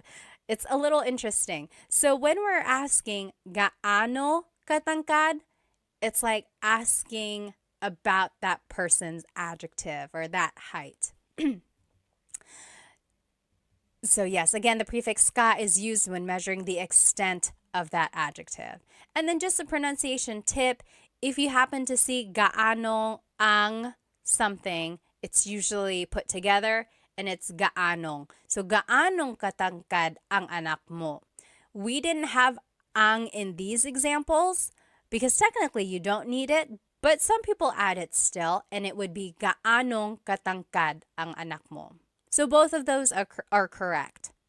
Gaano katangkad ang anak mo or gaanong katangkad ang anak mo? Both of those are correct. Now, we learned paano, we learned gaano. Now there's this question, magkano. Magkano. Let's see what they all mean. So paano is asking about an action, right? Paano gumawa ng adobo? How do you make adobo? It's asking about the action. Paano mo gumawa? Paanong gumawa ng adobo? Or paano mo nakuha ito? How did you get this? Paano mo nakuha the action to get, ito. Another way to ask how is gaano, but this is asking about the extent of something. Gaano kabilis ang kotse mo? How fast is your car? Gaano kabilis ang kotse mo? So it's asking about the speed of your car. And then magkano is asking about the cost of something. Magkano ang t-shirt? How much is the t-shirt? Or magkano po? How much is this po? Po is just a sign of respect. So how much is this? Okay, so very interesting. These words sound alike, but they are used for different situations. Now, here are just some other paano uses. So, paano nangyari yun? How did that happen? Paano nangyari yun? Yari means happen. And then yun means that. Paano nangyari yun? How did that happen? Or paano na ngayon? What now? Ngayon means now. So technically this is like, how now? It's a rhetorical question when something goes wrong. Like, oh no, I lost my job. Paano na ngayon? What now? What am I going to do now? And then just a pronunciation tip. It's technically paano. Paano. When there are two vowels together, you say them separately. Paano. But when speaking quickly, Filipinos just say paano. Paano na ngayon? Paano na ngayon? Now, let's practice using paano and gaano in some questions. So paano is with a verb. How do you do something? And then paano plus a pronoun plus a verb if you want to be specific by adding a pronoun. Gaano uses an adjective. So gaano plus adjective plus ang plus a noun. Okay, so just try to follow these sentence structures. And then here are the examples that I want us to do. Let's do number 1 together. How does one write a book? How does one write a book? Magsulat means to write. Libro is book. Libro is book. So how does one write a book? This is actually asking about an action. So we would use paano. Paano magsulat ng libro? Paano magsulat ng libro? How does one write a book? Go ahead and pause the video now and we will do the rest together. Okay, welcome back. Let's do number 2. How did you make this? Ginawa means made. Paano mo ginawa ito? So that's following rule number 2. Paano, then the pronoun, then the verb. Paano mo ginawa ito? Number 3, how far is your house? Malayo means far, bahay is house. So, gaano kalayo ang bahay mo? Do you see that it's asking about the distance of your house? So it's like an extent of that adjective. So, gaano kalayo ang bahay mo? That's why we're using gaano instead of paano, because we're asking about like an adjective related to your house. How did you get that? Nakuha means got. Paano mo nakuha yan? There's no adjective in this question, so we would just still use paano. And that follows rule number 2. Paano mo nakuha is the verb yan. Number 5, how big is their dog? Malaki is big, aso is dog. How big is their dog? So it's asking about an adjective, so we would have to use gaano. Gaano kalaki ang aso nila, their dog nila. And then number 6, how spicy is the food? Maanghang is spicy, pagkain is food. So it's asking about an adjective, the spiciness of it. So it would be gaano kaanghang ang pagkain. Gaano kaanghang ang pagkain. So in all of these examples, I gave you the adjective in the ma form, right? malayo, malaki, maanghang. So it's the ma form of the adjective. But remember, when you are using gaano as a question, you have to change the adjective into the ka form. So it has to have the ka prefix because it's asking about the extent of that adjective. Okay, if you have any questions, again, please feel free to write them in the comments. I will try to answer. Okay, next question word we're going to learn is ilan. How many? Ilan.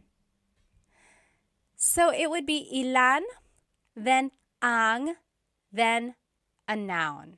For example, ilan ang anak mo? How many kids do you have? Ilan ang anak mo? Ang anak ko ay 3. Ang anak ko ay 3. I have 3 kids. Or 3 ang anak ko. Or 3.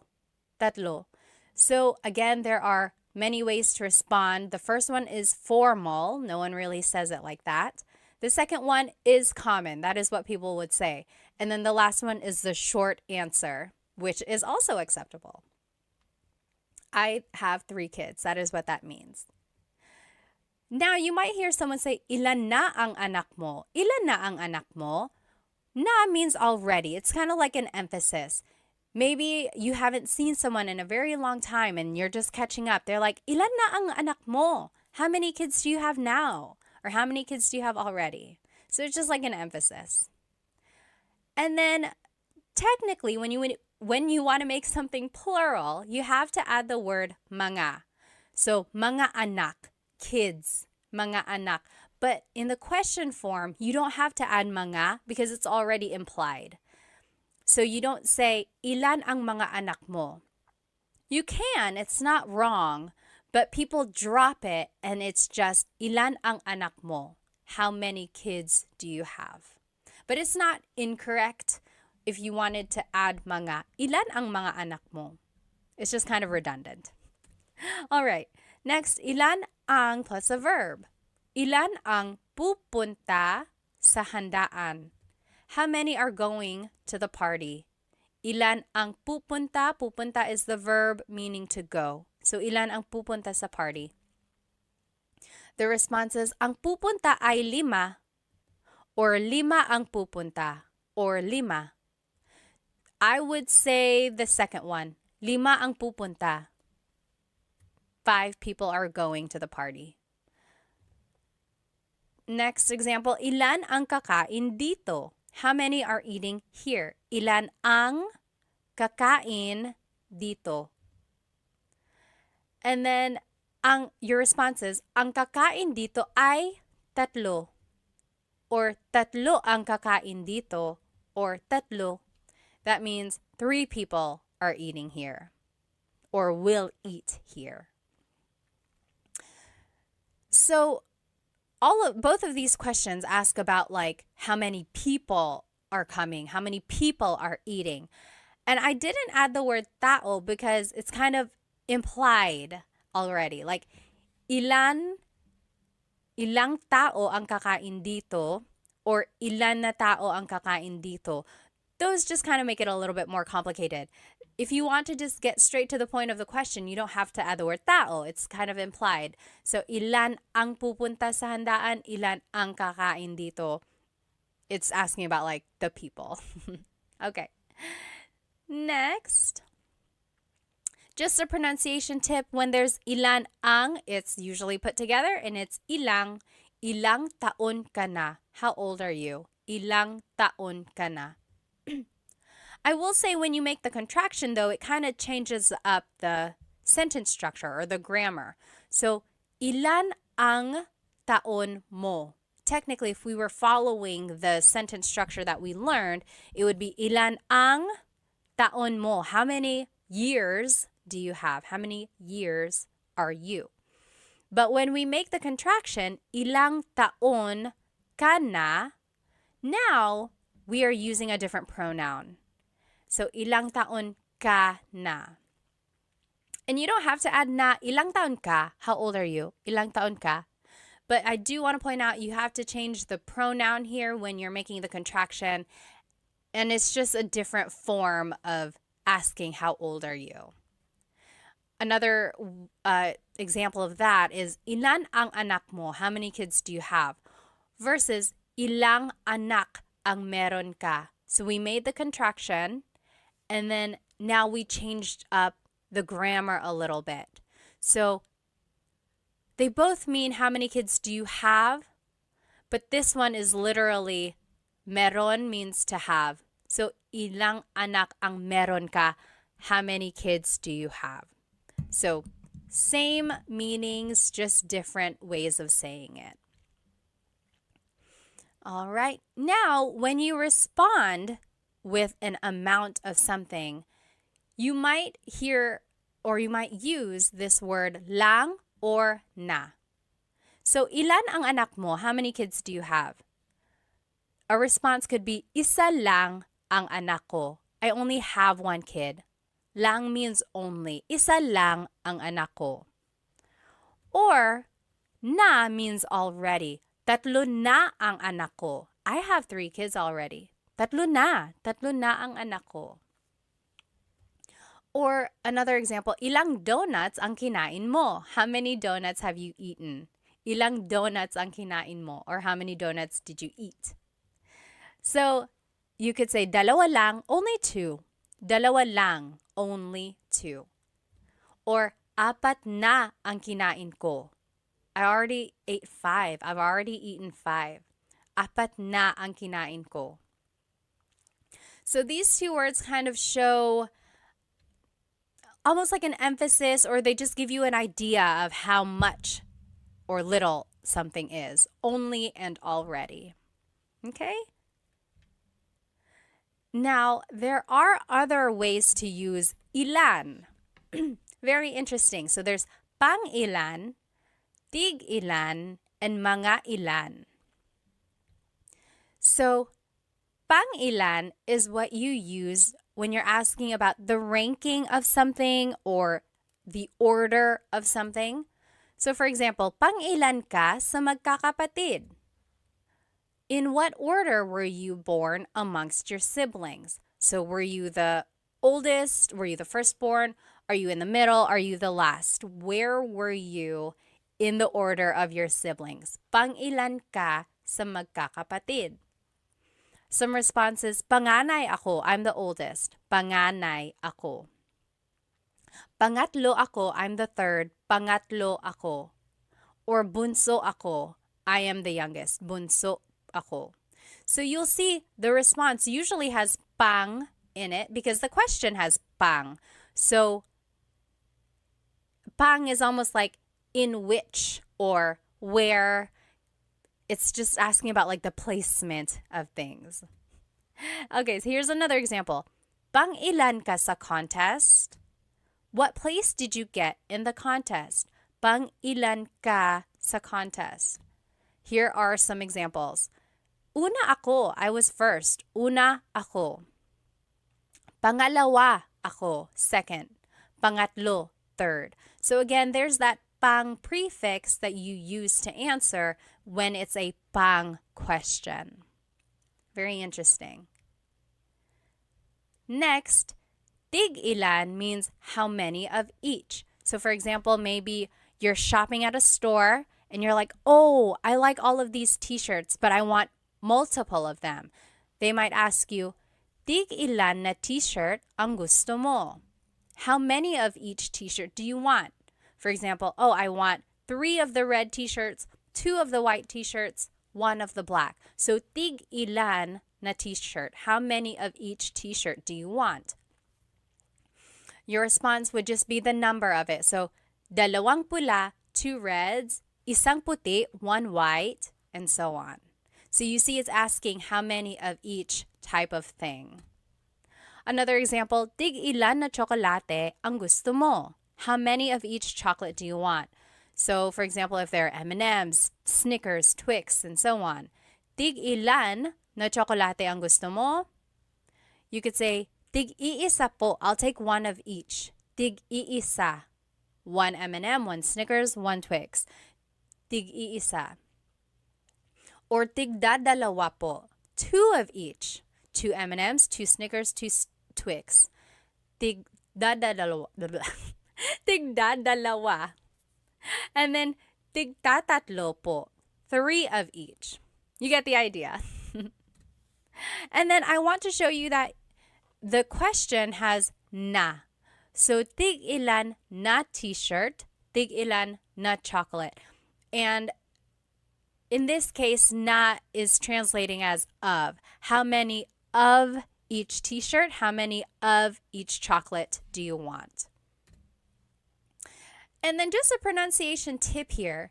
Tig ilan is a homonym, meaning it can have different translations depending on how it's pronounced. So tig ilan, when there's a hyphen in it, you have to have that glottal stop. Tig ilan. That means how many of each. When there's no hyphen, tigilan, tigilan. It's just one word, tigilan. That means to stop. For example, tig ilan t-shirt ang gusto nila. How many of each t-shirt do they want? Tig ilang t-shirt ang gusto nila. That means how many of each t-shirt do they want? But if you say, tigilan mo yan, that means stop that. Okay, so again, that glottal stop is important for proper pronunciation because they mean different things otherwise.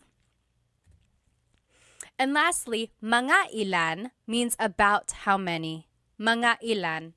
So, mga ilan na tao ang darating? About how many people are coming.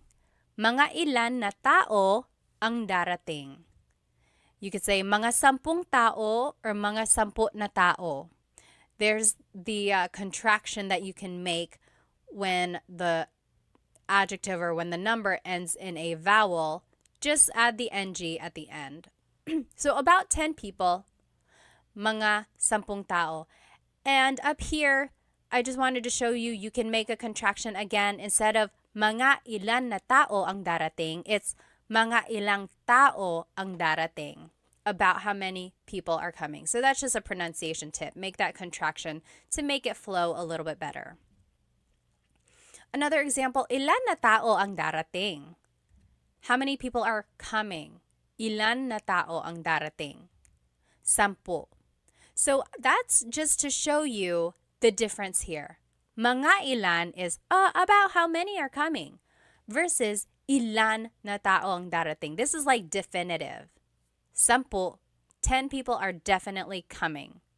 Versus mga 10, about 10. Okay, so when you add mga, it's asking about like an estimation. When you don't have mga, it's asking for a definitive answer. And then just another example of mga ilan na oras ang biyahe. Mga ilang oras ang biyahe. About how long is the trip? Mga 3 oras. It's about 3 hours. Mga 3 oras. So there is the na again, and then you can put it together so that it's just ilang. So mga ilang oras ang biyahe or mga ilang tao ang darating. All right. So this is just a review of how to use these different ilan questions. So pang ilan is a ranking question or asking about the order placement. Tig ilan is asking about how many of each. Mga ilan means about how many of something. Okay, now let's practice using ilan in some questions. So on the left side, you will see the different ways to use ilan. Ilan plus ang plus a noun. Ilan ang anak mo? Or ilan plus ang plus a verb. Ilan ang pupunta sa handaan? And here are some examples. Let's do number 1 together. How many cats do you have? Mga pusa is cats. It would be ilan ang pusa mo. Ilan ang pusa mo? Remember, you don't have to add mga, but you can. It's not incorrect. But just to be quick about it, and if you want to sound natural, you don't have to. So, ilan ang pusa mo? Ilan ang pusa mo? How many cats do you have? Pause the video now, and you do the rest, and then we will go over it. All right, welcome back. Number 2, I have 2 cats. Dalawa ang pusa ko. So that's how you would respond to question number 1. I have 2 cats. Dalawa ang pusa ko. Number 3, how many are coming to the house? Darating means coming. So it would be ilan ang darating. So ilan plus ang plus a verb. Ilan ang darating sa bahay. Number 4, 4 people are coming to the house. Apat means 4. So 4 people are coming to the house would be apat ang darating sa bahay. Apat ang darating sa bahay. Remember, the short answer would be apat, apat. Number 5, how many friends do you have? Kaibigan is friends. Actually, kaibigan is friend. Mga kaibigan would be friends. Ilan ang kaibigan mo? Ilan ang kaibigan mo? How many friends do you have? Also, you could say, ilan ang mga kaibigan mo? Ilan ang mga kaibigan mo? That is also correct, but remember, you don't have to add it. Number 6, I have 10 friends. 10 means 10. 10 ang kaibigan ko. 10 ang kaibigan ko. Or 10 ang mga kaibigan ko. I have 10 friends. All right. Another way to answer this, meron akong 10 mga kaibigan. So I want to show you again, there are different ways to answer. There's a long form, there's a short form, there's an even shorter form, right? Just say the number by itself. So if you hear different responses, hopefully you can recognize some of the vocabulary words and just kind of go from there. This one is a fun practice. So I want us to match the question words with the correct example. Then we're going to translate and then give a response. So on the left side are the different question words. Pang ilan, tig ilan, mga ilan. On the right side are some example questions. How many of each hat do you want? About how many balloons are we going to buy? How many drinks have you had? Like, what number is that? Or what number of drinks is that for you? So we have to match what question word would go with that question, and then we will translate. So go ahead and do that. Pause the video and see if you can match and then translate and give a response. Okay, welcome back. Let's see. This is what the answers would be. Pang ilan goes with this question. How many drinks have you had? What number is that? What number of drinks is that for you? So it's asking about like the order of your drinks and asking about just basically like where you are in your line of drinks. Tig ilan would be how many of each hat do you want? So it's asking about the amount of each. Mga ilan, about how many balloons are we going to buy? So it's an estimation. We don't know exactly. It's just about how many do you want. Okay, so hopefully you were able to match them. Now let's see if we can translate them. How many of each hat do you want? It would be, tig ilan na sombrero ang gusto mo? Tig ilan na sombrero ang gusto mo? And then your response could be, tig iisa po, one of each. Tig iisa. Next, about how many balloons are we going to buy? Mga ilan na lobo ang bibilhin natin? Or mga ilang lobo ang bibilhin natin? Your response, mga 5, about 5, mga 5. How many drinks have you had? What number is this? What number of drinks is that for you? All of that is encompassed by this one question. Pang ilan na inumin mo na yan? Pang ilan na inumin mo na yan?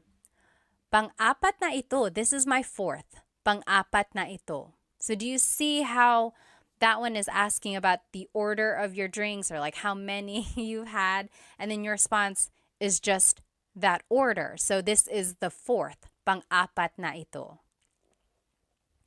All right. So those were different ways to ask for how many. This next question word, alin, means which. Which, alin. So, alin ang, excuse me, alin ang plus a verb. Alin ang plus a verb. So, alin ang gusto mong damit? Yung pula or yung puti? Which dress do you like? The red or the white? Alin ang gusto mong damit? Your response would just be one of the choices. Yung pula ang gusto ko. The red is the one I like. I like the red one. Yung pula ang gusto ko. Or, yung pulang damit ang gusto ko. If you want to be specific, yung pulang damit ang gusto ko. So, yung pula means the red one. Yung pulang damit means the red dress, specifically. And then I want to point out, mong up here is just mo plus nang put together. So, alin ang gusto mo ng damit? Alin ang kinain mo? Yung cookie or yung cake? Which did you eat? The cookie or the cake? So, there's alin, then ang, then a verb. Alin ang kinain mo? Yung cookie or yung cake? Which did you eat? Your response, yung cake ang kinain ko. I ate the cake. Or, kinain ko yung cake. So those are the different ways you can respond. And then, of course, you can always put things together. So, alin ang becomes aling. So, aling gusto mo? Aling gusto mo? Alin ang gusto mo? Aling gusto mo? Alin plus an alin plus ang plus an adjective. Alin ang mas malaki? Yung bahay na pula o bahay na puti? It's kind of hard to see. Oh, there's the White House right here. It's to the left of the red house. So, alin ang mas malaki? Which is bigger? Yung bahay na pula, the red house, o yung bahay na puti, the White House? Mas malaki yung bahay na pula. Mas malaki yung bahay na pula. The red house is bigger. Mas means more, or it's like the part of an adjective. Here's another way to describe an adjective. Alin ang pinakamalaki? Which is the biggest? Yung bahay na itim ang pinakamalaki. The black house is the biggest. So I just want to point out these two words, mas and pinaka. Those are called superlative adjectives. So let's take a look at this a little bit more. So big is malaki, bigger is mas malaki, biggest is pinakamalaki.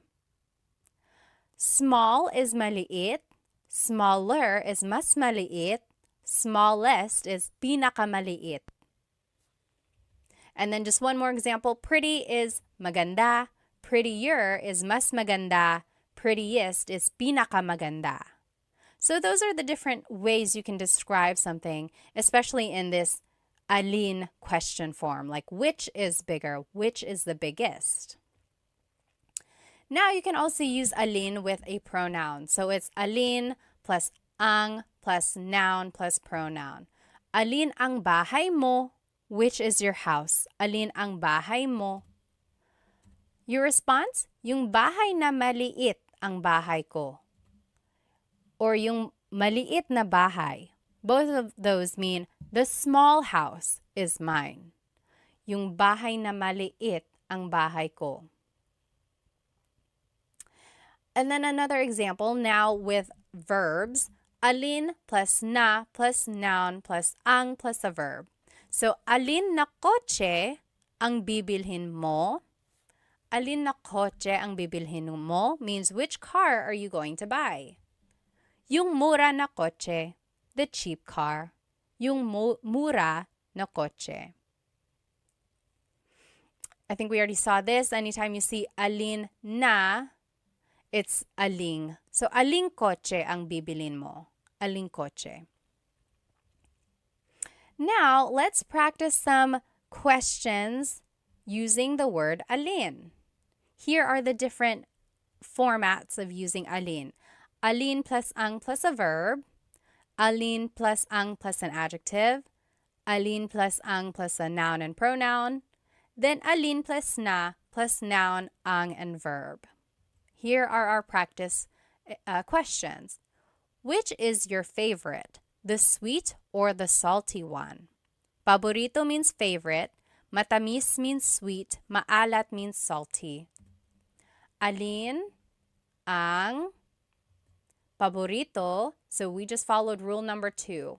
Alin ang paborito mo? Which is your favorite? And then the next part of the question, yung matamis o yung maalat? The sweet or the salty? Yung matamis o yung maalat? You take a minute, you do the rest, and then we'll check. Okay, number 2, my favorite is the sweet one. Paborito ko yung matamis. Paborito ko yung matamis. That is how you would respond to that first question. Or you could say these ways. Yung matamis ang paborito ko. The sweet one is my favorite. Or just simply you could say yung matamis, the sweet one. Number 3, which dish is the most delicious? Adobo or sinigang? Ulam means a dish or a meat. Masarap means delicious. So, alin na ulam ang pinakamasarap? Alin na ulam ang pinakamasarap? So, it's kind of taking rule number 4, but then instead of a verb, it's adding the superlative adjective. And then the choices would just be adobo o sinigang. Adobo is the most delicious dish, would be adobo ang pinakamasarap na ulam. Adobo ang pinakamasarap na ulam. So there you go. Hopefully you can see the patterns and then using some of these sentence markers when you want to add more information to your sentence. And I want you to try this Taglish tip whenever you are giving a choice. Maybe you can start using this word yung. So it's like, what do you want to watch tonight? Yung comedy or yung horror? So the comedy or the horror movie. So try using Taglish when you can. So that's one way to do that. So give choices by adding this word yung. Okay, home stretch. This is the very last question word we're going to be learning. Ba is a question word that's added to questions when it's a yes or no answer. It's interesting because ba doesn't really have a direct English translation, but you can add it to a statement and it will turn it into a question. So these are the common placements of ba. First, it goes after a noun, adjective, or a verb, or it can go before or after some pronouns, and it goes after na or pa if they appear in a phrase. So first, it can go after a noun, adjective, or verb. For example, bahay ba yan ni Sarah? Is that Sarah's house? Bahay ba yan ni Sarah? It's going after the noun. Or, mabait ba si Tita Baby? Is Tita Baby nice? Mabait ba si Tita Baby? So it's going after the adjective, mabait. Lastly, it can go after the verb. Nagluto ba si David? Did David cook? Nagluto ba si David? So it's going after the verb nagluto. Next, sometimes ba goes before a pronoun. Sometimes it goes after.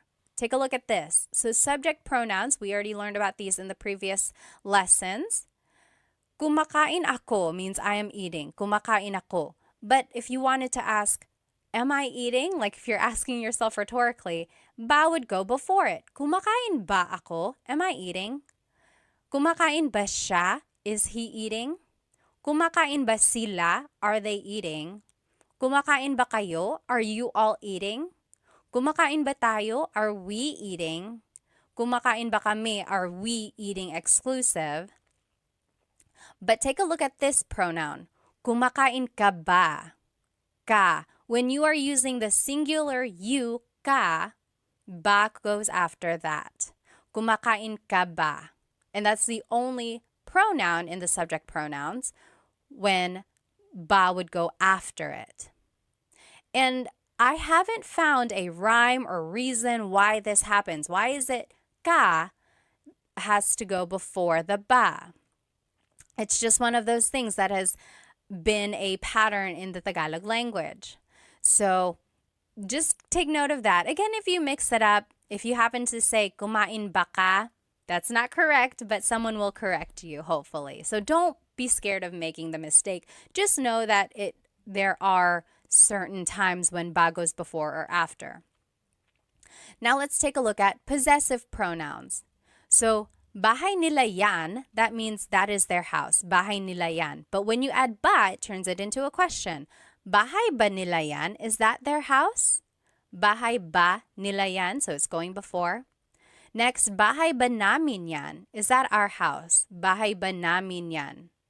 Or bahay ba natin yan?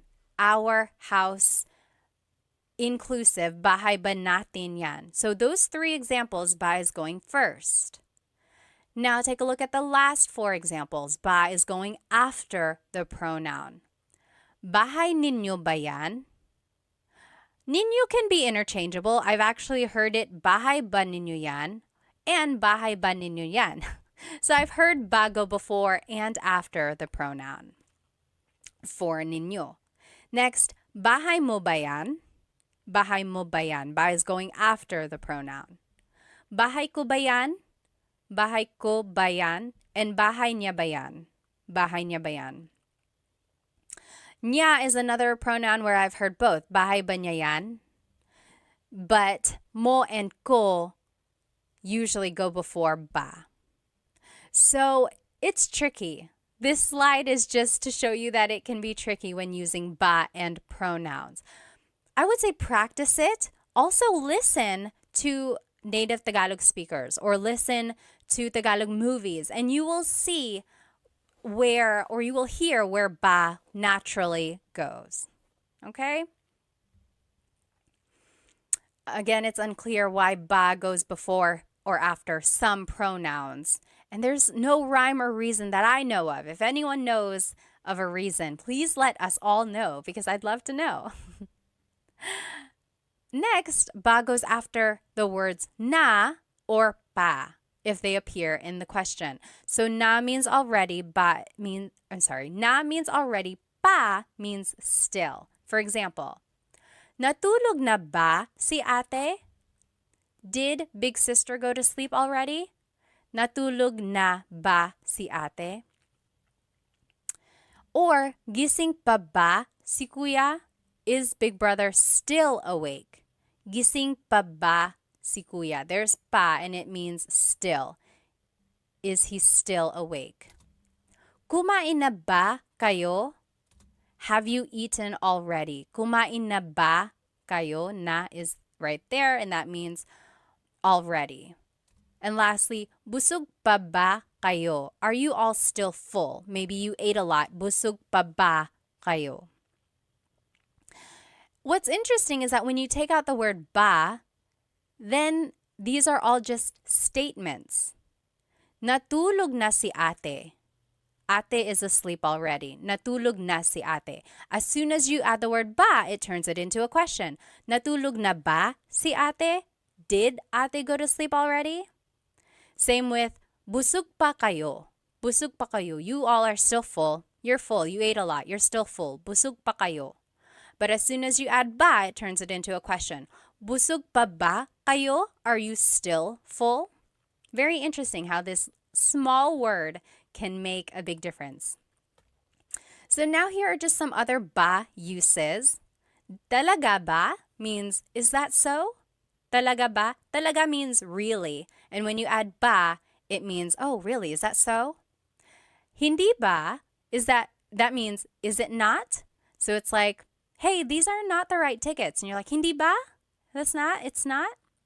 And then, oo ba means sure. Like, hey, do you want to come with me? Oo ba? Okay, sure. Oo ba? Now, you can add ba to any of the question words that we learned, and it kind of works as an emphasis. We already saw some of these. Ano ba means what the heck? Ano ba?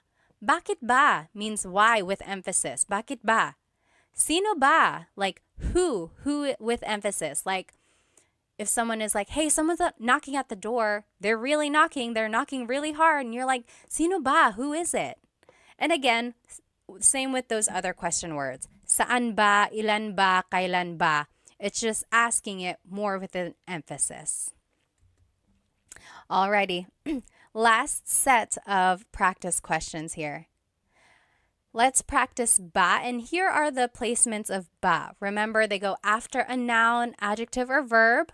They go before or after some pronouns, and then they go after na and ba if they appear in the question. Let's do the first one. Kumain ka ng almusal. We have to change the statement into a question by adding ba. So, kumain ka ng almusal means you ate breakfast. Where would ba go? Kumain is a verb, so it would probably go after that. Let's see. Kumain ka ba ng almusal. So it actually goes after ka because it is the pronoun, one of the pronouns that go before ba. Tricky, right? It's just one of those things that we'll have to memorize. So kumain ka ba ng almusal means you ate breakfast. Did you eat breakfast? Pause the video now and then we will do the rest in just a minute. Okay, welcome back. Number 2, nasa eskwelahan na ang mga bata. The kids are at school already. Nasa eskwelahan nasa eskwelahan na ang mga bata. The answer would be, nasa eskwelahan na ba ang mga bata? Nasa eskwelahan na ba ang mga bata? So there's the word na, ba would go after that.